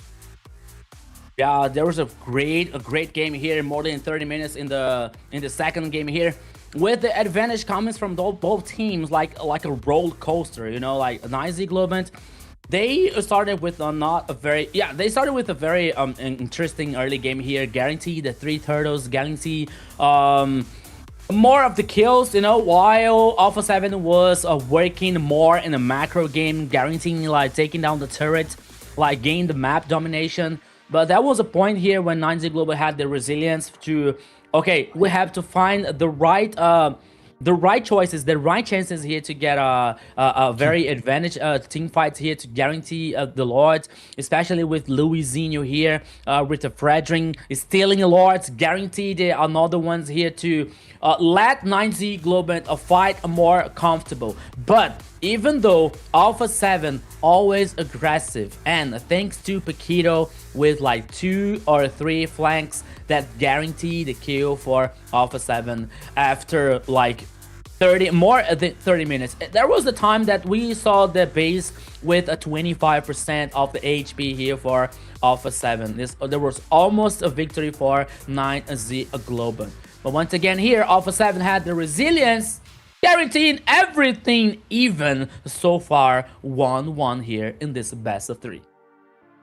Yeah, it was a great game there. You can see here, I think this is when that flank came in. And if we see one more fight, I think we're going to see where Paquita was able to really hunker down onto Fashion for that last push. That absolutely, oh yeah, I think this is where it is. Comes in, fist crack at the bottom, and Fashion is down for the count. A great fist crack there coming out from Paquito to really take away the hugest amount of damage on 9Z Globant, and especially when it comes to clearing speed for their team. All right, no hesitation and no wasted movement, just pure efficiency. Let's take a look at our MVP here. It's Flick. Flick over here with the 716 KDA, 114.7k total damage, and 803 gold per minute. He only died once. Only once, more than 140k of total damage. But Flick, you know what? You have to buy a pizza for Paquito, because he was one of the very good responsibles here for guarantee this a victory. But once again, with a very strong Harley, guarantee not only the early game, because we saw 9Z Globant dominating the pace, but even though we are seeing a Harley with a very high positive KDA so far for Alpha 7, proving that Flick are versatile when it comes to many different heroes. When it comes to jungle with tankies, when it comes to assassins, when it comes to magic damage, he's versatile to play with many heroes in the jungler. Yeah, I mean, a great game. Even every single time that Paquito went in, was able to get the flank, was able to get the surprise, Flick was right there to take advantage of it with that deadly magic. And really, yeah, see, even here, he was able to kind of get that last hit onto the Farja to be able to secure this game-winning push for Alpha 7. So great job there by Flick. And really proving, like you said, he's got a great pool when it comes to these junglers. He's very versatile. So, I mean, I'm kind of wondering where you go from here, because they tried to ban out a lot of those big picks from him, and still able to come back with the Harley that I thought he might be kind of struggling a little bit with. Well, Harley is a meta character right now, so the way he can go in and out and able to avoid being taken down is pretty good at this moment. But yeah, 9Z tried to ban out all of his heroes and didn't. That apparently is not working for them. You think they're gonna go with a different strategy here? Maybe they're gonna start banning out just the meta heroes in general. The fact that they let out a Harley, I'm not sure. Yeah, and another point here that we have to consider about is going to be a very hard challenge for both teams, because we came out of the first game, which was like fast. Anyhow, now somehow it was fast in the first game. The second one, 31 minutes, you know, and it's gonna be, it can be kind of exhausting for both teams. So both teams now are trying to take a breath, you know, like to calm down for this third and very important game, especially for 9Z Globant with 2 losses so far. I'm not gonna lie. Coming into this, I thought this would probably be one of the faster series of the night, but I want to say this is 9Z Globant have shown great resilience when it comes to these matches against Alpha 7. Definitely a different team than they faced the first time around as well, and I'm not even sure the draft was the problem, especially when you're talking about like a 30-minute game. 9Z Global did what they were supposed to. Unfortunately, I feel like it comes to those wars of attrition. Once you start getting to those late games, it's basically you're waiting for somebody to make a mistake. You're waiting for somebody to see those little cracks in the armor that come out of it. I feel like both teams executed what they wanted to out of these drafts. It's just like I said, at the end, that was a coin flip. It came from anybody who would have won those Lord fights. It was immediately going to be a push for the win there. It's just these great high risk, high reward plays coming out from Paquito to get these huge flanks. I'm not talking about like a small, like he was halfway across the map trying to get around to find the flanks on some of these fights, which was just huge for Alpha 7. So, and that could have gone either way. And I don't feel like the draft was the problem, or that a better pick would have changed it. I feel like this was very successful. Just that 30 minutes, it's just like somebody's gonna make that one mistake, make that one thing that the entire team is gonna be able to jump on, and that's unfortunate. Yeah, the one mistake could be all that matters. I noticed that when we were looking at the post game, that for Alpha 7, they were in most of their team fights always together, like at most 75%. And while on the 9Z Globant side, the carry and the Khalib are missing a lot from those type of fights. So maybe that was probably a big factor, the fact that they knew how to work well together and move around together to make sure they get in that full team fight with 5 men. Yeah, that was very well noticed to hear, Zena, because I was thinking about that. Sorry, when I saw Carry as the first pick here for 9Z Globant, I was thinking like, okay, it's a good pick, it's a good choice, but it lets Alpha 7 to study a draft, to do a draft, with not so many heroes that can benefit Carry. Okay, we're talking about a true damage hero. Even though it is a tanky or not, a carry is going to melt down anyone that she sees in front of her. But it comes with a composition with Alpha 7 that brought many possibilities to not getting caught by carry. You brought a Harley in the mid game, in a jungler. You brought Sora in the XP lane, you brought Badang in roaming that has dashes, for example. So for carry, it was not that easy to like get a safe range and cause the damage that she needed to impact in the game. So there is one that for me that was one of the reasons that we didn't talk too much about Agusta performance in the second game, because he didn't show up. He couldn't show up. He was really neutralized with carry. But now let's see what is going to happen in this final game. It's a best of 3. Alpha 7 in the blue side, 9Z Globant in the red side. Oh my goodness. I feel like we touched on a little bit of it. It was brought up, the team fight participation on Alpha 7 was just monumentally more. Almost all team members were up above 75%, and I feel like that's mostly because 9Z Globant was trying to react and bait out a lot of these fights. Chino was going in, going back, going in, trying to draw out a lot of these picks from them. And once he got far enough, that's when you saw the feathered airstrike come down, the damage really raining onto them. And once the fight started going into their favor, that is when you would have Gusta Lagusta coming in and trying to lay down the damage on it. Unfortunately, it had to play like that. We didn't have any real front-facing initiations that I thought we were going to have, like where we would have the Fredrin and possibly a final slash. I felt like Alpha 7 did a good job of understanding that, all right, we're going to need to be very spread out so that we're not getting caught with like these abilities that are like we're not ube strat. We're not trying to everybody in a tight little circle that's going to allow this final slash to come out. So they did a great job of being able, like I said, to play to their strengths. At first, like I said, once they were able to figure out what they needed to do to stop letting Chino bait them into these fights, they were able to have a lot smoother of a game. Now we move on to the last game point here for Alpha 7 taking on 9Z. We're gonna have Zushin out there right now. Finally, again. I wonder. This is kind of like I said. I'm kind of at the point where I'm just like, where when you look at the bands, you're like, Zushin. Do we have the plan for it? Hey, I've seen some very surprising things from 9Z Globant today, and heck, why not throw an ability to defend against Zushin? Do we have the back lane pickup? Because it's not going to be the Harley.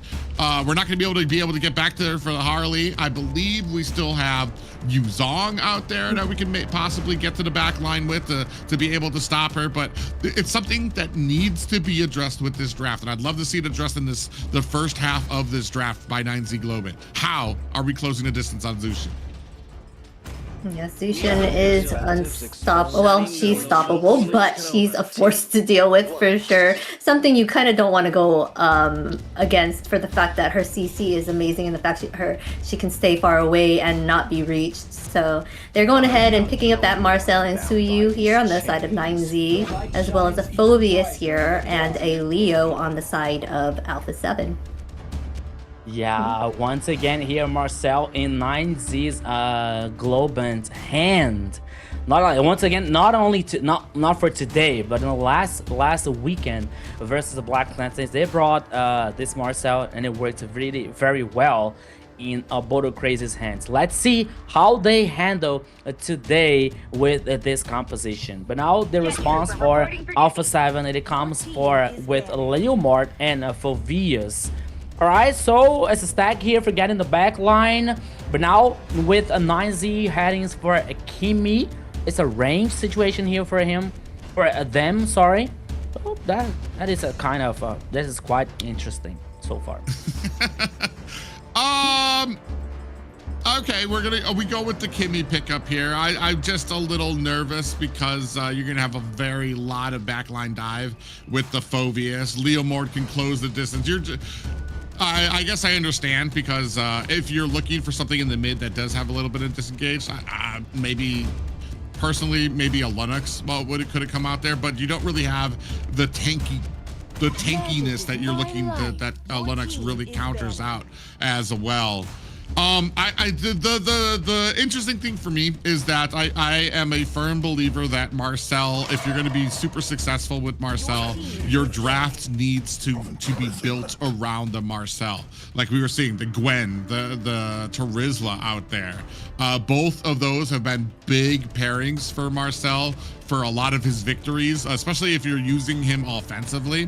We do know that when it comes to their last match that was successful with Marcel, 9Z Globant would use him more passively to help the teammates to escape and stuff like that. I don't think they're going to be able to get away with that again here with the Leomord, with the Zushin, with the Phobius. We're really going to need to be able to kind of get in there and utilize these stuns, the golden hour as well, to possibly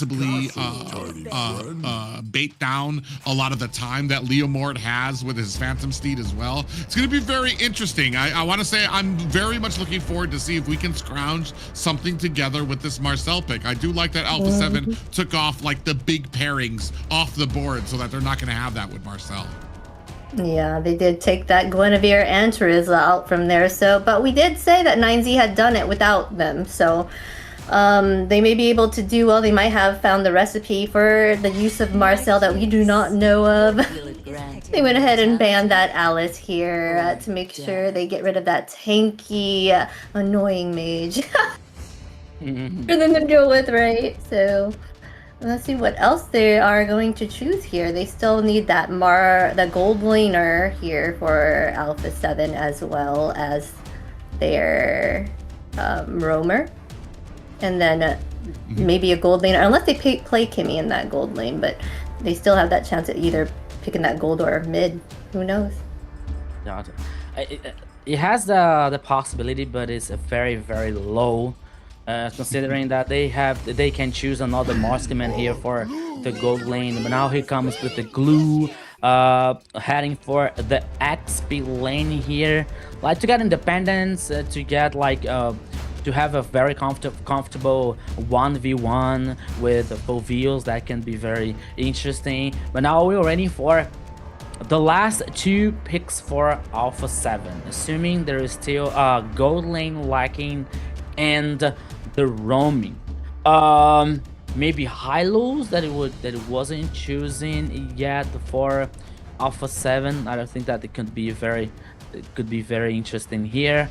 They're not allowed to use they can choose Khalid is another example.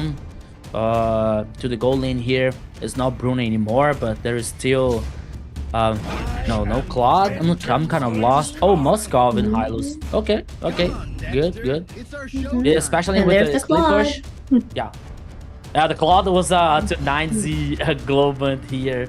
But I have to think about like this global ultimate for Moskov, that he can join the team fight anytime that he wants. Yeah. That's going to be very interesting, ladies and gentlemen. We are at a game point as we take a last look at the final mock-up of the compositions coming out from 9Z Globant and Alpha 7. It's going to be very interesting for me. We have both the Zushin and the Marcel open for it. Zushin, a little bit more, I feel like more favorable when it comes to the stats for being left open than Marcel, who a lot of teams have struggled to be able to make work here. We're going to see if that changes here tonight. 9Z Globant, actually both of these teams, 9Z Globant and Alpha 7, have both been very successful with their Marcel pickup, so they're going to be looking to that 9Z Globant looking to duplicate that here. It is the final proof. Whose Marcel is going to be the best one here? It's for Alpha 7 or a 9Z Globant. But guys, let's go once again. Welcome to the Land of Dawn. This is the last game, the final game of this best of 3. 9Z Globant versus Alpha 7. It's now or never, my friend Private. Yeah, this is one of the more interesting games. I was not expecting to be like the real nail biter, the really close one. Both of these teams seem very evenly matched. The Marcel pickup is going to be very interesting, just because, like I said, it's been one of those things that have been ups and downs for a lot of team members, especially on the side of Alpha 7, where we do have the Zushin already, which is more often than not is very successful when it is picked up here. You see a lot of big a lot of pushing coming out from the side of Alpha 7 to already make themselves a nuisance, make sure that they are constantly putting this pressure onto 9Z Globant. Yeah, I have a feeling here that 9Z Globant is going to play more reactive in this game, especially with the Marcel pick here, the Marcel situation that is working very well for disengage than engage here. And we're seeing Alpha 7 with Fulvius, with Leomord, they like to play aggressive, but now a 2v1 here in mid lane, but Frost Lanever is able to gain mobility, is able to play safe with Zunshin. She has his mobility, but now in the top lane he comes a party because but Kiro now it is forced to head back in the base. No, he's still in the top side here. But now Luizinho is just trying to steal the beetle. Oh, the lizard, sorry. Yeah. Yeah, you can already have 3 members here. Frostbite Eve by himself is able to hold off 3 members at mid. He even gets a little bit of a push and damage on the Fashion there as well. Bequito on the back end. Chino looking for that split. Out comes the Phantom Steed. Flick able to find himself a kill onto the Lord. Frostbite Eve finds a kill as well. That's going to be 1 in the pocket and a turtle for Alpha 7. That is the global presence from Moscow that I was talking about. With the ultimate, he was able to join the team fight, guarantee the first turtle, guarantee the first kill for Alpha 7. 9Z Globant. Okay, trying to play safe, trying to play reactive. Is this the best idea for their composition? I'm not sure. I feel like, especially when you've got Frost Lane Eve, when you've got such early game. Oh, actually, Alberto Crazy in trouble. Out comes the glorious pathway from Paquito. Alberto Crazy is able to find himself an escape. If you've got such a great early game, as does Alpha 7, I feel like the worst thing you can do as 9Z Globant is to kind of play passively. Is it to kind of sit back and let things happen? You kind of just need to keep farming up. The problem is you don't want to mix that into taking unnecessary fights. When you have the golden hour is out, you see there, freezing Paquito down, Alberto Crazy. That's a very interesting choice of use for that ultimate. There's like, I almost kind of feel like it was a little bit of a waste of his ultimate there. Now, like there wasn't a point where I thought, oh, this is actually they're gonna get the kill on this or what have you. So very interesting there coming out from 9Z Globant. Yeah, so now here almost 4 minutes. The first turret was guaranteed by Alpha 7. Now waiting for the second one. 17 seconds left. Both teams are working on the mid lane here to cause pressure to clean the minion waves. But now we can have a 3v3 situation in the river.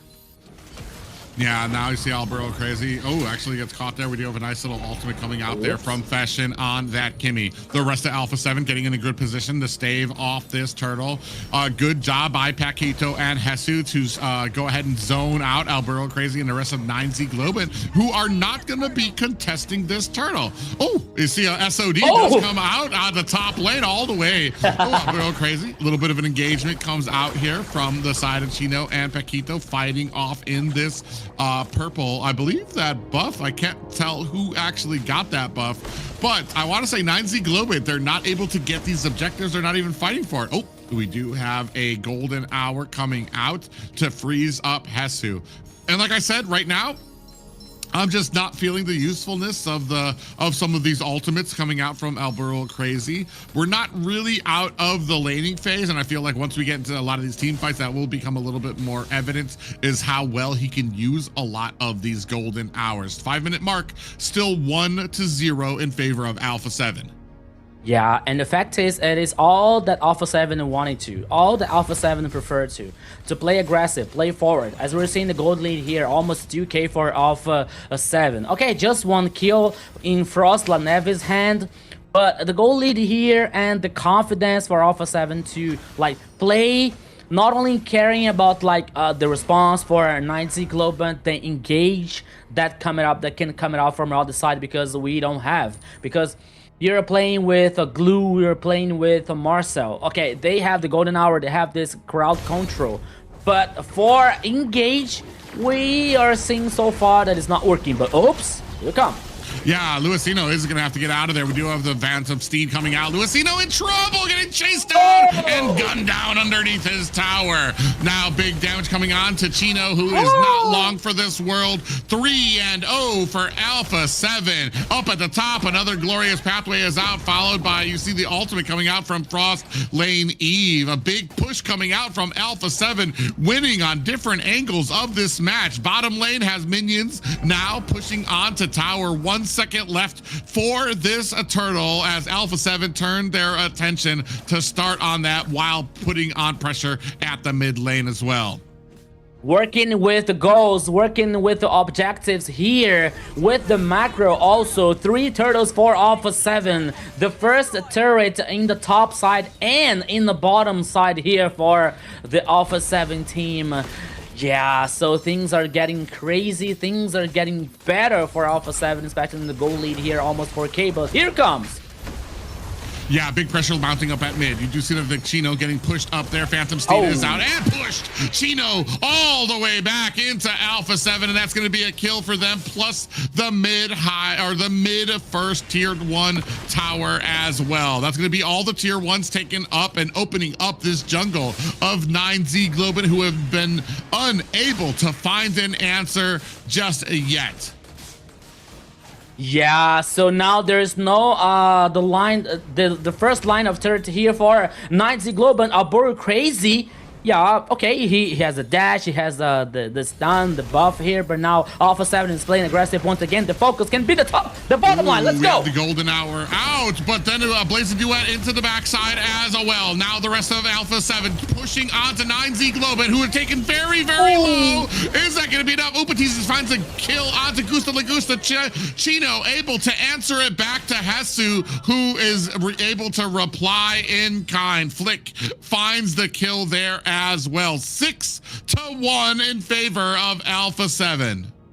2-for-1 here for Alpha 7, but now they're heading for taking down the turret number 2 here in the bottom lane. They still continue the pressure in the jungler, in the side, but now Paquito, what are you doing there? Okay, he used the glorious path to survive, but Private, I think that here the goal lead is almost a 7k for Alpha 7. It's a complete different game, this last one.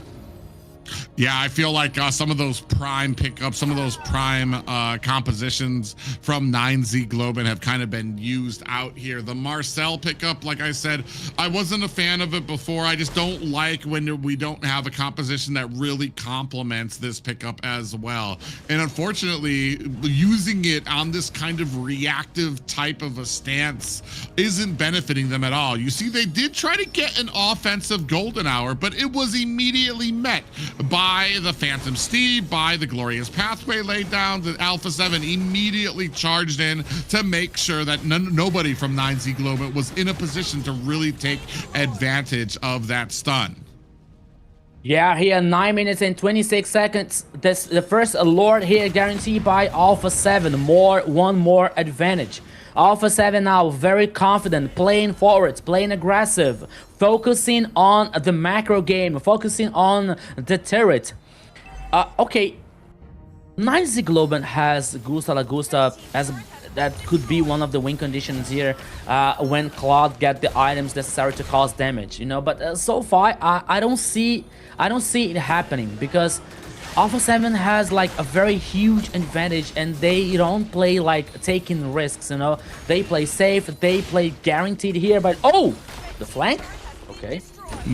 Yeah, you see just the high grounds left right now. Burrow Crazy takes the heap of damage. Ooh, goes in with the golden hour, catches 2. Is the rest of the team going to be in a good position to take them down?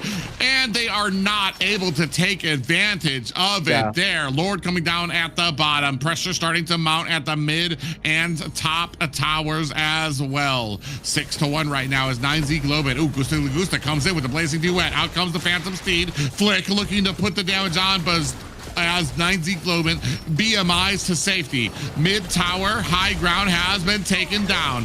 The split is out. Chino might be in a little bit of trouble. Uses that flicker onto the back line. Demonic force from Hesu starting to slam down. Down goes Chino. Out comes a SOD from Upatizi as well. 7-3 right now. 9Z Globant trying to get their wits about them as Alpha 7 have bursted into their base. I was waiting Upatizi join the fight when we got the ultimate, but he only joined to clean the minion waves in the top lane when everything was like over. Like, okay, I'm here. No, just to clean the minion wave here. But now seeing the items so far, Claude with almost the Trinity 1, Golden Staff and Demon Hunter, while Moskov has a Corrosion Sight, Golden Staff and Demon Hunter, and Wings of Nature. So the gold lane here for Alpha 7 is still way ahead for Gusta Lagusta. But once again, here comes Alpha 7. Yeah, they're gonna go ahead and charge in. That's gonna back up the rest of 9Z Globant away from that defense there. And right now we are just counting down. Unfortunate for the side of 9Z Globant, who seem to be down about 9K gold. They can't contest turtles. They can't get into too many fights unless they're looking to make. Ooh, SOD does just go a little wide for Alpha 7. And yeah, they're just stuck at turtling up in base, trying to get any type of scraps left for these minions. 9K gold lead for Alpha 7, 11 seconds for the first, or for the next Lord. Yeah, and it came into my house, these spears of destiny here. I saw passing through here. Okay. But even though 9Z Globant trying to do something, Alpha 7, the advantage is so huge, Private, that even though that Albero Crazy got the golden hour, that we were expecting that 9Z were doing the follow-up to cause damage and trying to take down the players, they decided not to do that. They decided to just escape, to just play safe, you know. It was for once again, the golden hour was for a disengage than doing something for 9Z Globant. But the fact is, another Lord that is heading for Alpha 7 once again. It's more map domination, it's more gold lead for Alpha 7, it's more oppression. I think that this Lord can finish the game. Yeah, I mean, I would put it at that too. Now you have Lord App at mid. I feel like 9Z Globant, this is the part of the games where I'm kind of like, I understand you don't want to feed, you don't want to give them unnecessary kills, but there comes a certain point with like, are we just going to spend the entire game turtled in our base, or do we try to make a play? Do we try to go out there, try to find somebody and try to get this W? Now you can see the last high ground tower being mounted down by Alpha 7. Lord goes down. Now Chino goes into the back line, getting chunked down. A big golden hour does land on the two members, but they are unable to take advantage. Flick finds the Phantom Steed out there as well. Now minions are starting to get taken down by Alpha 7. They still need the waves, as 9Z Globant did a good job of trying to clear those out. First ones in are going to be the mid lanes. Now we're going to have the silence. Ooh, they're going to go ahead and latch on to Upatiz, and they're able to make him pay. Oh. Down goes Luisino, and this might spell the end. Frost Lady has activated that ultimate. Albero Crazy on the backside is going to have to get back underneath the base. Gusta Lagusta has the blazing duet as well. A little bit of the close-up there in case you missed it. Albero Crazy trying to get back to his base. He gets taken out as well. Hesu now trying to fight back. There's only two members left. Scratch that. Two members left for the 9Z Globant. Fashion gets taken down, and ladies and gentlemen, Alpha 7 able to find themselves a series victory. We saw Patrick lay down over the Land of Dawn, but most important here is the victory for Alpha 7. 2-1 in a reverse sweep for against 9Z Globant, Zina. All right, Alpha 7 making a mark there in the early game, claiming 2 turtles and 2 kills by minute 5, and that just set the tone for the rest of the game there. They were able to basically take full control of the map and objectives and just tunneled their way down and took out 9Z. So.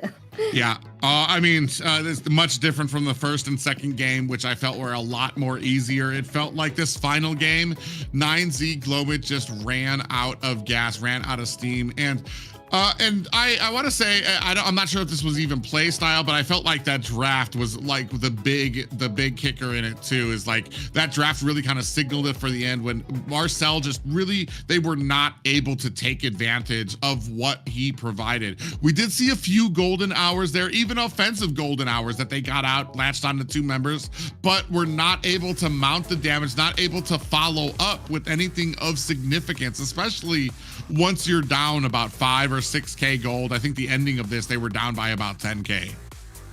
Yeah, this third game here, we were talking about like this draft composition for both teams, and when it comes to Marcel, the most effective one that we already seen was Marcel for disengage, and it was not like a combining for 9Z's performance, 9Z's personality, because they like to play aggressive one as Alpha 7 as well. So Alpha 7 brought these tools for doing that with the Zunshin, with Hylos here with the Glorious Path. We had Leonard with the Phantoms team to trying to initiate this team fights, especially around the objectives or even before the objectives. So Alpha 7 had the keys, had the tools to play aggressive, even more than 9Z Globant. So that is why we saw 9Z Globant in this third game completely different from the others, that they were like playing a back, they were playing safe, they were playing reactive for so many times here. So it didn't bring the victory for 9Z Globant. Yeah, as we take a look at some of these plays out here too. I mean, right from the get-go, even the SOD coming in to help out with the teammates from the first fight going in. You could already tell the domination happening and the problems that they were having with a lot of these rotations, getting caught out. Luisino there, you see taken out by Flick, and then eventually they double team on to Chino to finish the job, bringing them to a 3-0 game there. And then they just worked surgically. It wasn't super high, but they got the kills, they got their objectives that they needed immediately. So a great pushing job. Alpha 7 just took them a few games, I feel. Like, here's one of those, you could see right there, one of those golden hours that kind of went out, but just not able to follow up with it. It's like, what's the point? What can we do to try to actually get in there? Especially when we're at a point where we are about like a 6K gold deficit for our team. I think we had another golden hour that was just really great, and it caught some decent members, but nobody from the team was able to follow up. So, I mean, and that is unfortunate when you have a Marcel on your team and you're not able to make use of him, especially with how high we treat him in the meta right now. We had the first series where neither team banned or picked Marcel, and here we had a point where he's 100% pick ban rate, and when we finally do get to pick him up, we're not able to utilize him. Right, and here we go. Right place or right time in every single moment. This player was everywhere. Our MVP is Flick with Leo here. He did not die at all. The 408 KDA, 38.4 total damage, 861 golds per minute. He was a driving force for the team. The immortal Flick, the Highlander Flick, here's the MVP from the last game for Alpha 7 with a Leomord 408 with a very good KDA here. And once again, Alpha 7 were having the tools to win this last game in the dominance as they did, because they had Moscow with the global ultimate here that could join the team fight whenever they want. They have the roaming, also Paquito with Hylos with the Glorious Path here to like trying to engage and trying to get this team fights more benefit to help Alpha 7 in that kind of situation. You have Vios to get in the back line, to get stacks in the back line here to neutralize the 80s for 9Z Globant. So everything went well since from the draft, the idea for Alpha 7 until the execution. So when you get the idea and the execution works so well, it is very good for the team. It is very good to get the confidence and to play forward, to play aggressive as Alpha 7 did. Yeah, and not just that, but I feel like there were some great combinations here when it came to having the Phantom Steed and the Glorious Pathway. So not only did you have to worry about the horse coming out from the Phantom Steed, but then you're getting slowed down by the Glorious Pathway. Leo's got a huge amount of healing, and he's chasing you down. Unfortunate, a great composition put together by Alpha 7, and a great series win for them. More competitive than I think a lot of people thought that this was going to be. Yeah. Yes. For sure, they were doing an amazing job there. Just the fact that the Flick was able to be there for his team and actually, you know, take it like, I wonder if he was the one making all those calls, right? To be like, all right, guys, we're gonna go here, we're gonna go there, we're gonna make sure we tunnel vision here, make sure we don't let them ever get their footing, right? Yeah. it was like Western here, but 2 horses in the land of dawn, you know? Right. It's like Hylos and I got this. Leo Mort. It was like the cavalry for Alpha 7 heading for the victory so far. And it helped, It worked with 2 Alpha 7 so far. Yeah, I didn't even think of that. The horse v horse connection, able to just chase down most of 9Z Globant here, and that's just like as a player, what do you do when you see both of these guys horseback coming towards you? There's just unfortunately for 9Z Globant, no answer there, and Alpha 7 reign supreme there. So great job by them, and a successful series for them, and a successful season thus far. All right, guys, let's go talk to them real quick. We actually have somebody on the line here to talk to us from the team. There it is. And it's Hello, Flick. Hasu. Yeah, Flick is different, right? Oh God, it said then why would they put Flick? Guys, this is Hasu. Anyway, this is wrong Hasu. name. Sorry. Dumb- I was You just should wait. read I was names reading the first. name. Yes, I was just reading the name. My name I'm is- sorry. Be thankful Oh, she no. was able to read it correctly in the first Yeah. place. Well, welcome in. Welcome in. Hello. How do you guys think that you guys did during those matches? Like, during that second match or game that you had against them, what was going through your mind? Like the one that you took 30 minutes. For me, the only thing that is going through my mind is how to win that game because it's so hard. Mm-hmm. Yeah. It was a very, how do you call this? It was a very intense match. So we had to think of a way to win. That's true. You guys did a wonderful job with the defense there for sure. Like, yeah, they put so much pressure on you guys, but you guys were able to make sure they wouldn't get that crystal of yours. Yeah. So, Yeah, I mean, okay, go ahead. no, Go ahead. no. Hasu, you faced a 9Z Globant, right? So it's a very traditional team in AMER South, and you know them very well. There are some good players, and you are prepared to face a 9Z Globant in this weekend. The question is, did you expect this struggling facing a 9Z Globant? I mean, there was 3 hard games, especially the second one. The first one, like, there was very well for them, but then you were able to reverse that situation. But did you expect this hard challenge for you guys facing 9Z Globant? For me, in this game in Mobile Legends, it's always you need to expect all scenarios. So Okay. we just did what we just practiced our best, and whatever happens. But we did. Wait, guys. How do you say this?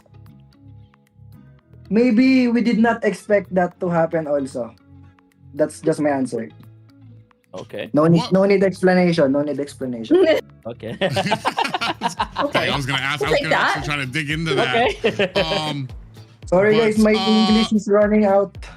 Oh, that's okay. That's okay. No problem. Those were intense matches. It makes sense. Yeah.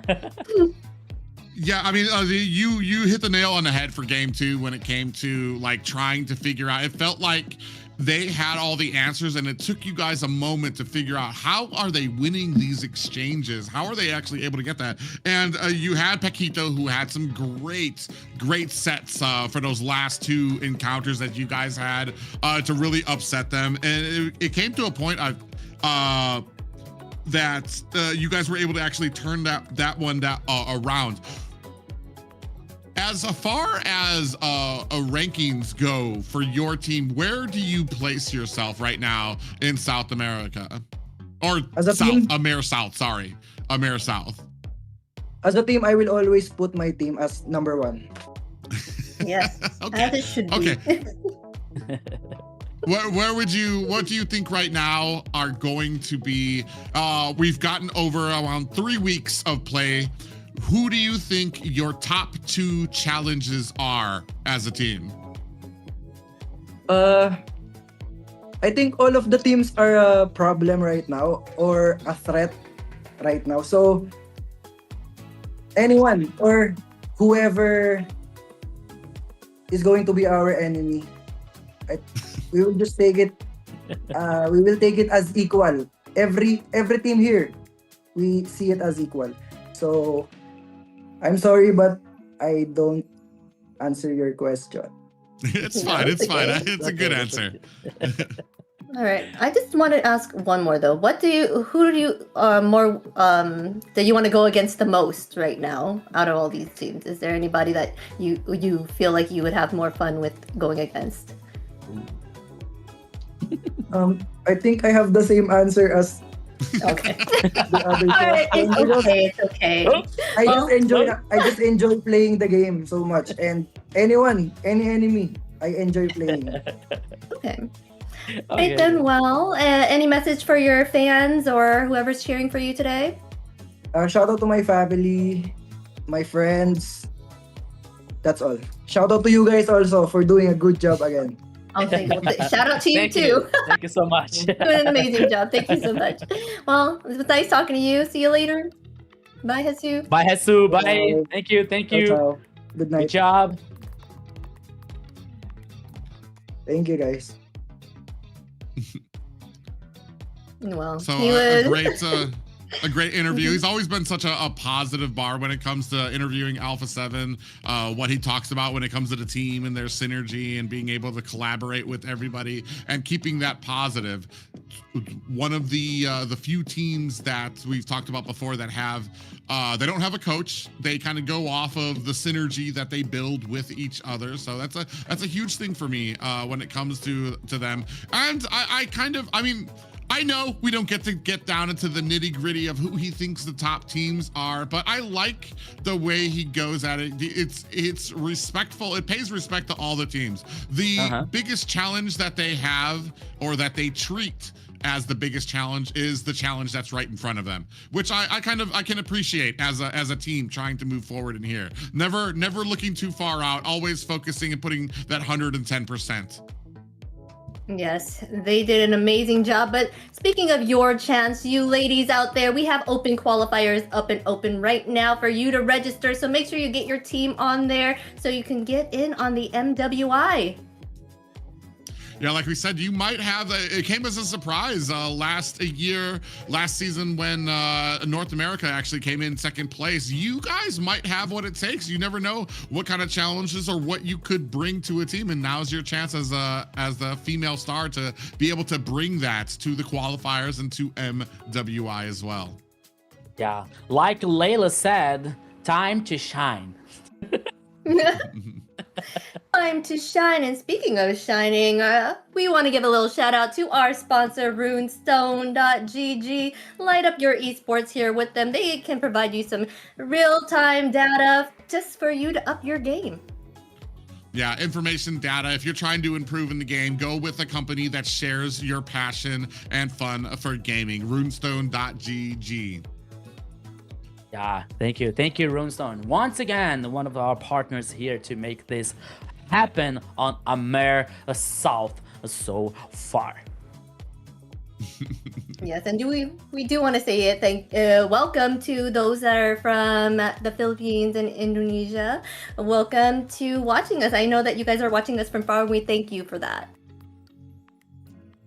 Oh, and also for our viewers, we got those diamond drops. Make sure you get in on it. Stay in the chat, be active, and you'll get a higher chance at getting these diamonds so you can get those lovely skins that you see out there on the shops.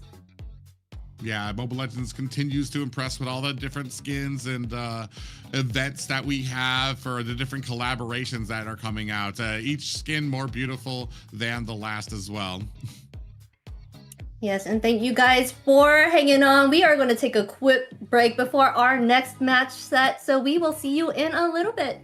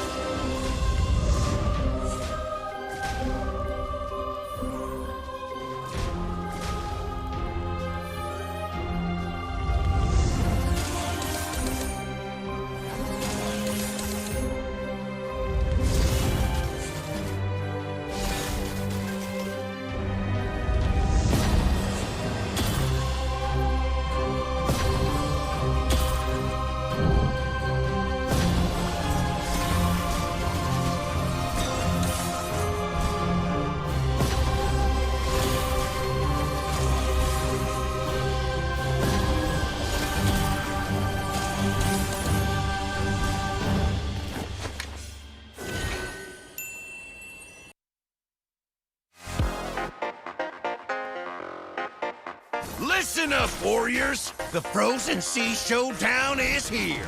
8 Francos, 2 sides. Ready your hooks. Well, the rules? Real simple. Hook 'em over, then bash 'em. Or hook 'em back and stash 'em. Remember, kills will make you stronger. More kills, bigger targets, so swing those hooks. More kills, better hook, so wipe off their looks. Crabs in the river, hook 'em.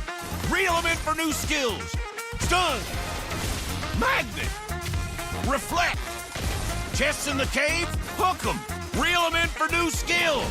Team heal. Team...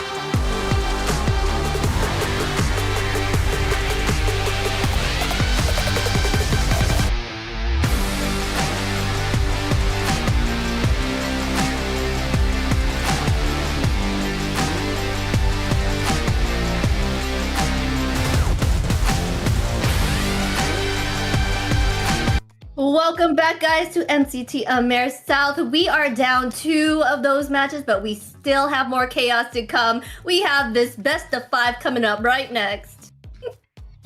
Yeah, this one's going to be amazing. Like I said, the action never stops, and neither do we. We're going to be here all night for you guys for this final best of 5 of the night. Like we said, this is the last week, the final week of the Swiss stage before we start going in the playoffs, where teams are going to start their journeys home or reign supreme and move forward. Yeah, and once again, here is the battle for survival in that competition. Both teams with 1 win and 2 losses. Who's gonna still be in a competition? Who's gonna still survive? Who's gonna say, like, see you later in AMER South here in this best of 5?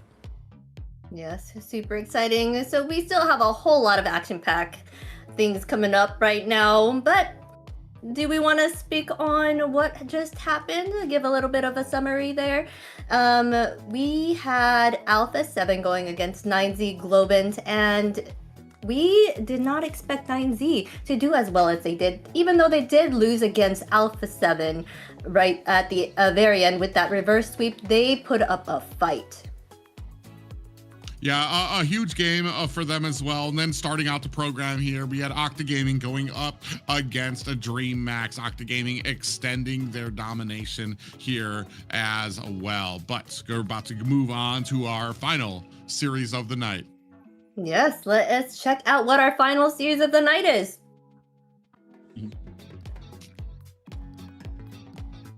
We got Infinity's lineup right here. The EXP lane Rusi, Jungle ZZ, mid lane lineout is Gold lane Zablax, and Fanboy on that roam.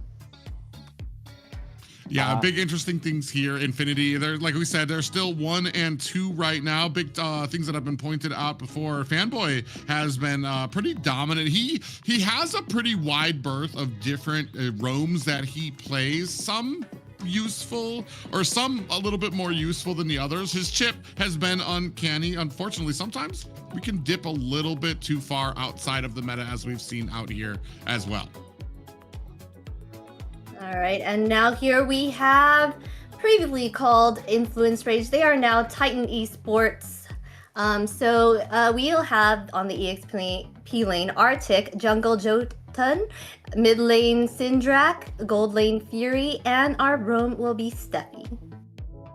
Yeah, there comes like the lineup from Titan Esports now. The old Influence Rage here with the same situation for Infinity with 1 win and 2 losses. The only win here is it was for versus 9Z Globant. They lost the first game to Entity 7 in 1-2.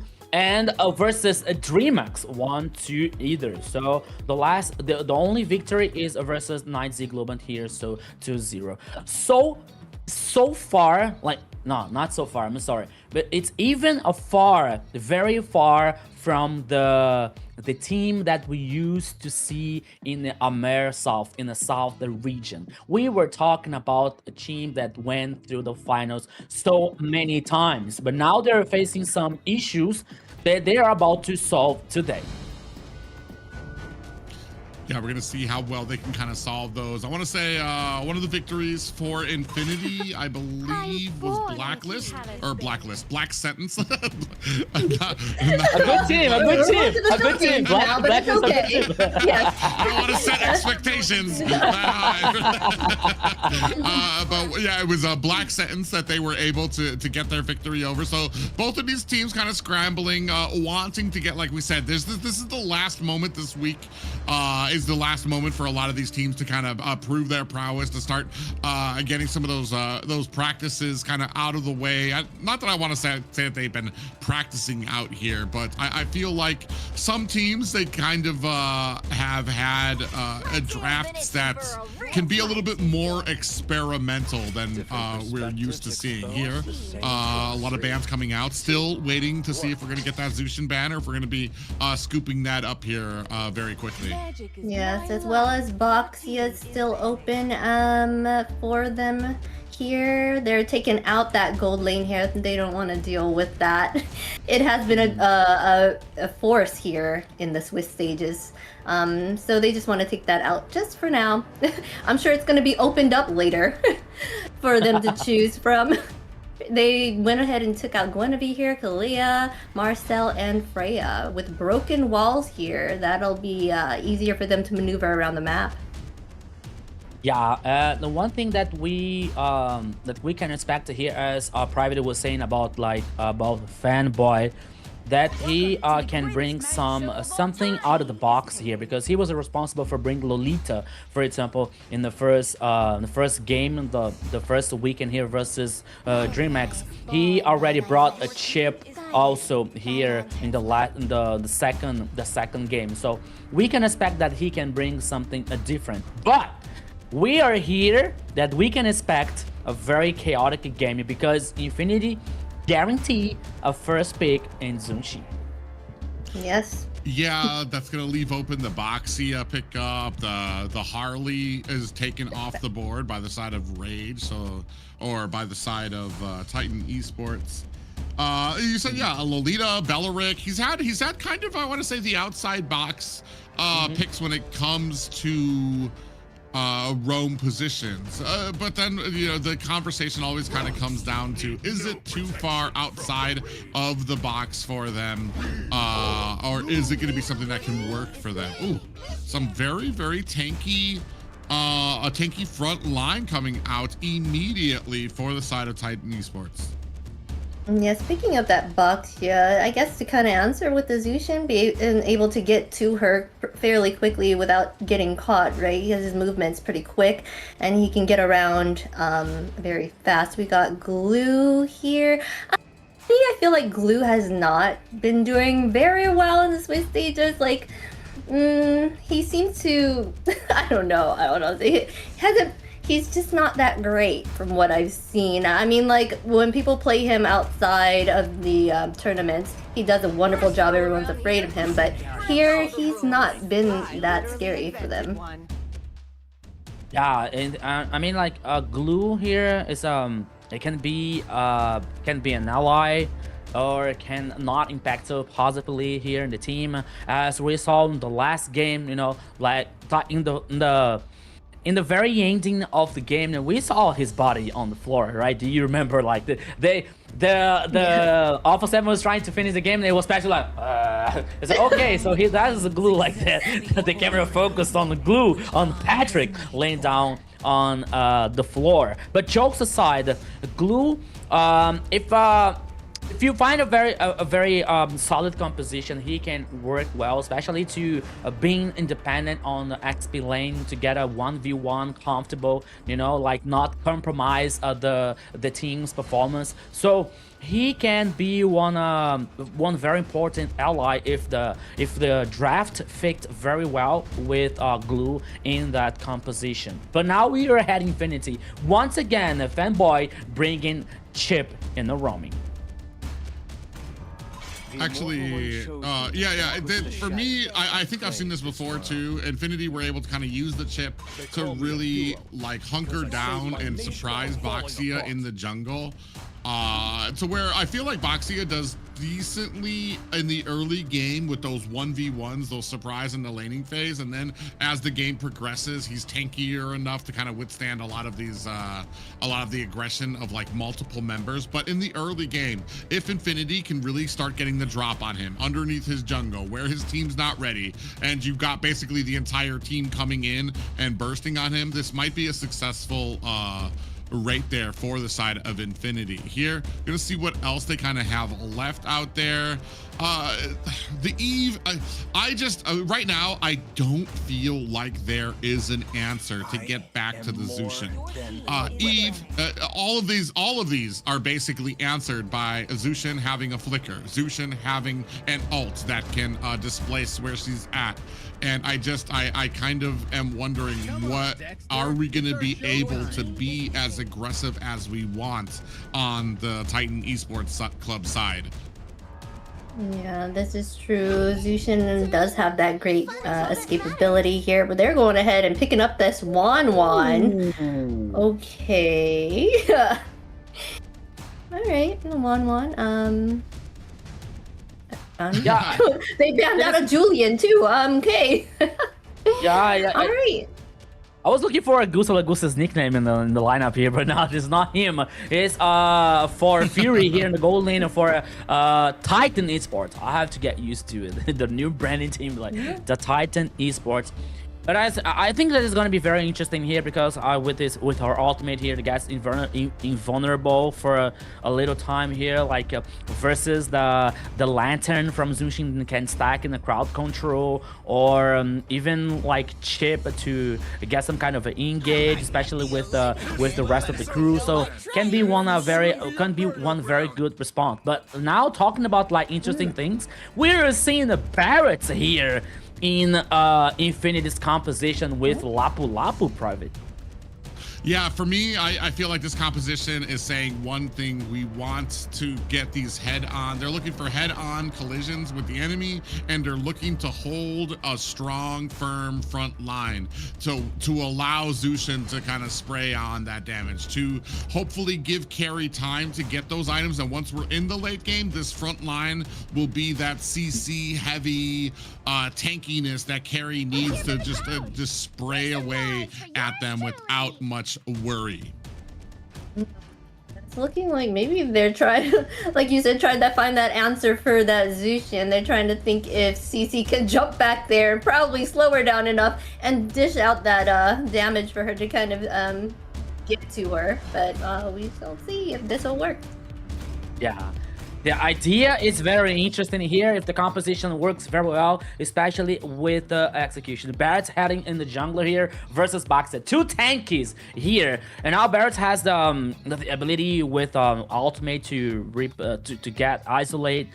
isolate one enemy here, for example, to throw him in the rest of the crew, or a Fanboy here with the chip to call the rest of the crew here in a possible team fire, on a possible engage using the portal. So there are so many options here to Infinity to create in this game that Titan Esports has to take care about that. Yeah, that is really interesting thing here too. I feel like there's a lot of interesting things on the side of Infinity. I do like that we have 3 possibilities on the side of Titan Esports here to try to get to that back line. But ladies and gentlemen, if you stayed with us, thank you so much thus far. As we move on to our final series of the night, it is Titan Esports Club taking on Infinity. Both teams vying for their positions in this best of 5 series. It's the battle for survival. It's the battle here for life or death to both teams. Let's go, everybody. Welcome to the land of dawn. Titan Esports versus Infinity.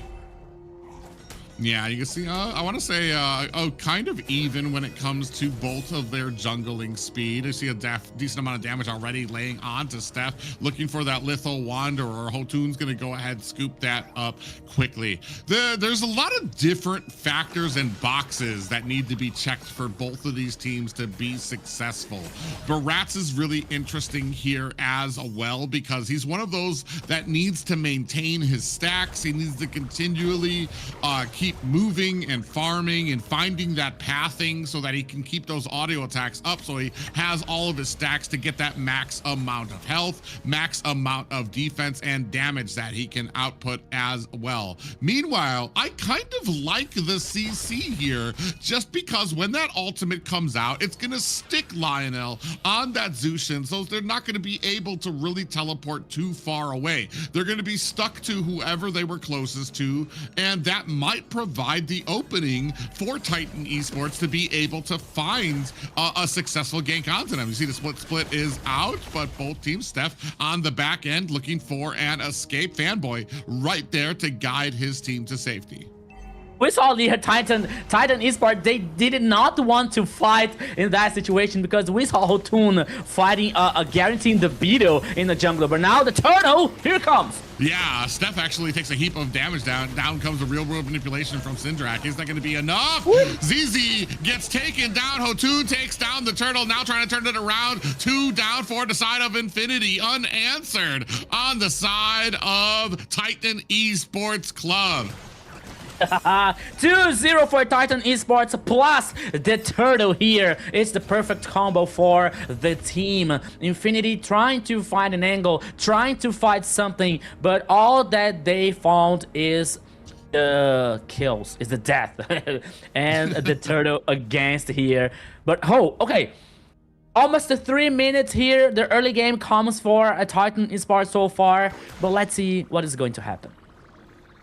Yeah, 2-0 right now for the side of Titan as the rest of Infinity looking to kind of get on. Oh, actually another gank onto Lionel, who's going to have to use that ultimate defensively. Feel like Titan is doing a great job of being able to get to that back line, get to Lionel to really surprise them off as well. No kills on Lionel just yet, but that already speaks mounds for their ability to get to that back line and to surprise the Zushin pick. It's going to be very interesting matchup here, especially to trying to find this angle, to trying to find this backline here to neutralize Lionel here with Zushin. It's a very strong hero that we have seen so far here in AMER South being prioritized almost 100%, or banned or picked. But now there possibly a dive here in the top side. No, Fanboy is heading up here to help Rusi. But now he changed the mind. He is roaming now for the mid lane. While Steph here. Oh, here comes. Boom. Yeah, Hotun does land on the Fanboy inside of that bush. A little bit of a surprise probably for both members there. 9 seconds left up on this turtle. ZZ continually keeping those stacks up to base. Up to date there now. Damage starting to come up onto this turtle. ZZ's gonna be the first one. You see on the back end, Syndrak's gonna use that flicker immediately. Out comes the other mage for Infinity. Zushin able to find a kill there as well. ZZ now looking for an opportunity. Oh, nice. Lionel doing a good job keeping 2 members of the side of Titan Esports onto the backside. In comes Steph deep into enemy territory. Immediately gets cleaned up by Rusi. Another pickup there onto Hotun, and down goes the turtle. ZZ able to scoop that one up for his team and tie them when it comes to kills. I'm trying to figure out what Steph tried to do using the flicker, trying to head in the backline, maybe to surprise Lionel with the Zushin. That was an idea, but he was completely neutralized. But now, meanwhile, in the bottom lane here, the first turret, I'm sorry, for Infinity. Oh my goodness, Private. Infinity is back in the game. Yeah, I really feel like Steffi thought that he was going to be able to flicker and get the max amount of stacks onto ZZ so that he would be able to use that ultimate, which he would be untouchable and maybe be able to like scoot him out. Unfortunately, there was just some great positioning by ZZ. Oops. Ooh, speaking of positioning, real world manipulation is out, and no worse for wear either team. 2-3 right now, but I feel like he flickered in thinking that he'd get the invulnerability he gets with the ultimate, but ZZ was in a great position and didn't take the bait. He was way down at the bottom, so that Steffi actually got bursted down before he could even reach him. So great call there by Infinity. And yeah, you can see, I want to say that the side of Titan just trying to do their best to try to get to that back lines. So far here. Oh, once again. Yeah, Lionel with that lantern now spraying on damage. Ooh, we did have a crossbow tank that kind of went out there. Not enough damage just yet, but Hotun down, killed up by Rusi as Lionel gonna have to back up a little bit, spraying down that damage onto Arctic. You can see a big push coming in here for mid, trying to see if the side of Titan Esports can save this mid tower, and they are able to put down those minions. I'm starting to think that Zunshin maybe can be a Thanos in this meta so far, because every team here, okay, she's not 100% with the win rate, but you'll see now how Infinity is working so well in that composition around Leonel playing with Zunshin, because she's always a dangerous situation, even because of her lantern that can suppress someone if she stacks the lantern here. So that is why he can play so very aggressive. That is why he can play trying to flank, trying to do something. But now here comes Hotun because the turtle here is in half HP. Let's go. Ooh. Lands onto Lionel. Is that going to be enough? Zablash able to find a kill onto Arctic. Down come a little bit of stunts. Crossbow has been activated. Did you see that Reese finds a kill of his own? Hotun finds a double. Is that going to be enough? It looks like I can't tell who the turtle went over to, but tying up the game, 2 kills for both of these teams. I think that the turtle went to Titan Esports here, considering they have 2 turtles here. I'm so sorry about that. I have to be honest. But I was checking out on Zablox, because he was 1v1 in the top side that guarantee 1 more kill. That could be that could be better for Infinity if they didn't lose the team fight around the turtle. But as we can see here, the items so far, we're seeing the corrosion side and the golden staff in Carrie's hand, heading now for probably the demon hunter, while 1-1 have the winds, the voice of the wind, the corrosion side also here, heading for the 3rd one, maybe also to the demon hunter so far. But the game is so even here, my friend Private. Okay, the map advantage goes for Infinity because they already taken down the turret in the top side and in the bottom lane also. But the goal lead here is even for both teams, just a little bit ahead for Infinity. And now Fanboy always playing aggressive, always trying to fight something, always trying to get this info for Infinity. But oh, Zablox. Yeah, they're going to go in now, trying to put the pressure onto them. Out comes the ultimate for the Zushins. Otun able to find a kill onto Zabloch. The rest of Infinity now trying to back up. Fanboy taking a heap of damage. Out comes the real world manipulation to trap them. Lido in trouble, getting ganked up on as Arctic closes the distance. 2 down for the side of Infinity. 5-7 as Titan Esports Club claim another 2 kills. It is a caster's curse that I always talk about here. I was making a compliment for Infinity's performance, and now here comes Titan Esports with a very well play in the bottom lane, guaranteeing 2 kills. But now the Lord is on the pit. But now both teams are aware of that, and maybe we will have another team fight. Yeah, the difference here is when the lore's being reset, we've got 2 kills on the side of Titan Esports over Infinity. But when you're looking at the macro, when you're looking at the towers, there's already all of the tier 1 towers have been taken down for the side of Titan Esports. We're going to start putting some pressure up at to the top. So that speaks well for the side of Infinity. They might not be winning all of the fights, but they're doing great when it comes to their rotations, when it comes to putting pressure onto the towers. And we all know that is what wins games. And especially as we start getting a little bit later, I feel like we're going to have a couple more issues on the side of Infinity that you're going to have to deal with if you're Titan Esports. The one thing, though, is I don't feel like we're really making use of this chip pick just yet. We're not really isolating. We're not really able to make use of those portals to get a big surprise ganks on the side of Titan Esports. So I feel like it's almost kind of being a little bit of a wasted pick. You can see Steph on the side being very patient, waiting for their time to go in on this pickup. I don't even know if anybody there. Finally, Rusi checks that side of the bush to get them some vision. Pop up actuated by the Lord. Now Zablotch taking a huge amount of damage to fight onto the right side there.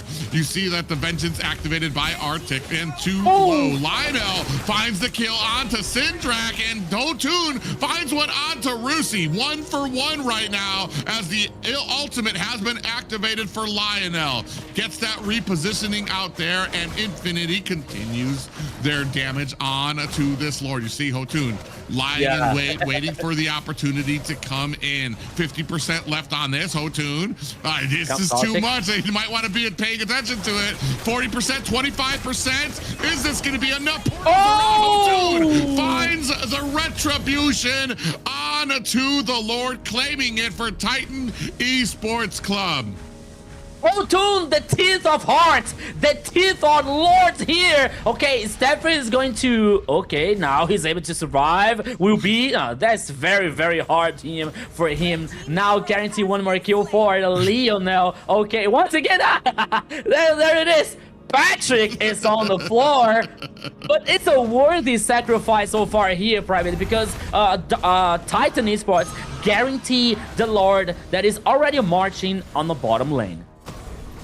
Yeah, it's definitely a good trade there, especially to try to take the team's attention away from trying to punish Titan Esports for getting this Lord. Now you're going to have a free Lord right now. You're going to be taking down some towers. Finally, hopefully able to even up the macro on their side. Like I said, they haven't really been doing great when it comes to a lot of the pushes just yet. They've been waiting on this Lord to come in. Oh, that's going to be a tier 2, possibly, for the side of Titan Esports. Now moving their attention to the mid, looking for an opportunity. ZZ comes up at the top. Oh, does not run into Titan side just yet, but still minions starting to crash in. Top is being held at bay just well, and we don't have a fight signaled just yet for either of these teams. Oh, Steffi actually goes in pretty deeply. Is going to get pulled back. 3 members of the side of Infinity looking to try to put the damage on. Steffi in trouble as Lionel finds the kill there. Real world inflation comes out. Rusi onto the back line, finds himself a stun, and Arctic able to take down Zablotch. A great job by both of these teams trying to find the nails in the coffin. 2 down for each. Rusi and Lionel trying to find themselves an escape. A long way to go. Rusi tried to drag them away, but was unsuccessful. What a massive damage coming from Lionel, but it wasn't enough to survive. It wasn't enough to, it was not enough to guarantee the kill here. 4 players down of Infinity here. Guarantee one more team fight in favor for Titan Esports. That didn't play the macro so well in the early game, but now they're compensating him. They're compensating it. They're already taking down the turret in the bottom lane, and now the focus is in the mid lane here. Now Arctic once again with the hard yo-yos here from CC, causing so much damage, and now the focus is at the tower number 2 in the mid lane, but now they decide to head back.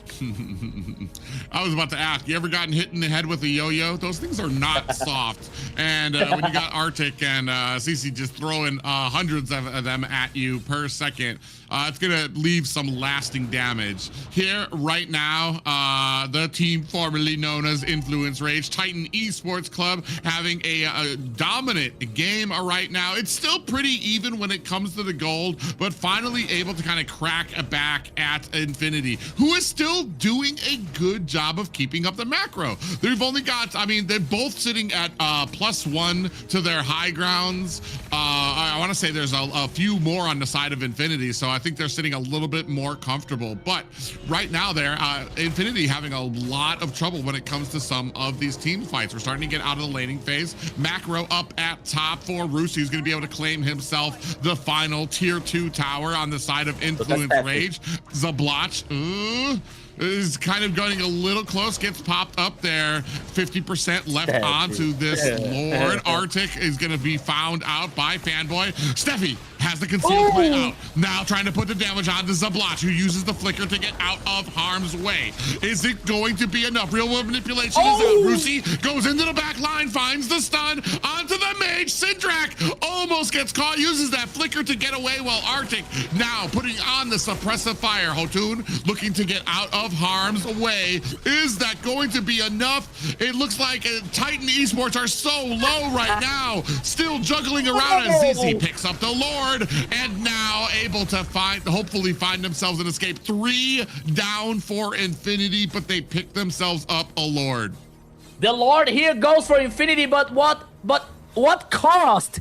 3 players here down, but now the Lord is heading in the upper side, and I don't think that this is going to do much, because with the last 2 players now, there's no chance to working in the macro. There's no chance to cause pressure in the other lanes here. Fanboy, all he can do is watch their Lord being taken down, being melted so fast. And not even that, they already lost. They also lost the turret number 2 in the top side.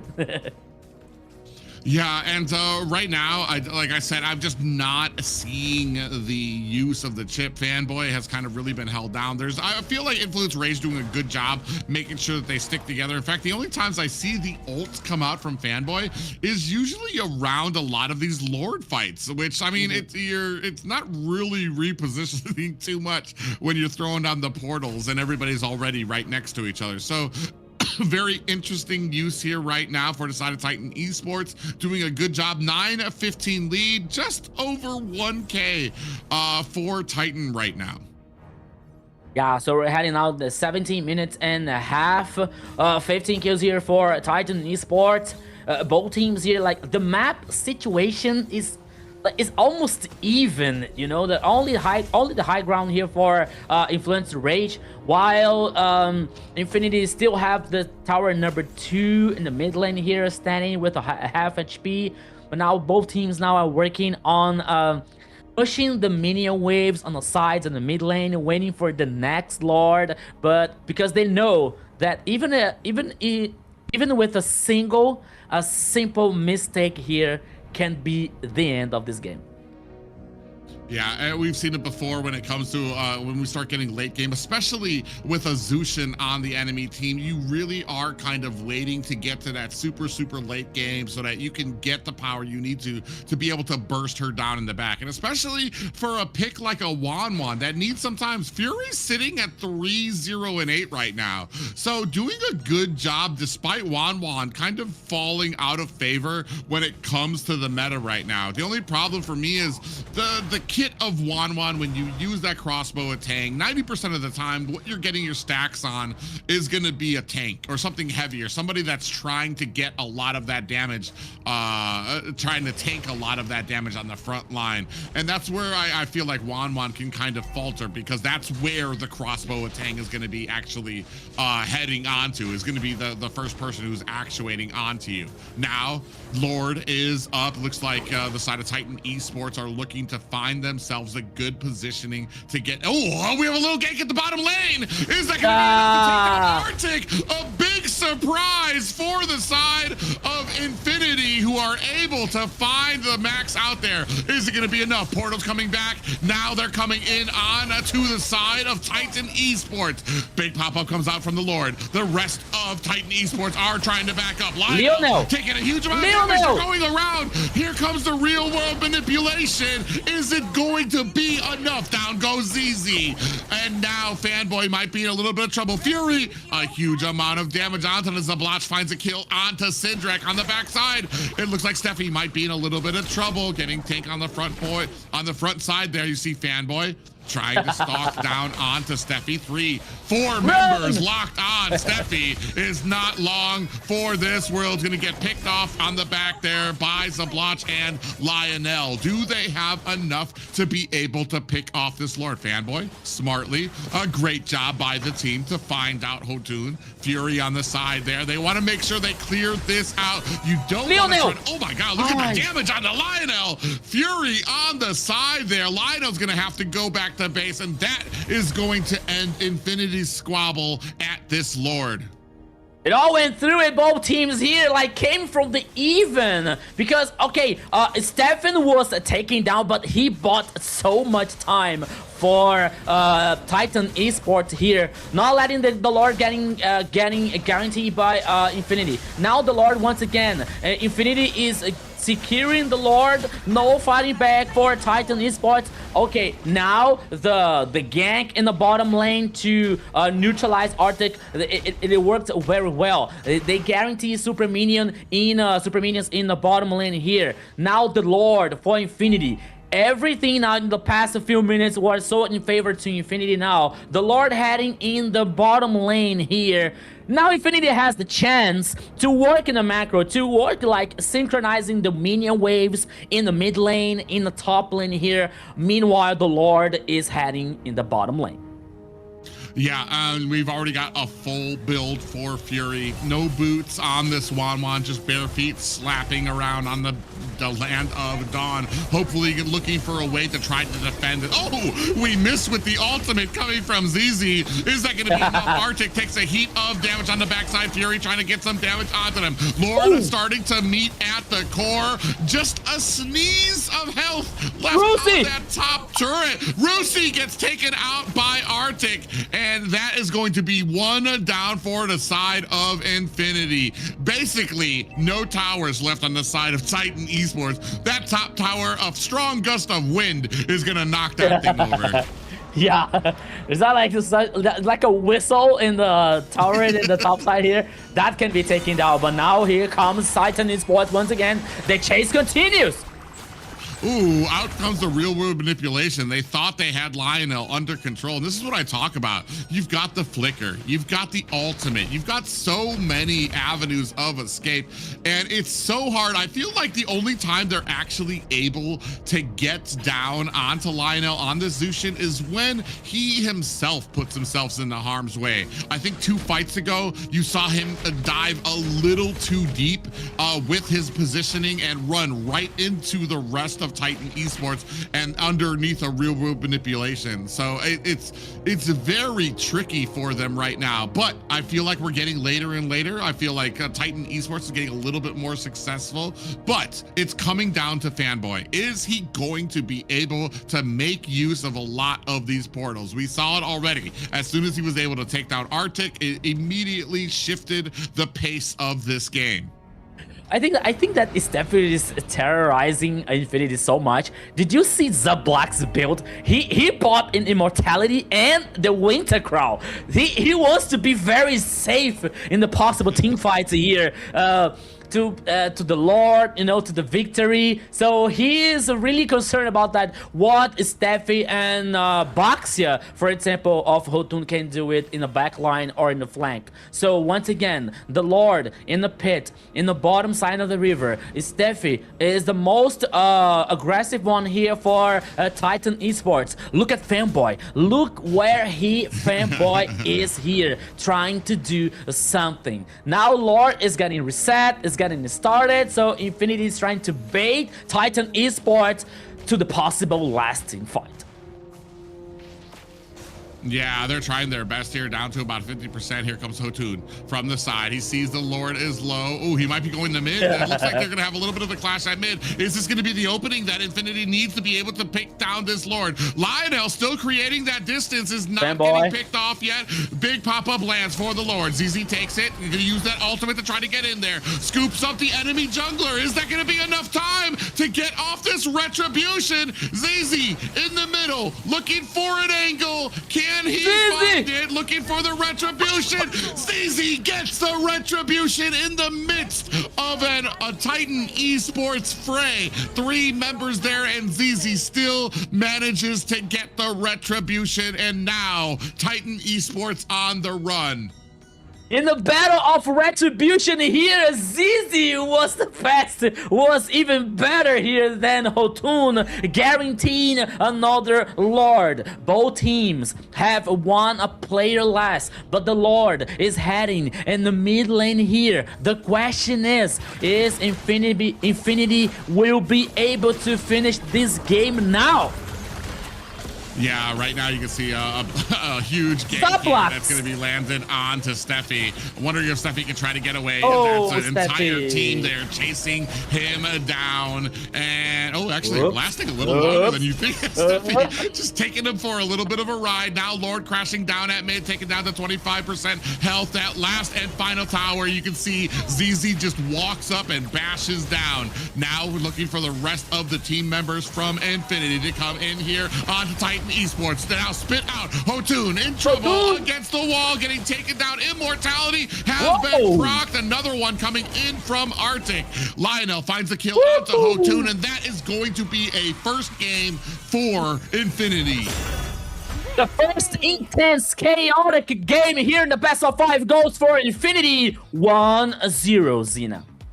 Yes, what a match that was. We had Titan Esports going in and getting their first 2 kills, but answered back by Infinity there. They kept it even the entire match right then and there, but then that macro at the end towards that 3rd Lord by Infinity was them trying to do that backdoor, had them going for a run there. Titan was not able to do much there at that point.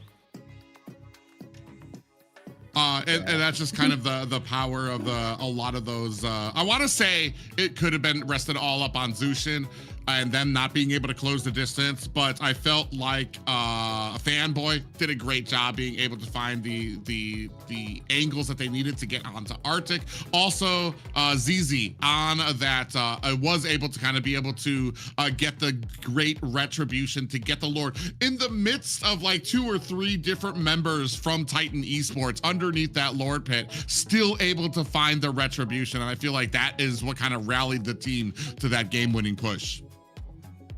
Yeah, so it comes the victory for Infinity here. Like, as we were talking about, like, how this game were extending and some performance we were talking about, especially with Fanboy, for example, with a chip choice that in the early game, in the mid lane, there was not so effective, but by the time that the game was passing, by the time that the minutes were passing in the game, Fanboy was like trying to find and trying to create some alternatives for Infinity here to get some advantage. And I think that the turning point was the gank in the bottom lane that they surprised. I think that it was the gold laner for Titan Esports. They took down the player, and then they guaranteed the super minions, and there was even a time enough for they heading back for the Lord to find a fight for the Lord. So by this time, I think that Titan Esports was like just a little bit concerned about what Fanboy was about to do, was about to start with this chip, you know. So there was one of the points, there was one of the reasons that like I felt that Titan Esports was trying to every time to find something to respond making this creativity a box from a Fanboy here, that it didn't work for Titan Esports. But the first game was really intense. Yes, it was an intense game. For sure. Yeah, a lot of action that came out. Like I said, I was a little bit critiquey in the early bits of it because we didn't have too many ganks coming out from Chip, especially Fanboy, who I was already singing praises for because his chip has been outstanding. One of the big pluses that we've been getting from Infinity. It just took him time to be able to find the opportunities that he needed to be able to kind of stick onto Arctic as well. As the matches progressed on there, that I felt like I think you're right. I think the turning point for Infinity was definitely the gank onto Arctic, and that just gave them the momentum. Then when that second fight came out, though, just being able, ZZ underneath, I think it was Hotun was there, I think Arctic was there. They both tried the best that they could to stop ZZ, who was still able to get the retribution. So a great job there by Infinity, by ZZ, to kind of have the patience that he needed. Yeah. Yes, for sure. There did an amazing job. Just Lionel on the Zushin. You were saying that she's a force to be reckoned with, that Zushin, and she was this time around as well. She traveled real well around with Fanboy there, making sure that they were in most of the team fights together to make sure they give that CC for the team to come in and get those wins. All right, so right here, some players follow the pace, but this one is set. I just said Lionel taking that MVP with 824 KDA, 81.5 total damage, and 689 golds per minute. Oh, Zushin, prio ban, we all say. Yeah, we can all say that Lionel is a very good mid laner, one of the best that we have in AMER South. But it also shows the power of Zushin so far in the meta, you know, because we're seeing almost 100% of prioritizing here to be banned, to be picked, you know. And in this first game here, he was the responsible for guarantee the victory for Infinity. And we are talking about global ban. We're seeing so many people in the chat like, okay, better ban cheap. Oh, this machine will be come again. But no, guys, we are talking about global ban. So Infinity is not allowed to repeat these heroes in this match anymore. But Titan Esports can pick these heroes, you know, because that's what a global ban is. The dynamic, the creativity here for the draft, it is still happening. But still talking about Lionel here with the Zushin, with a very Zushin. It's like it's almost unfair here to play with this mage, because she has mobility, she has damage, she has like this crowd control when the lantern is stacked. So it's very difficult to play against a Zushin, not only because of the meta, not only because of the buffs that she got, you know, but with the whole pack of ability that she has, it's not that easy to fight against. My challenge is finding a Zushin that doesn't get MVP. It's like I consider her so OP. It's just like, all right, do we really need to mention that? Okay, of course they got MVP on their team as well. It's just one of those picks that is very strong, and it's almost like I almost feel like I'm biased when I'm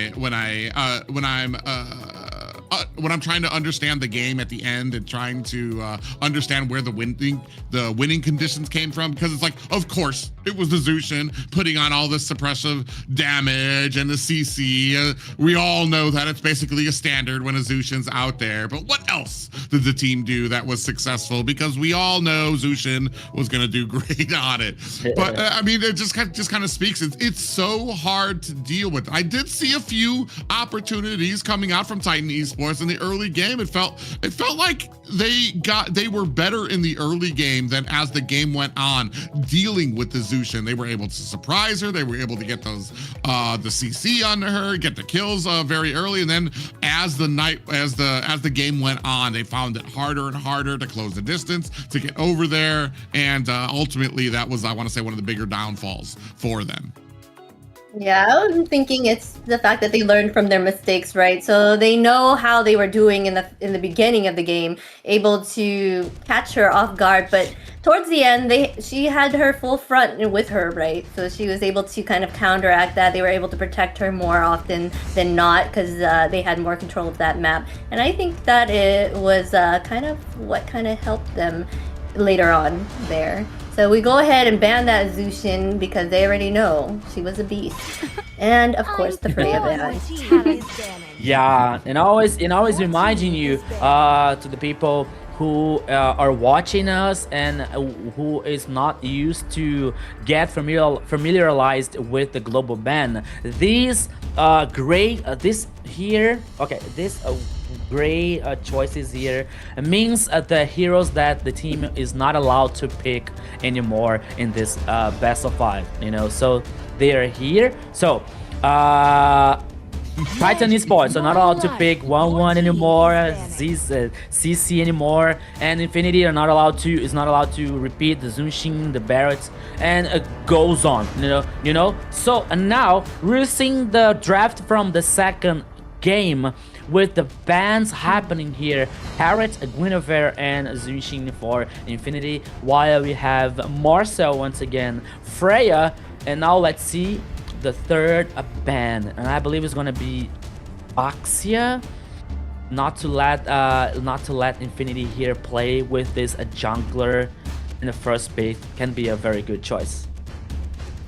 Oh, then you're gonna have open. I believe you're still gonna have the Sora open. Valentina will be out there as well.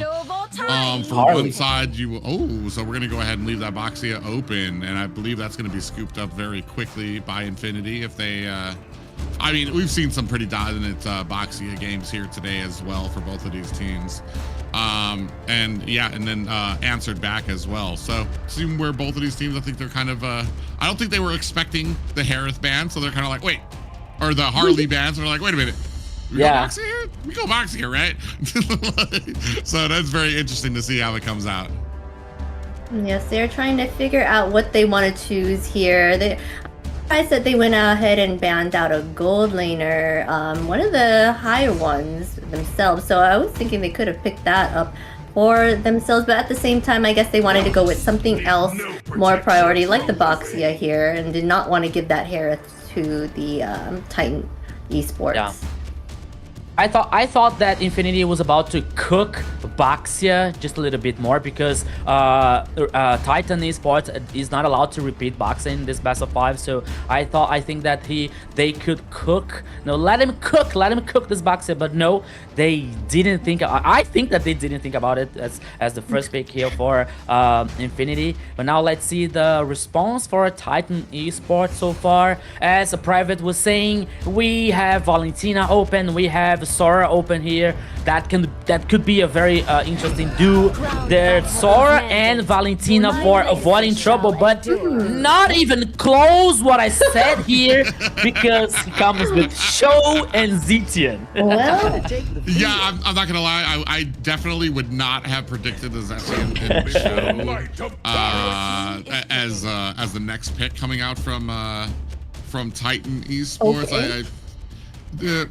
I don't know. Usually, Cho's been kind of making his way back in here a bit. We saw him in the first series, I believe. I think if I mentioned it back then, it was like 40% win rate. People were just having trouble. I feel he's one of those, like a Fanny, that you have to be masterfully good at the show to make him even be like significant and have a significant impact on your match, much less being able to angle your way of the dragon kicks in a way that was really benefiting your team. This is going to be very interesting. I even hesitate to say that the first series we saw Cho made the impact, like the game difference impact in that match. I feel like maybe, and I feel like that game just went so well that literally you could have had an Angela out there, and I think the team still would have won. That's just how dominant it was. But I want to say, we'll see how well this Cho can kind of come in. I do like it against some of these picks, especially because of how strong Bruno can be. And maybe if we can kind of get to that back line, isolate him down, we'll be able to shut him down indefinitely. yeah, I'm kind of surprised that they ended up picking the carry when they already had chosen a Bruno, so they could have, made the most of it and picked something else. Like that they need here, like a jungle or a good roamer or something. But okay, they went ahead and banned the SOU and the Lilia here, trying to make sure they take out some mages off the board. But they forgot that the Valentina is still open, I'm sure. I don't know if Infinity does not play Valentina or something, so Yeah. I agree with you, Zina, with the carry situation here, but I think that Titan decided to guarantee carry here because because There might be the situation that Infinity could ban a carry, you know, in the 3 and 4 banning phase. So they decided to guarantee carry here because even though that could not work with the idea of the composition, but we are talking about carry. We're talking about a very strong late game. We're talking about true damage, melting down tanky. So I think that Titan could not let this a chance pass here to guarantee this a very strong gold lane marksman here. But now heading to the picks phase once again, Alice goes for Titan Esports here, heading for the XP lane. And now let's see the two last choices for Infinity. Assuming there is still XP and mid lane lacking. Kagura! Oh, nice. And okay, now the XP lane, who's gonna be? Lapu, is it still open? No, they already used the Lapu. Terizla is banned. Who else? CC? Maybe? It'd be... I'm not sure that we've seen enough CCs out here to kind of put her at that no. priority. Famous. So I guess the question at mid is what we can do against the Zushin to try to get a decent amount of that burst damage. Especially we're kind of looking at a big CC when it comes to Minotaur, big wide berth when it comes to that Minoan Fury. This is a very interesting draft for both of these teams because I'm kind of trying to figure out where some of these picks are going to shine. Cho, I mean, as soon as there's such a big berth on the Minoan Fury that I feel like Cho's gonna have trouble getting inside against the Bruno, against the Kagura, who can just use her umbrella to get away from them as well. Thamus will be very interesting too. They can go ahead and shut him down, get the way of the dragon kick onto him to stop him from doing auto attacks, to stop him from getting the regen that he needs to survive. So very interesting picks on both sides. Yeah, very interesting here. Now the last choice for Leomord in jungle here for Hotun's hand. But now bringing the Leomord, it means that the sides here has to be as strong as they were working on. Alice on the XP lane, carry in a gold lane here. So Fury has to take care about, like, with any try of Infinity trying to neutralize this carry in the early and mid game here to avoid her items, to avoid her damage, because they brought a lot of tankies here. They brought the Tamus, they brought Baxa, they brought Minotaur here. So it's a party for a carry. So they have to take care about it. But they also have mobility with Baxa, with the Kagura, also Bruno here, especially in the early game, that can impact very positively for Infinity. But this answer we are about to see right now, because, ladies and gentlemen, guys, folks, welcome to the Land of Dawn, to the second game here, Infinity versus Titan Esports. Let's go private. Yeah, both of these teams, I want to say Titan Esports, looking to reply in kind from the loss they just took in that first game from the side of Infinity. And I'm trying to figure out the early game here. I mean, you've got a decent amount from ZZ, and when it comes to, I don't know about Lino. I feel like the early games can definitely be going to be going over to Titan Esports. There are a lot of damage, a big scuffle there just for the Litho Wanderer.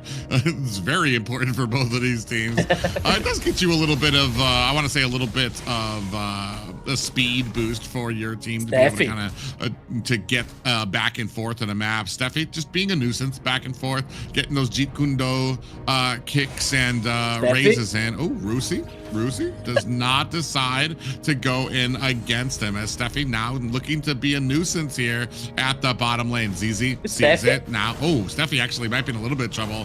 Oh, Fanboy and Lionel right there to get some damage on. Steffi's going to be able to leap over that ledge to safety, down to 25%. But as we said, just being that nuisance that he needs to be. Steffi laughs in the face of a danger here. Here is like walking through the jungle. Zaplat. Oh my goodness. Yeah, carry. Okay, there was Hotun's hand here, like help for trying to get this advantage on the top lane here, the gold lane. But even though we cannot underestimate carry with a very strong late game, but the true damage can come with very strong in the early game also. But now the first turtle here in the downside of the river, both teams are fighting. Yeah, Rusi actually comes in, activates that Cauterate Inferno, trying to lie into Hotun. It's going to allow ZZ the time he needs to be able to scoop up that first turtle. So great positioning there coming out from Rusi to be able to kind of be that one-man wrecking crew. ZZ actually in a little bit of trouble here, getting pounced on. Arctic on the side there as well, joined up by Rusi to help provide for that escape. Yeah, Steffi here is just a little bit behind even from Fanboy here. He didn't get the level of number 4, but now he's going to get. Ooh, he might be in trouble there. Lionel gonna scoop up that kill with that Yin Yang Overture. A great catch there coming out from Infinity. And oh, another big damage coming out. Rusi finds a kill onto Hotun. Arctic in trouble. Rusi dusting, putting off the dust from his shoulder as he scoops himself up a double. My goodness, Rusi, take my energy once again with a very strong Thanos here. 2-0-0 so far. Once again, another very interesting early game for Infinity here so far. Now here comes a 2v2 in the top side here. Maybe because Kagura was heading up, but now Fanboy is roaming for the mid lane as Stafford is doing the same thing here. Oh, damn, like 3 minutes here, almost 4. Here comes the very interesting advantage for Infinity game. Ooh, we have the Yin Yang Overture coming in from Lionel. Is going to go in. Then you do have the Phantom Steed coming out. Steffi comes in, finds a pop-up on to ZZ, but both teams creating some distance. No worse for wear. Yeah, let's see now, Lionel here with the Kagura, another strong millionaire. Oh! Rusi finds another kill unanswered at the bottom lane, bringing it to a 4-0 game. Steffi actually in a little bit of trouble here, taking a heap of damage. He's going to have to Jikundo his way back underneath the tower of Titan Esports. Yeah, and that's the result here from Rusi's strong so far. He guarantees the kill, he guarantees the gold energy in the turret in the bottom lane, and the most important, guarantee the turtle, the second one for Infinity. Oh, he comes! Yeah, you can see a nice little, ultimate coming out from Hotun with the Phantom Steed. Is it going to be enough? Lionel's going to use that flicker to get himself out of harm's way. Fanboy taking a heap of damage, comes in with a pop-up onto 2 members. Hotun finishes him off as ZZ finds a kill of his own onto Arctic Fury. Not able to find the kill in a stun underneath the tower issued onto Syndric as he's going to have to step back. A great play there by Infinity to protect their towers. He used the flick to try to get the kill, but it wasn't enough. And Syndra didn't have the ultimate here. That could be very good. But now once again, yeah, another Phantom Steed comes out with Arctic having the Throne of Ruin out, or the Doom Waltz trying to spray on that damage. Rusi's gonna have to create a little bit of distance now, not able to absorb all the health that he wants. Steffi in a good position, looking for the hit onto Zablach, who's gonna be trying to issue out soccer balls. Steffi takes some more damage. Fanboy on the side from the back. ZZ coming in underneath the tower. He just notices Arctic was right there. A good read coming out from Titan Esports as well. Looks like Infinity want to go ahead and get some damage onto these lane minions to cut up this lane. Yeah, but now Infinity here is trying to work with a high tempo doing the proxy, but I don't think that is going to be possible. But though, they still continue the pressure. Yeah, they're going to go in. Throne of Ruin lands on to 3 members. We do have the Rage of the Phoenix coming on as well. Underneath the tower, Lionel able to find a kill onto Steffi. Fanboy on the backside. ZZ able to find a kill onto Fury. And down goes Arctic as well. 8-1 in favor of Infinity. Fanboy, you are insane! What a beautiful knockout from Minotaur here, heading up 3 players of Titan Esports. Infinity goes forward, goes aggressive, goes far, and gets more advantage. Gets the tower in the top lane, gets 1 more turret, 1 kill for Titan Esports versus 8 for Infinity. The goal lead here heading for almost 5 Okay, my friend Private, everything is working well for Infinity Esports. Yeah, Infinity are just a well-oiled machine here. Even underneath the tower, Minnow and Fury goes in. Fanboy knows he's got the tankiest chance of being able to go underneath that tower, does it, while the rest of Infinity go in with the cleanup to find the kill. Now we are finally starting to make our way through a lot of these towers. Still a mid tower that they're going to need to get for the side of Titan Esports to really cinch in this game. As we all know, that mid tower is so important to opening up the map for your team to make sure that the enemy has a shorter distance that they can run back to and be safe. Zablotch finds himself another tier 2 tower up at the top, while Fury finds a tower of their own. I believe that is going to be the second for the side of Titan Esports. Yeah, Titan Esports here is doing the cross map to trying to turn the games even, but Yeah, you saw the way the dragon come out, but it came onto Fanboy, who's going to be able to use that Minoan Fury immediately under the team. Now the rest of Titan Esports on the run from this team. They don't, Infinity does not have the minions at mid to really make a stand at mid or try to take down that tower, and that is unfortunate for them. Still an 8-1 game, about a 5K gold lead for the side of Infinity. Yeah, it was a very fast initiation here for both teams, but no one was taken down. And the tower number 1 in the mid lane is still standing for Titan Esports. But the fact is, 5 seconds for the first Lord. Fury guaranteeing a golden staff for carry. Another items for the Trinity, but Steffi! In the mid lane, he was able to survive using the umbrella from Lionel here. It's another interesting situation for both teams because the Lord is already on the pit.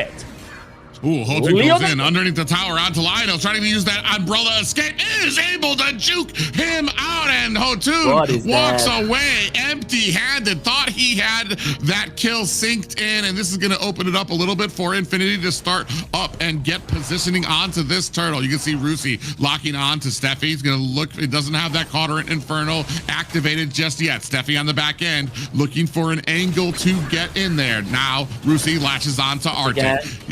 Still waiting for an opportunity at the back end. You can see Steffi doing his best, trying to get in there. We do have the Rage of the Phoenix coming out. ZZ still able to pick up the Lord. Lionel finds a kill onto Steffi. And ladies and gentlemen, that is going to be another 2 kills for the side of Infinity and a Lord for their side as well.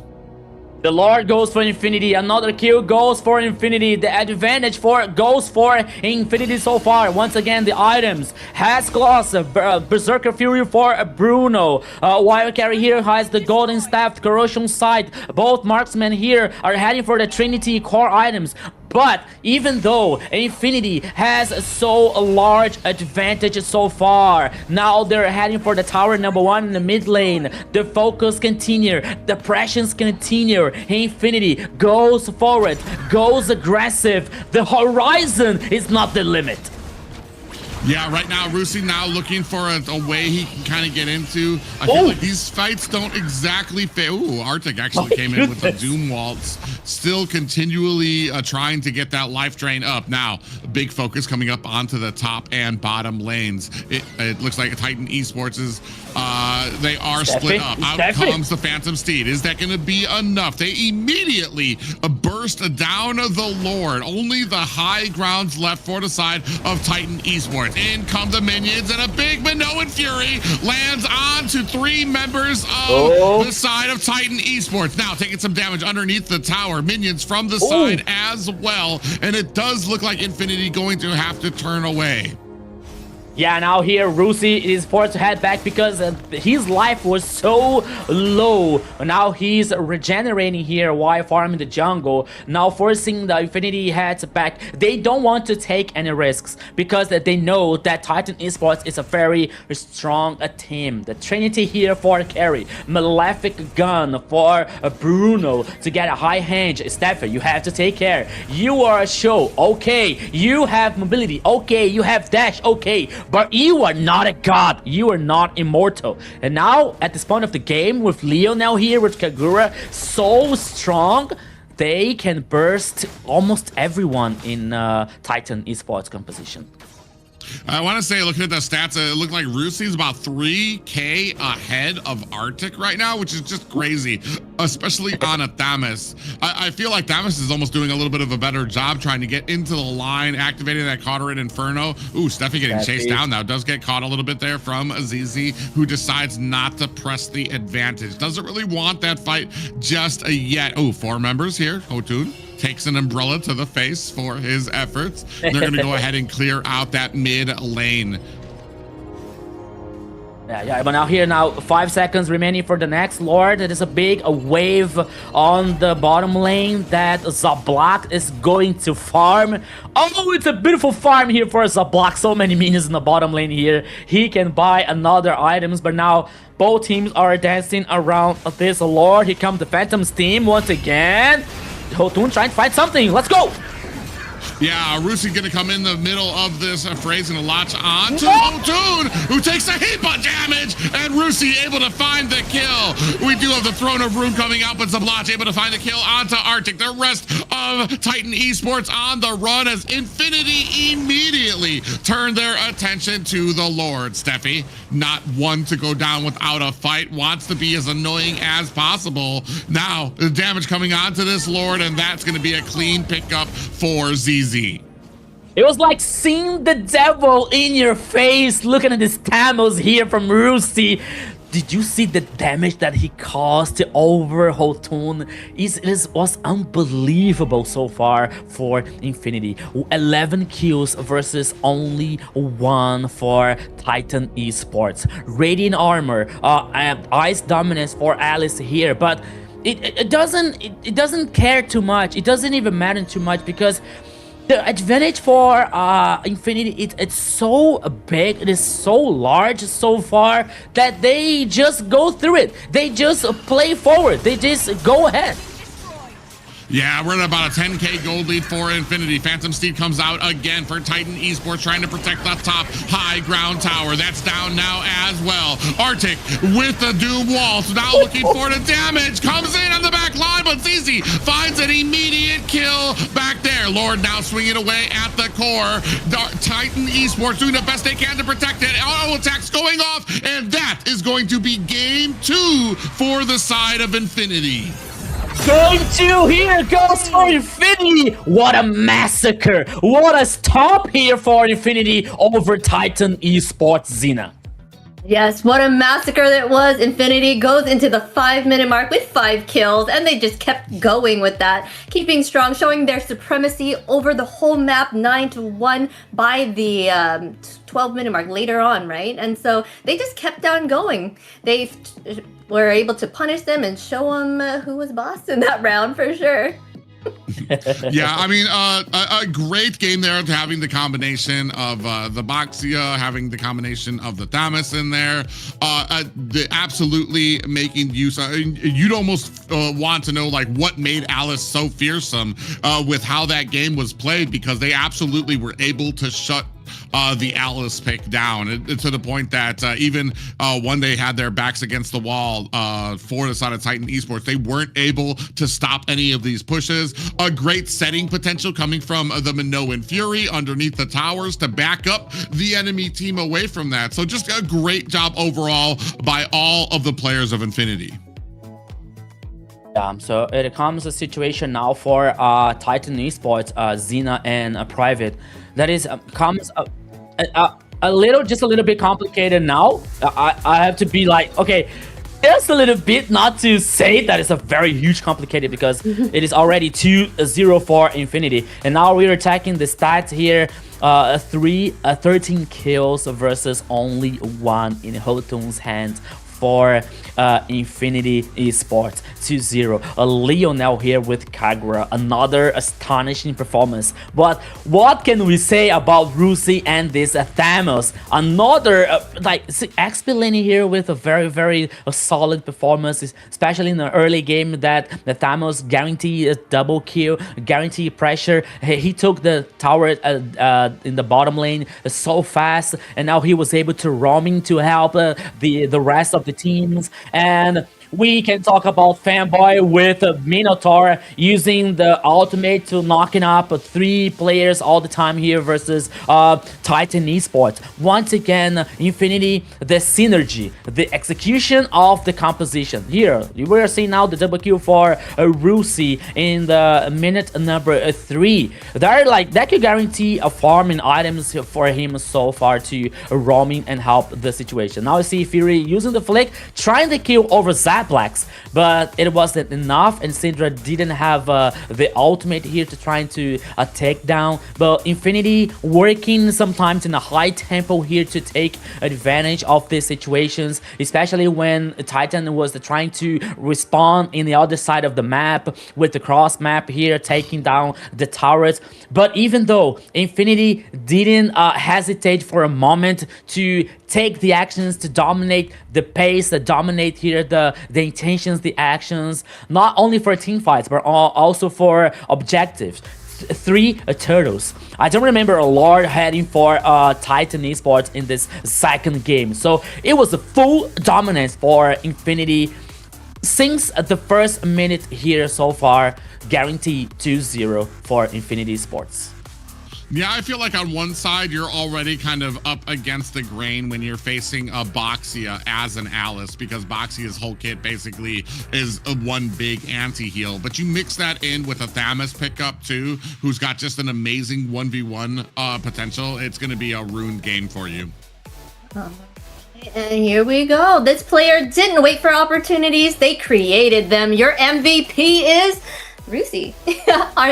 Artemis with 404 KDA, 44.3k total damage, and 717 golds per minute. What a force he was during that match.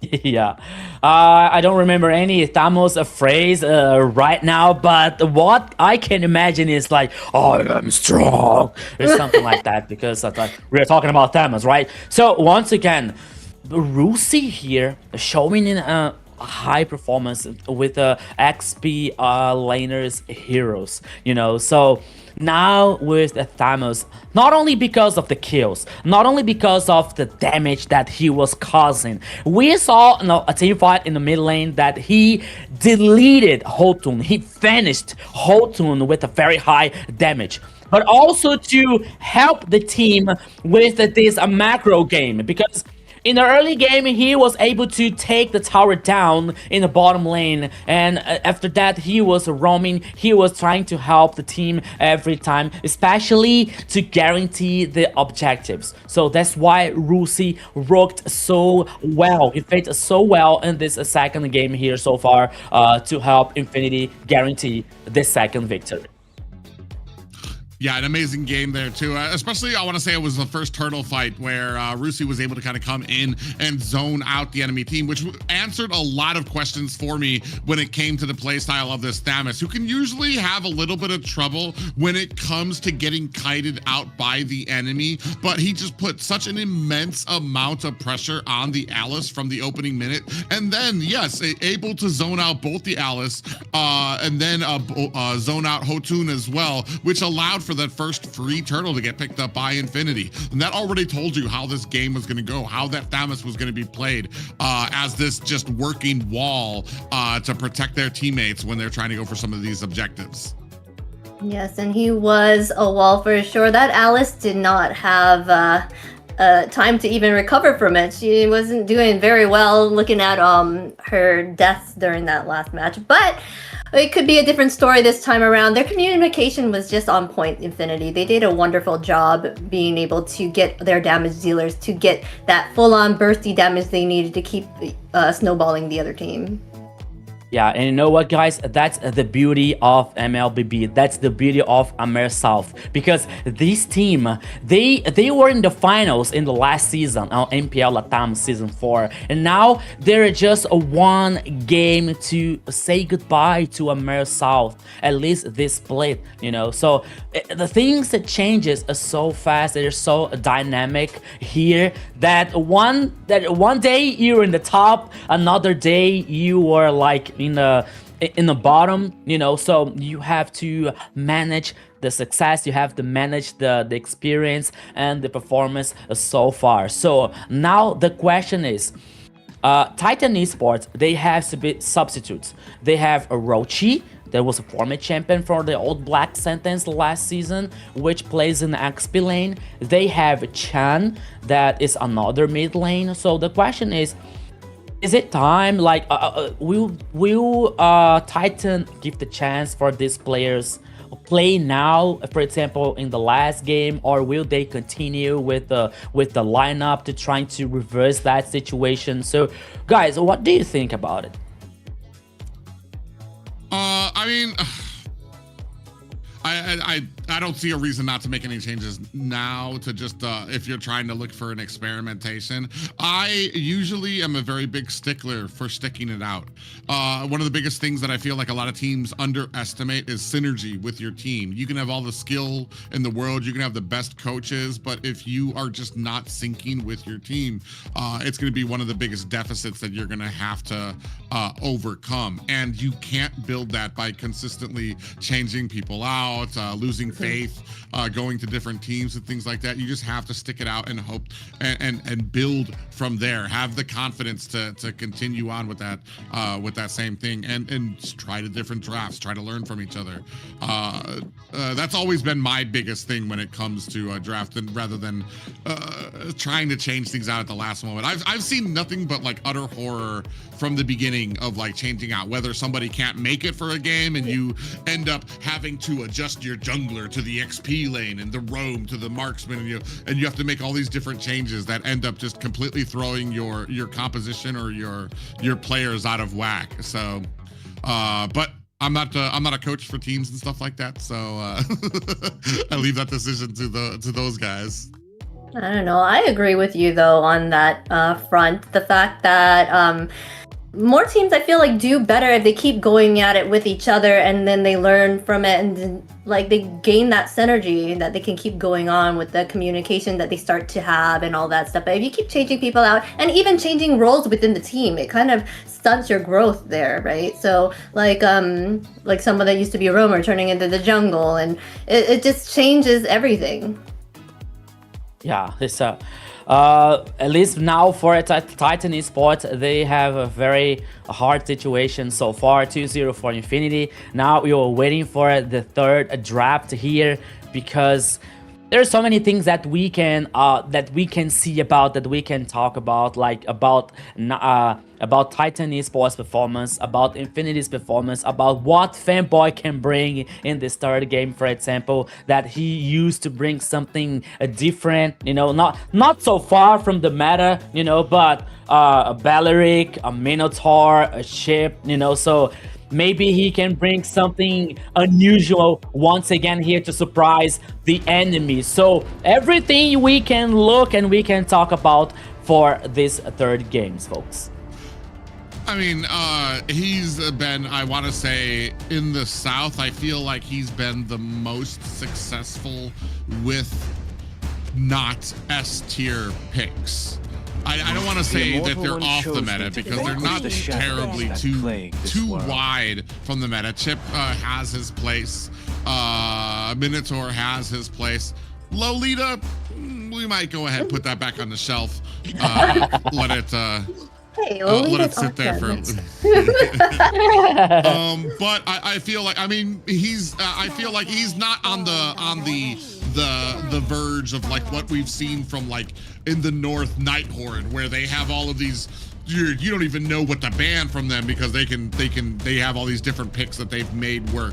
Here I feel like it's almost not worth it to say that he's stepping outside the box. It's just that he's not sticking to the engraved meta that we've been seeing, and that's keeping his roaming positions pretty fluid. Not just fluid, but they've had their strengths that they've been able to go with. Minotaur being able to go underneath towers to get that Minoan Fury, so that now you're zoning out the entire enemy. Chip being able to go on those side lanes to find the pickoffs that are needed before returning immediately back to the objective for them. So I mean, he's done a great job of being able to kind of balance that not being confined by the meta, but still respecting it and understanding what things would work best for a composition that might not be the Khalid or the Hilda or the Grok Aaliyah. or something like that. Yeah,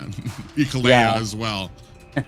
Yeah, I feel like the fact that he is choosing these random heroes that are not meta might be throwing off these teams, right? Because the fact that they're not used to training against it, or they wouldn't expect it to be chosen, and he has that comfortability with them.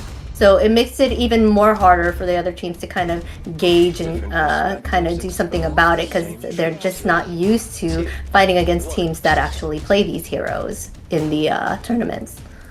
Yeah, that's a good point, Zina.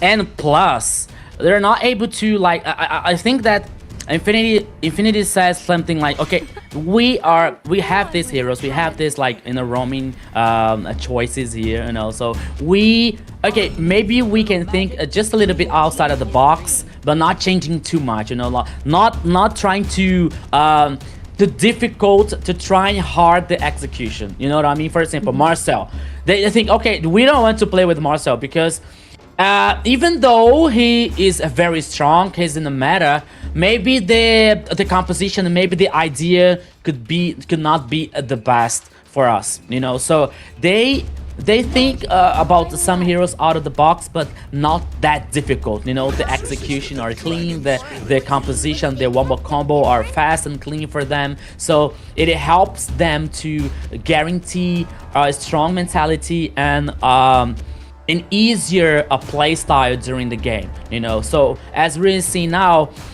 Harley, the first pick for a Titan Esports, and I was thinking about that Yuzong and Rusi's hand here, because he used Lapu Lapu in the first game. Now he used Thamos, so maybe for him now Yuzong here could be a very good choice for him. That now he's confident, now he plays powerful in the XP lane here for Infinity. So Harriet and Yuzong for Infinity. The response for Titan Esports comes with Uranus and Valentin. The Uranus is an interesting pick for me,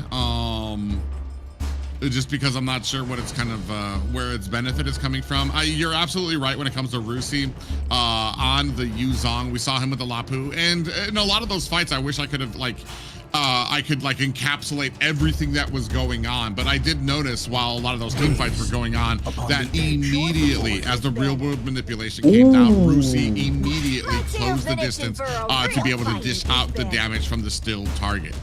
Nolan has been he's been on the teeter-totter. I feel like it goes into the skill, it fits very well into the skill level of the person that's playing it. You really need to have the trust in you and your teammates to kind of get that advantage, keep that advantage, so that you're not getting overwhelmed here, to be able to kind of go in, get that damage, or even be able to split push once you start to fall behind. He's I want to say he's a high risk, high reward type of hero, because I honestly sometimes I'm just not a fan, because I just hate coin flips. I hate is this game gonna go well or is it just not? Because if it's not, there's nothing I can do about it as a Nolan. I mean, if you got the skill level for it, we'll see how well it kind of goes into it. Yeah, it seems like they're target banning the roams right now, and they just banned out Eudora and Bruno here. I guess they're trying to make sure they're not going to pick up any mages on the side of Infinity. That could be good. What do they have, or who can they choose? I know Lilia is still probably open for them. Yeah, maybe Lilia, maybe... I don't think that Ivy could fit in that composition here as a static mage, you know, like trying to help with the follow-up of the damage here for Infinity when they have Nolan with a hybrid. Yeah, okay, I was thinking about Belleric too, so they, Fanboy brought also, yes, he brought also this Belleric before, so now is another so once again a Belleric here being in the Land of Dawn. The response here for Titan Esports comes with Badang and Granger. Granger versus Harriet. It will depend a lot more with the skill shot, you know. Harriet is so much easier to play. I don't think this is a good idea, to be honest.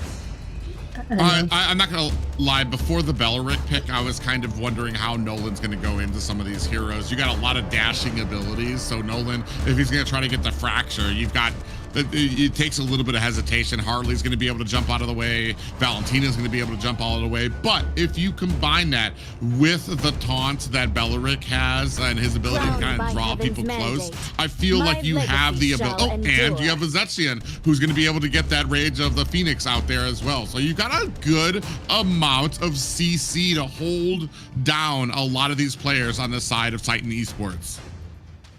Yeah, and one thing here that can help Infinity again, and a plus, it's a plus here for Infinity. It's always that I always used to say that Zetian here and her buff that turns like the nerf the magic resistance here. So Zetian's and each ability that she casts, that she uses, it is turn the magic resistance of the enemy weaken. So Harriet can come with the damage, with the ultimate, and with the dash from the second one. So it can be very interesting for Infinity here with a team fight. You know, with a 2-time team fight here for them, and Nolan comes to finish. The enemy comes to take a pick off, for example, before an objective. So that could be very interesting for Infinity. I don't think that Irena's doing so much here, Private, to be honest, for a Titan Esports. But let's see what he can do.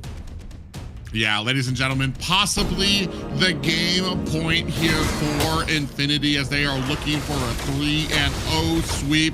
And the Titan Esports Club looking to reply in kind for our last series of the night.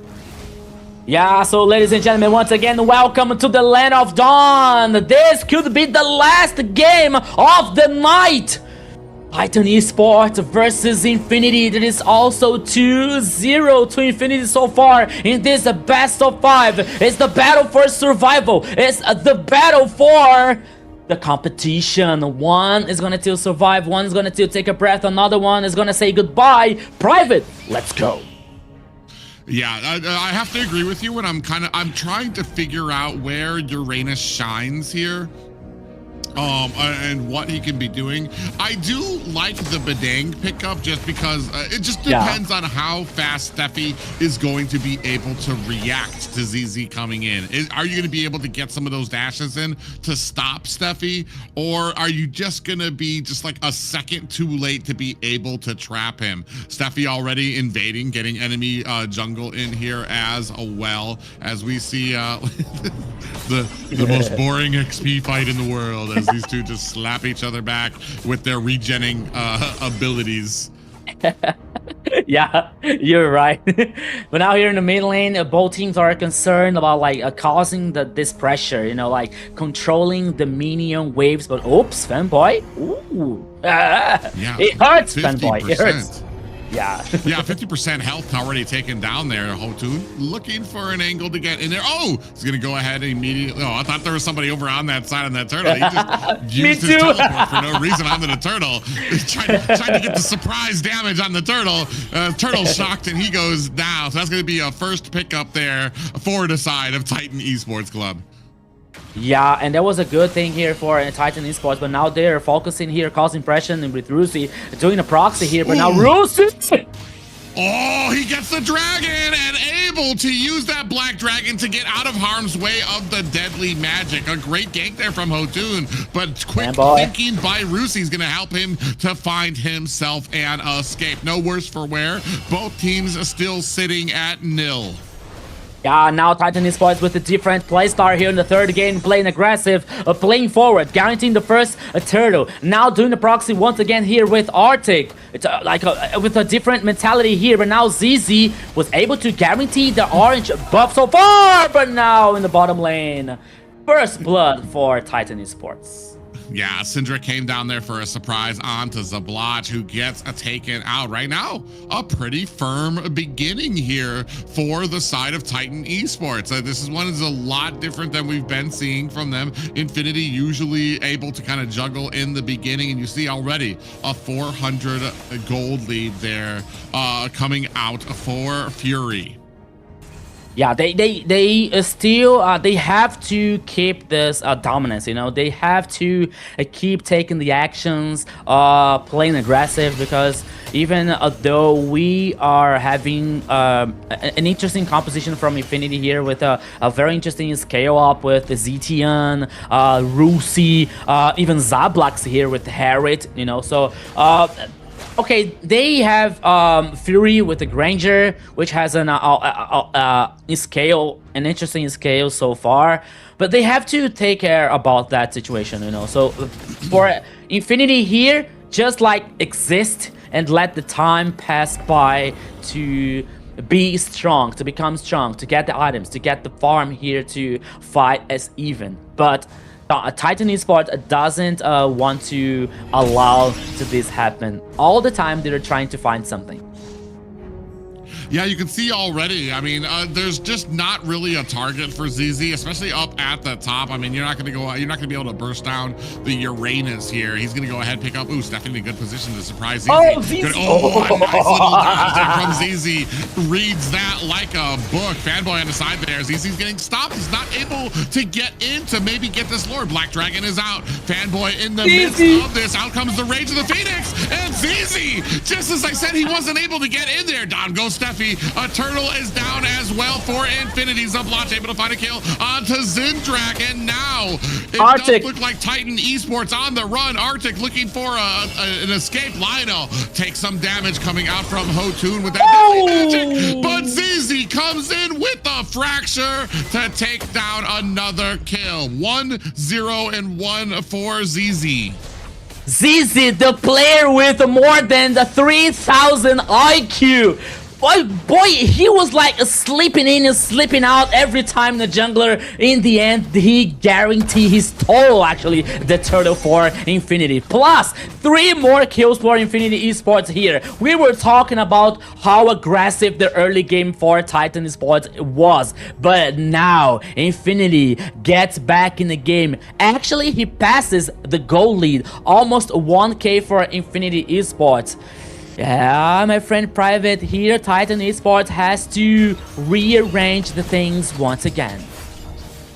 Yeah, a big little clamor there at mid lane, but they do disperse right away. I feel like even when it comes to having a Uranus in your lane, I feel like Rusi's doing a great job keeping his gold up and his levels to kind of keep it competitive in that XP lane. A little bit of pressure kind of mounting at the mid lane. 33 seconds left on the next turtle. Yeah, the next turtle here now, 26 seconds for the next one. Radiant armor now in Hirusi's hand to get more resistant here.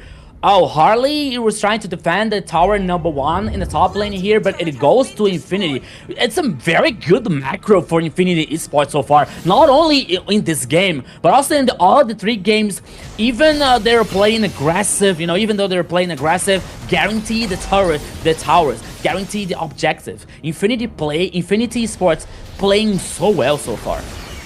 Yeah, and that's kind of my question too. Like, why are we sending Harley to try to clear lanes and stuff, especially up at the top where he's not going to be as much useful up there? Fanboy takes a little bit of a tower there from Steffi, who's trying to keep the zone out. Black Dragon is out. Hotun running for the hills. He wants no part of this Black Dragon.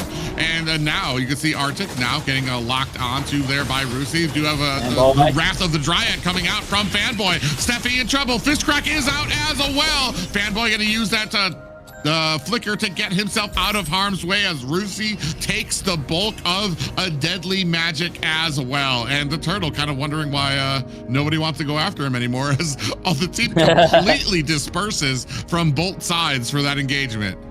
Yeah, in this team fight here, the winner was the turtle. He won everything here. But now we're seeing Arctic once again doing the proxy between the tower number 1 and number 2. He tries to do this all the time, but now the turtle became the Lord. Now no turtles anymore. Now there's the Lord. Our fanboy here trying to defend the orange buff for ZZ that he could guarantee once again. Arctic. Ooh, who has to take care? Okay, he's a Rhinus. He has a very high regeneration, has a very high sustainability here, but he has to pay attention. He has to take care about that. But now both teams are concerned to defend the mid lane here, especially managing the minion waves. But now the Lord heading is on the pit in the upper side, while we are watching Zablox versus Arctic here in the bottom lane. Yeah, I mean, Arctic, like I said, I just don't feel his impact on the match right now. Not having to do anything with his skill level, but just as a Uranus right now, he's just not. I'm not feeling his force in a lot of these fights just yet. Lord is up. We have some split pushing going on at the bottom. That's going to be another tower for the side of, or actually not another tower for a cleanup job coming down from ZZ at the bottom to keep that tower safe. Only one tower gotten so far. Yeah, ZZ's gonna be able to find himself and escape. I thought so. Otun comes in with the deadly magic. That's gonna be. Oh, ZZ has the last minute health pop there to be able to get that health back and does not go down to the deadly magic.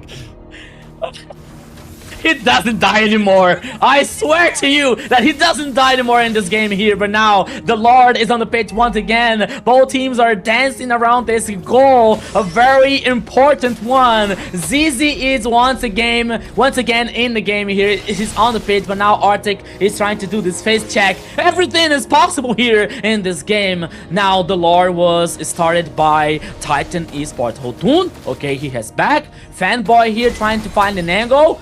Everything is possible here, Private. Sorry. Yeah, I mean, both teams, Hotun just the only one missing his ultimate. He'll be getting that back very shortly here. But otherwise, both teams have full spells, have full ultimates here now. Black Dragon is out. Pop-up lands onto Zabloch as well. Fish crack on the ZZ. Oh, and down goes Steffi. Zabloch lays down to Zaman Force. Arctic running for the hills, trying to keep that momentum up there. Zigzagging around, and Hotun finds a kill onto Rusi while Lionel scoops up that kill onto Arctic. Zabloch gets taken down as well. Zindrak right there. The Black Dragon is out. I believe that's the IMU Black Dragon that's coming out from Zindrak to help get back to mid lane. That's going to be 2 down for the side of Infinity, 1 down for the side of Titan Esports Club. Gosh, there was a painful bullet coming out from Granger's hand here, Fury. We're seeing the items here so far: Haunted Strike, Sky Pierce, and the Malefic Aurora for a Granger, while we're having the Heaven's Feather Starling Sight for Harriet. It's not even in the power spike that Harriet can cause that massive damage, but even though it's very important for Infinity here. But now, Rusi. Rusi goes in, gets that little combo there onto Steffi to start leaking a lot of that health back over to him. And it's just unfortunate for the side of Titan Esports. Like, so much going on around the map. They start the Lord and then they realize, I don't think we're going to be able to take this just yet. And they have a lot of engagement tools there too. ZZ is allowed to kind of just sit in the bush and wait for it. As I say that, he goes up and immediately hits the Lord. But you've got a lot of these engagement tools where you've got Zabloch, you can come in with that Zaman Force. You've got the Black Dragon that can come out. Fanboy can come in. Ooh, as I say that, I believe Hotun was able to find a kill onto Lionel. That means that's going to be a big stun that is down for the side of Infinity. The rest of Titan Esports Club going to go ahead, focus on to this Lord, looking for an opportunity to hopefully turn the heels of this game into their favor. ZZ inning. Nobody able to checking that bush just yet. 50% left onto this Lord. ZZ gonna come down, looking for the chase. Does not find it. Lord has been reset yet again by Titan Esports Club. I think that, oops, once again here, Arctic, what are you doing there? Oh! Ooh, it does look like Fury finds the kill onto Rusi. Infinity members are starting to drop, especially, due to the damage coming out from Fury. I think we said he's got the Hunter Strike, he's got the Sky Piercer, he's got Malefic Roar as well. Arctic, oh my God, able to walk away with under 1% of health left, able to heal that back. Now he's gonna be part of this fight. Meanwhile, Fury just blasting away on this Lord, while Infinity having trouble finding their footing, finding a way to get in here. Steffi takes a heap of damage. Lord down to 50%. Arctic on the front end. Zaman Force laid down, and down goes the Lord. Hotoon able to find the retribution there as well. Down goes Arctic. ZZ finds the kill there to pay them back, but one kill for the Lord is a value for the side of Titan Esports.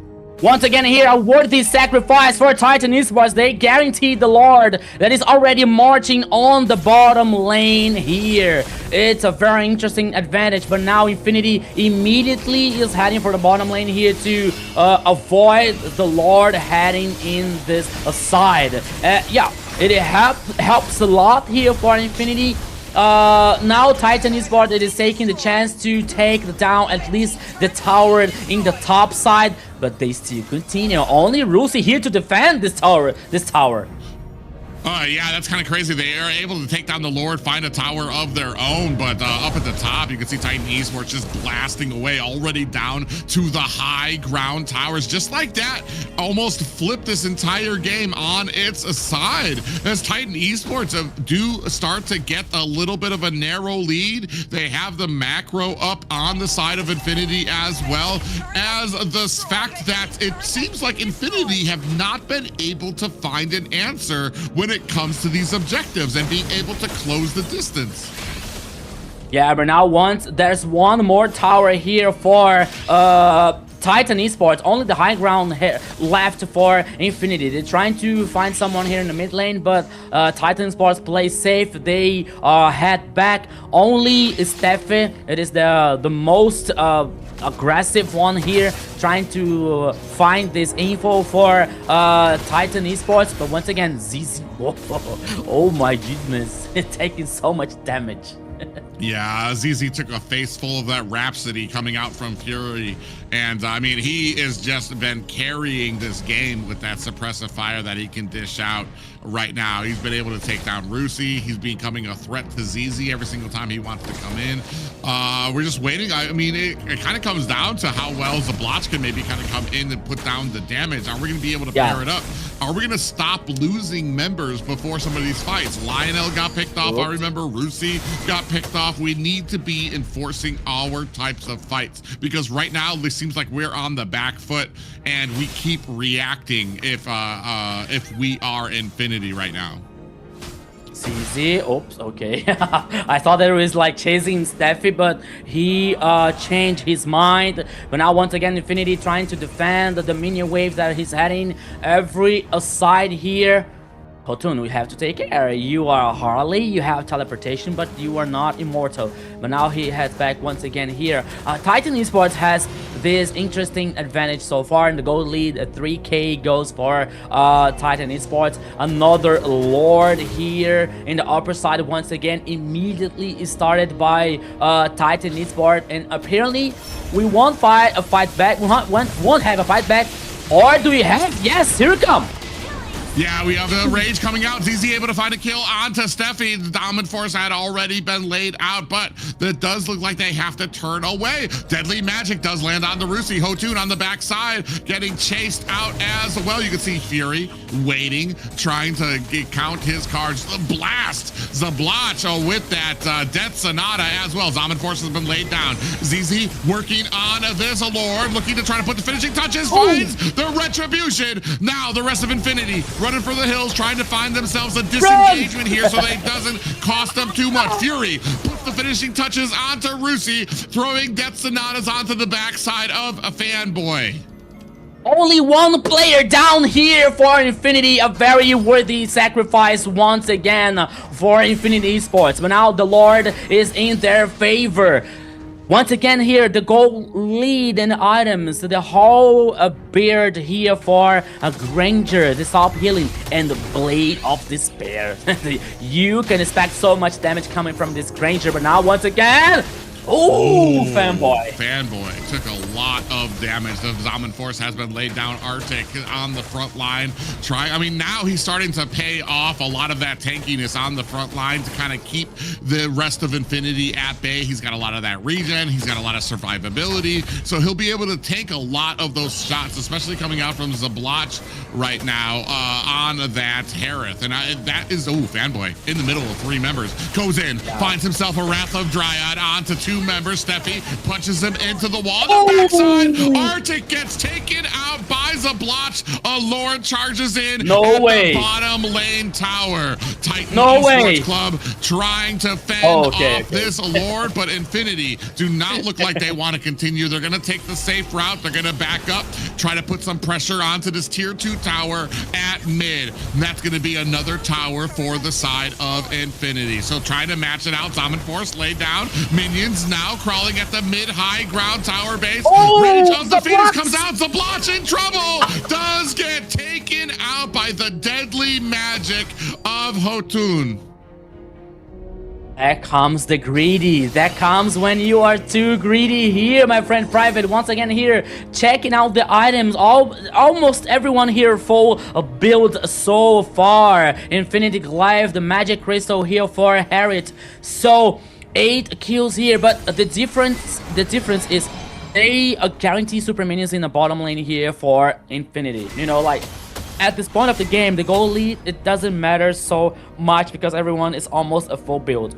Now what matters is the play style, is the ideas, is the creativity here to find someone lost, trying to find the angle, trying to find a flank or a backline here, especially with Rusi here with the Black Dragon. That could be very interesting here, especially for zoning players from Titan Esports. So everything here is possible. The game is even for both teams, and Titan Esports has the pressure because they have to win this game. Yeah, there's a huge amount of pressure on a Titan Esports here. And unfortunately, we're at a point where the Black Dragon just is not as strong. You're going to be able to get kited by Fury, who's already putting on a huge amount of damage with that Rhapsody. ZZ is going to go ahead and start on this Turtle. He does back off there. You see Arctic going ahead, being that wall for the side of Titan Esports right now. Ooh, still waiting. Zabloch, we do have the Rage of the Phoenix comes down, but it does not connect on the backside. Ooh, you see that Hotun trying his best. Minions at the bottom. Oh, I was about to say at the bottom, they almost looked like they had a clear route into the base. The longer this fight goes on, I feel like they're going to be able to find themselves an avenue to attack at the bottom, and it's red. Fury has to return to the base. Does Infinity know that Fury's not part of this fight? If they do, they need to go ahead and actuate and jump on this. Look out, Lord down to 50%. They're going to go ahead and go 110% up at this Lord. Black Dragon is out. 10% is on the Lord. Are they going to be able to find the retribution? Arctic finds the Lord for the side of Titan Esports, who are still in this series. Rusi able to find a kill onto Hotun. The rest of Infinity pushing themselves. You'd think that they were the ones who got the Lord. Now 5v4 looking to enforce their will, trying to come down through the mid lane. Arctic in the front line. Zaman Force has been laid down as well. Consecration activated by Arctic to get that big boost of healing, and the rest of Infinity backs off. Yeah, so here Titan Esports guaranteed the Lord, but what all cost here? Taking out Hotun. Oh, Arctic once again, but Fanboy can be lost. But now he still survived. The Lord heading in the top side, but immediately Infinity Esports here trying to avoid this Lord marching so far for this base. But ZZ, what are you doing? Gets caught and blasted by Fury. Fury, Zablotch able to come in and take down Steffi. Black Dragon has been executed out there by Rusi. Arctic on the backside, taking a whole lot of damage coming out from Lionel and Rusi. Fury on the side dashes in, looking to put some suppressive fire on there with the angle of that Rhapsody. ZZ is down. I was just about to say, too, ZZ's getting so close to this fight, so close to this Lord. He's going to be taking out minions at the bottom, fighting for their lives. The big group of them coming out from Infinity, trying to push out these super minions from the side of Titan Esports. Lord now up at the top, actually taken down to about 1/3 health. The Zaman Force has been laid out, and Lord takes down the high ground tower at the top lane of Infinity as well. And it does look like the rest of Titan Esports are going to disperse from this fight. Yeah, they're heading back now, trying to respond, to defend the minion waves heading for the bottom lane so far. As I said before, at this point of the game here, the gold lead, the build, everyone is a full build here. Everyone, like some of them selling the boots as Granger, for example, to guarantee another items here, to guarantee more damage, to cause more damage here in the next team fight. But the fact is, 10 seconds left for the next Lord. Titan Esports trying to dominate the map here, trying to surprise the enemy, trying to find someone lost, while especially Zablax in the top lane here, trying to cause depression to the minion waves, to push the minion waves so far from the base, the super minions. But now Titan Esports once again started the Lord. Yeah, but this is going to be a 24-minute Lord. It's going to be a little bit more tankier. It's going to allow some time for Infinity to come and close the distance. The rest of the Titan Esports now on the backside. Rusi takes a whole lot of damage. Zablotch able to find a kill onto Hotun. That is a retribution down for the side of Titan Esports. Arctic Immortality has been procced, and finally Winter Crown. the Winter Crown, but ZZ right there to dish out the damage. Now they know that Granger Fury is going to be trying to take out this mid tower. They immediately go to secure and take out the minions there as well. Not going to allow Fury the opportunity he wants to be able to get the back door. Now pure focus on the side of Infinity as they lock on to this Lord. ZZ needs to be very careful about his positioning. Steffi is right there. Zaman Force laid out. Now putting the pressure on. Those the cooldowns down. Steffi comes in, finds himself a big fist crack and taking a lot of damage. Immortality has been procced. Now ZZ looking for the angle. Rusi comes in with that Black Dragon. That's going to be a Lord for the side of Fury doing? Infinity. Fury trying to put on the damage onto Fanboy, who's coming in chasing him down. Is it going to be enough? Immortality has been procced, and Zablotch finds the kill onto Fury, who was looking for the back door. Yeah, but now the situation here gets very hard for Titan Esports, Private, because it is 2 players down. The Lord heading in the bottom lane, and the team of Infinity Esports pushing the minion waves here. That could be the end of the game. Yeah, you have your big physical damage down right now. Fury grabs the Riot coming down. Zaman Force on the back end too as well. ZZ takes down Hutun. We do have the Fury of the Phoenix coming out. Zablotch finds a kill onto Arctic, now pushing their way into core for a clean sweep. Influence Rage with the series victory. Take my energy, take my money, Infinity Esports. 3-0 over Titan Esports. What a match. What a victory, Zena. What a match. That was a sweep for Infinity there. Titan was trying to put up a fight, but it was all for naught at the end. Hotun kind of did a lot of missteps there that kind of threw it, but at the same time, they put up a fight at the end, and here we are. Infinity has taken that sweep.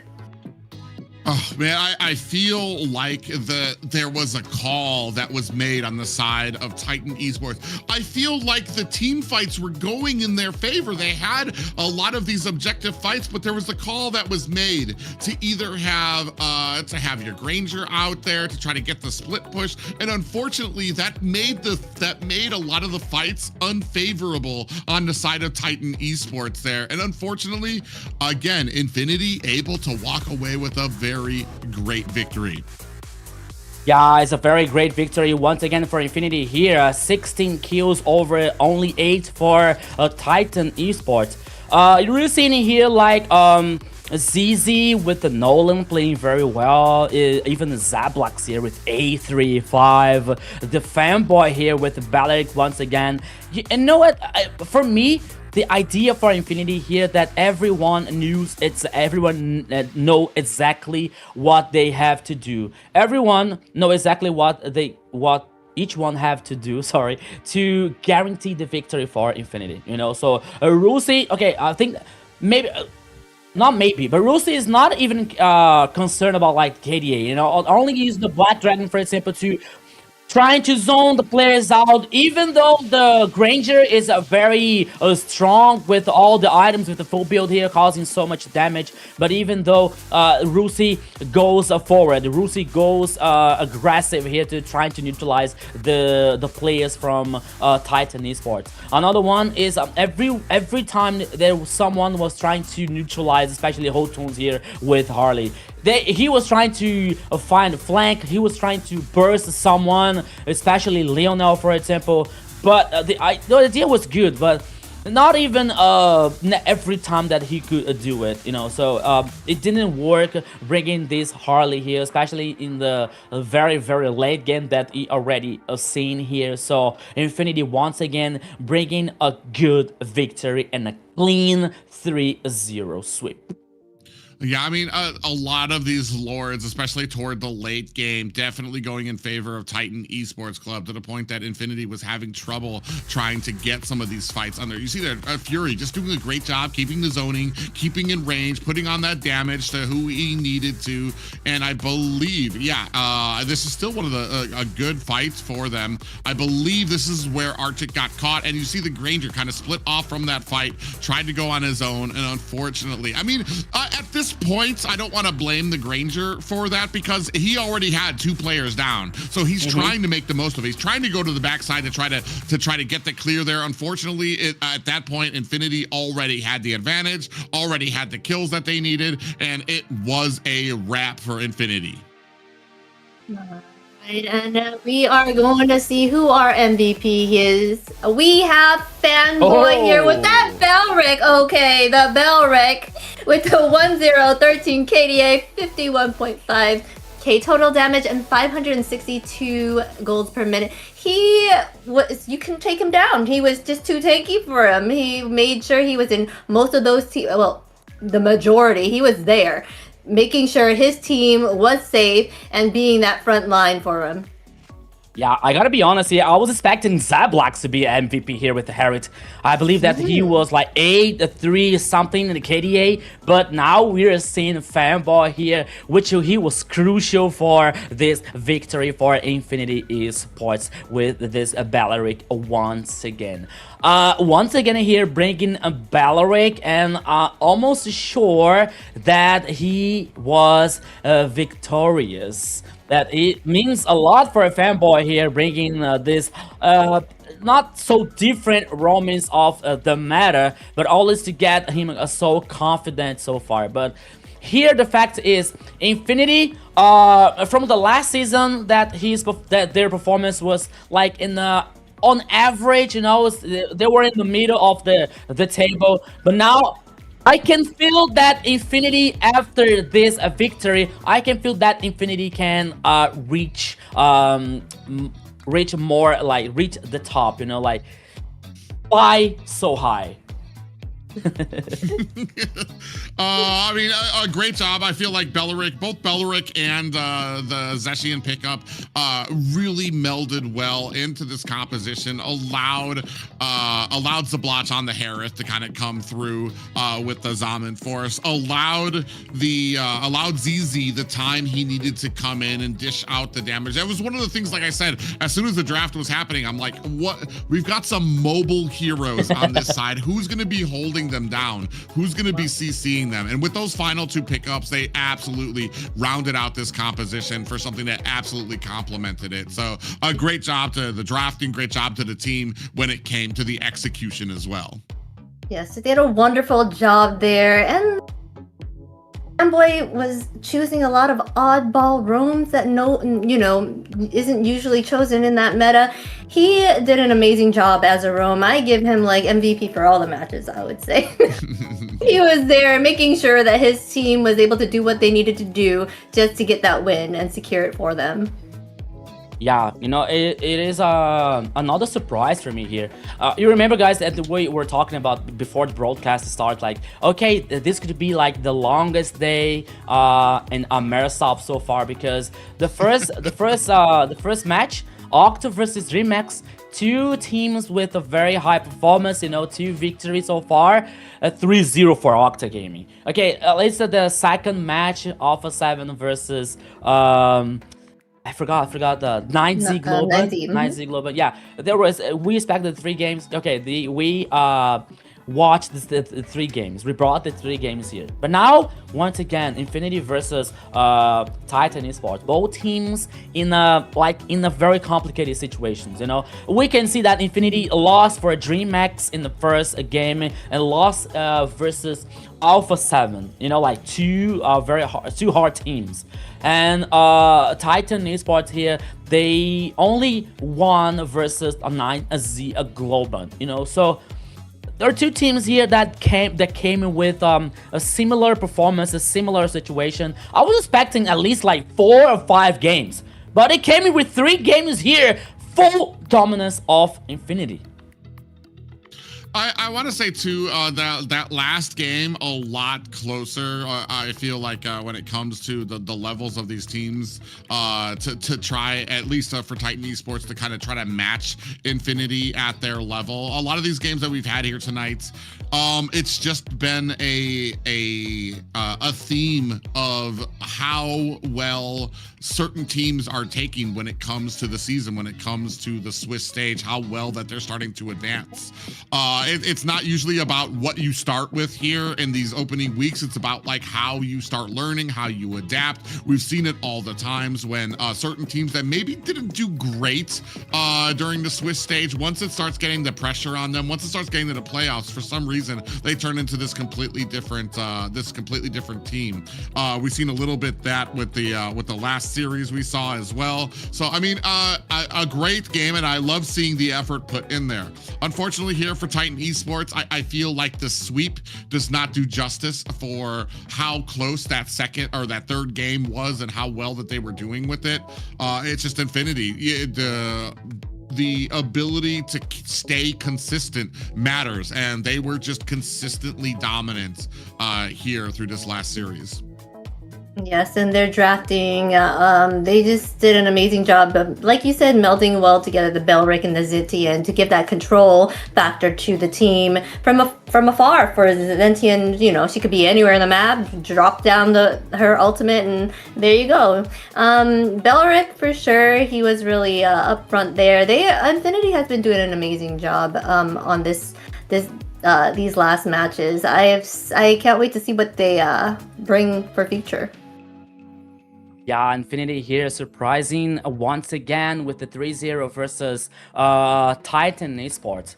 And as I told you guys before, it comes to the beauty for AMER South, because we're talking about a team that went through the finals in the last season, and now it comes with the seed number 7, so there's no chance for playoffs, there's no chance for a title anymore for Titan Esports. But as we were talking about, like, maybe they need like more time to get the synergy, and now with new branding, maybe they they can come, and I hope that they can come stronger in the next on the next split here for AMER South and the MLBB scenario. But even though Infinity did a great job here versus Titan Esports with a 3-0, with another high performance on ZZ, bringing in Nolan, for example, or Fanboy bringing Valeric, bringing Chip, like this. Not so different from the meta,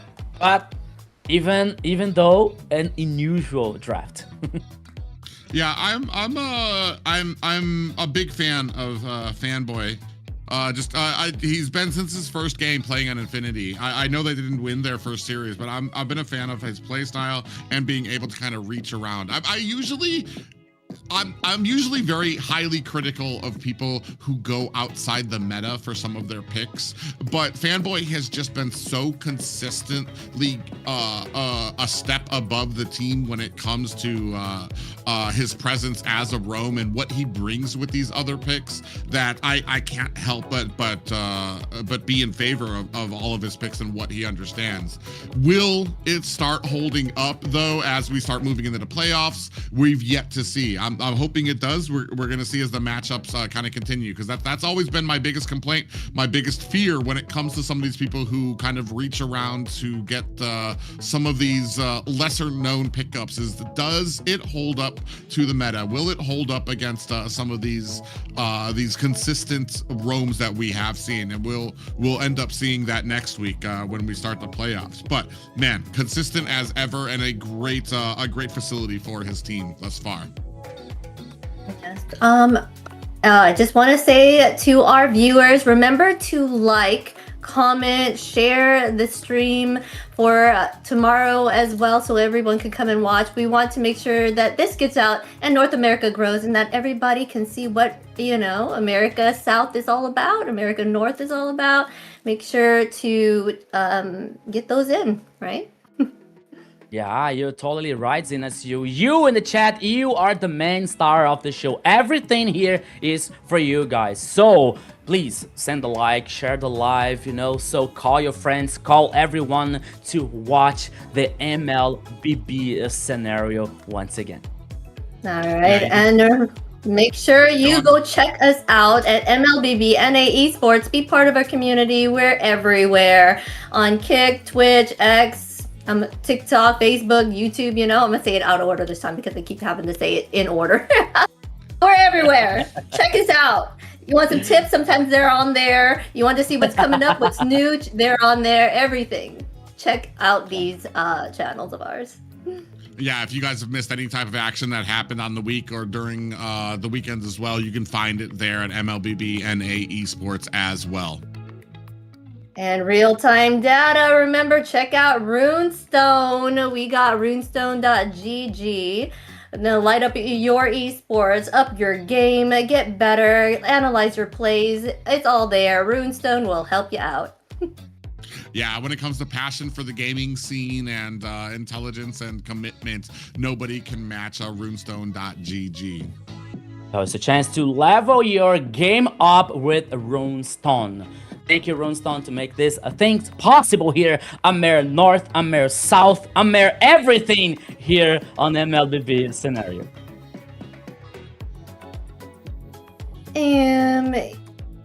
Yeah. All right, and remember, guys, we do have the open qualifiers right now for you ladies out there. The MWI is open registrations right now, starting today. Get your team on the board, make your register, get your squad in there. You ladies can also be up in these tournaments and do a wonderful job. Yeah, the men have had their time to shine when it comes to the competition here in Mobile Legends, and we know that there are a bunch of ladies looking to get their hands dirty when it comes to the competition in Mobile Legends. Now would be your opportunity when it comes to the qualifiers and possibly a seat for the live event of MWI. Yeah, and we all know there's a lot of ladies who's actually a pro in MLBB scenario, so it is your time. It is your time to Shine. Oh, why not? Here's a pro here. Okay. Yeah. Yeah. I love the game. I play it a lot, even for hours. 10 plus sometimes. But you know what? This question is for me. This question is for me. Do you know how to play MLBB? I like.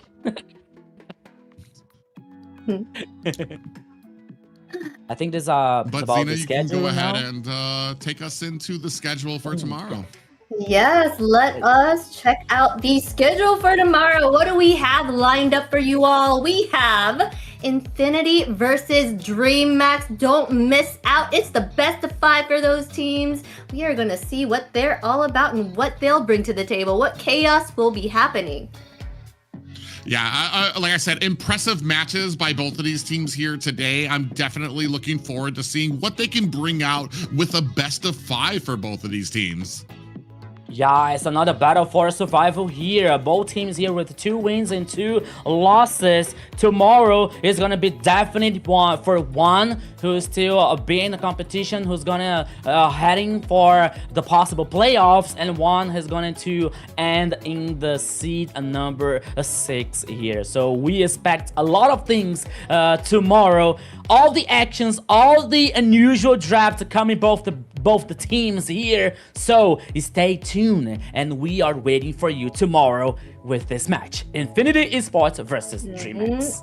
Exciting. We can't wait to see how they will go about, what drafts they're going to pick out, what lineup they're going to pick. That global band is going to help with that, right? We're going to see a whole bunch of different things showing up. I am excited.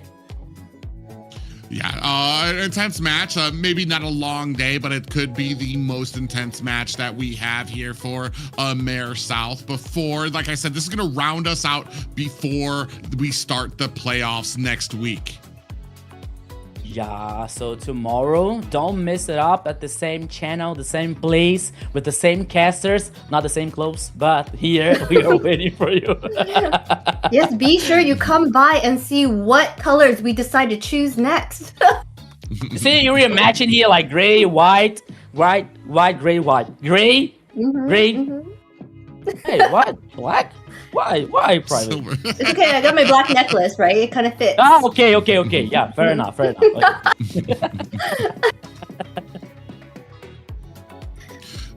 But ladies and gentlemen, it has been an honor here for the 3rd week of the AMER South, MCT AMER South, to bring you guys all the action. An absolute honor to cast aside Zena, Lily, and Rico as well.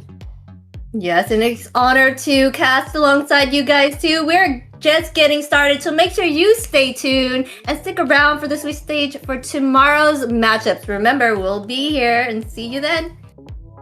All right, guys, so we are waiting for you tomorrow, so drink water and stay tuned. Ah.